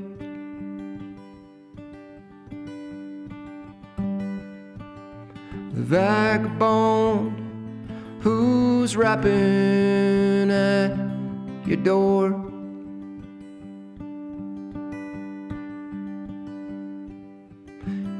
Standing in the clothes that you once wore.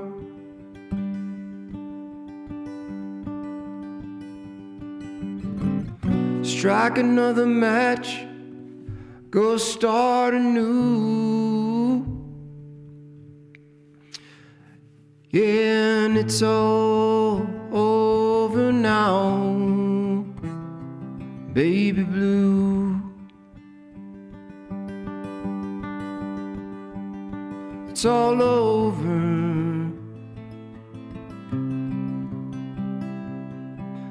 baby blue.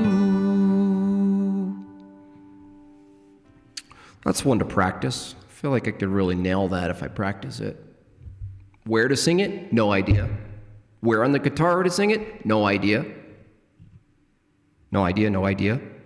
Matchbox 20? Totally, bro.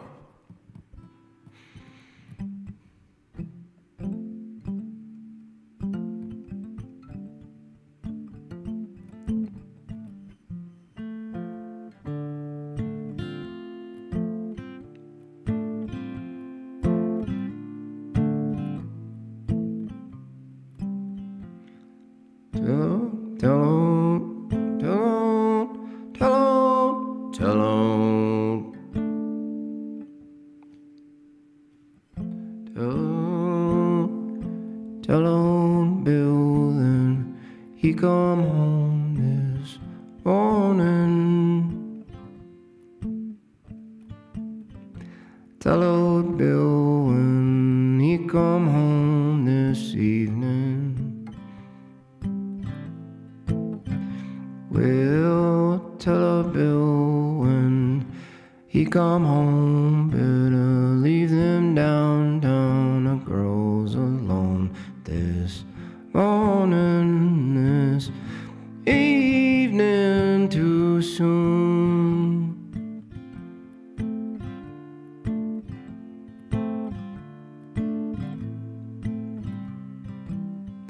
Bill came home about 8:30 this morning. Bill came home about 8:30 this evening. Well, Bill came home about 8:30, yeah. Bill came home through that old front gate this morning, this evening too soon.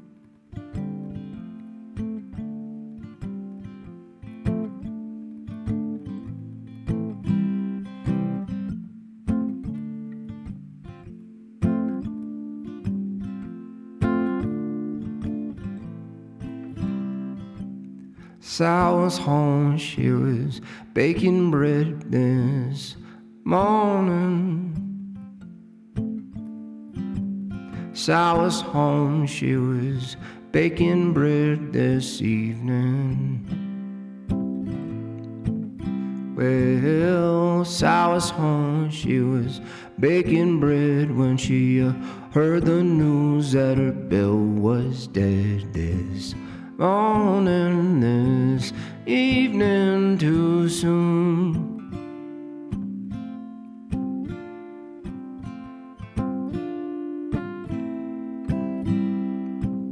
Bill came home in a hurry-up wagon this morning. Bill came home in a hurry-up wagon this evening. Well, Bill came home in a hurry-up wagon. When Bill came home, his feet was dragging this morning, this evening too soon.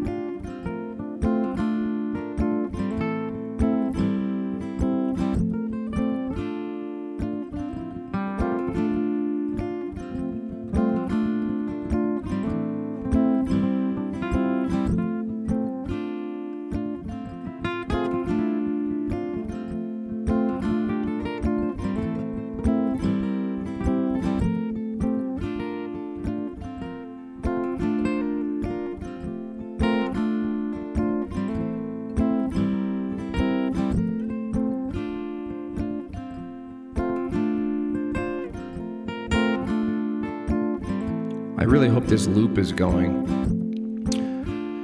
That would be sucky if it wasn't. That would really suck. I'd be soloing in the dark, in the muck with nothing behind. The soloing would just be empty in my mind. I really hope the loop went through. Last time it didn't, and it was embarrassing. But nobody noticed anyway, 'cause it's at the end of the day.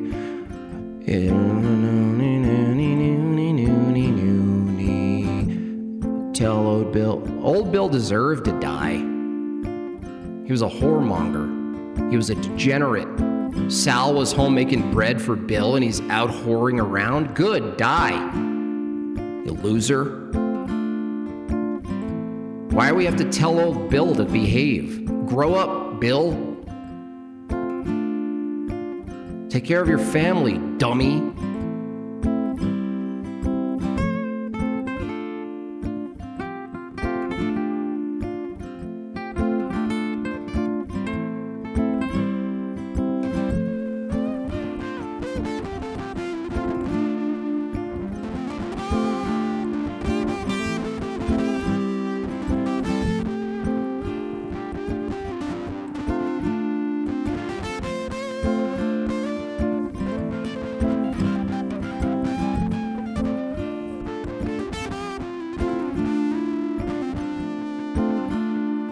Good, Sal. Bill sucks. Bill sucks.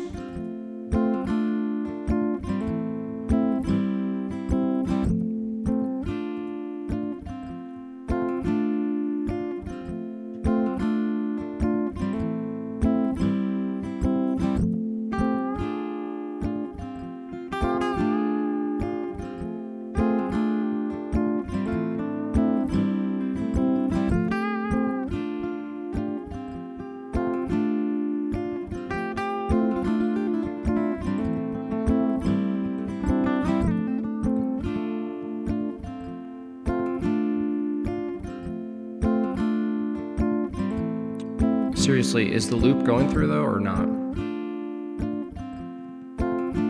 I need to know.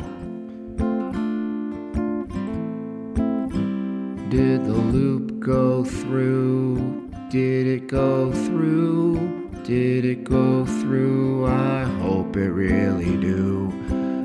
I really hope that the loop went through.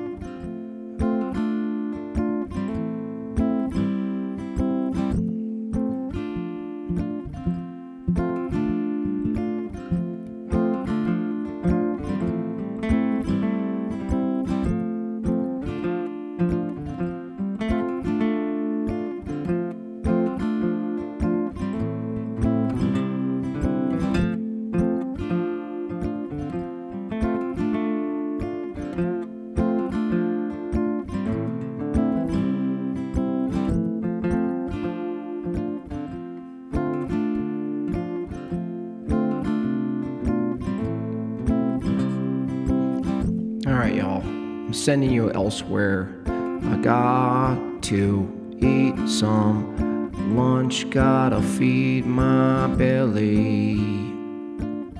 I gotta have another coffee. I gotta take a little nappy. Or maybe not Gonna hang with my kidsies. I'm gonna play some video games with my son. Anyone who knows that's fun, one's in the chat.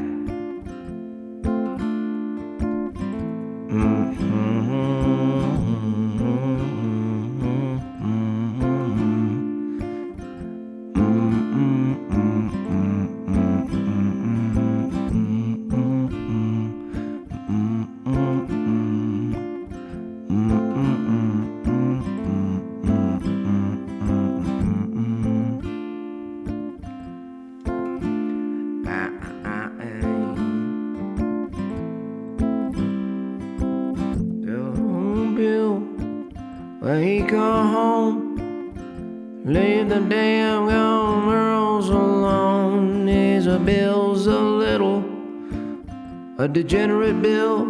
You're cheating on your wife, you deserve death. You deserved it. Bury it in the back garden. Sal's gonna live a nice life without you. You're what's wrong with society, Bill. Everything about Bill is wrong with men. He can't even keep his shit together, then he dies.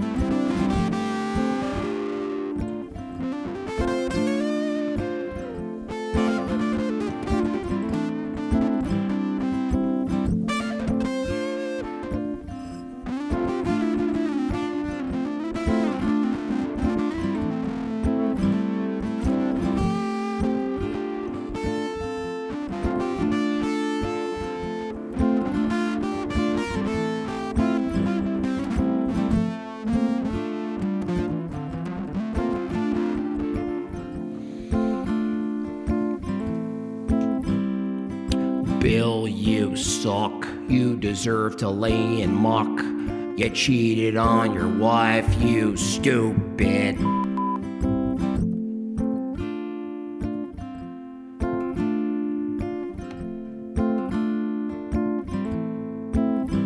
Goodbye. Have a nice life. W. Family Bob. Thank you, Vijay.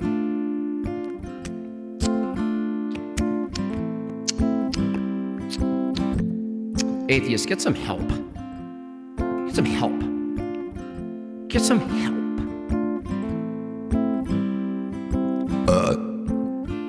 Goodbye. Get help. Goodbye.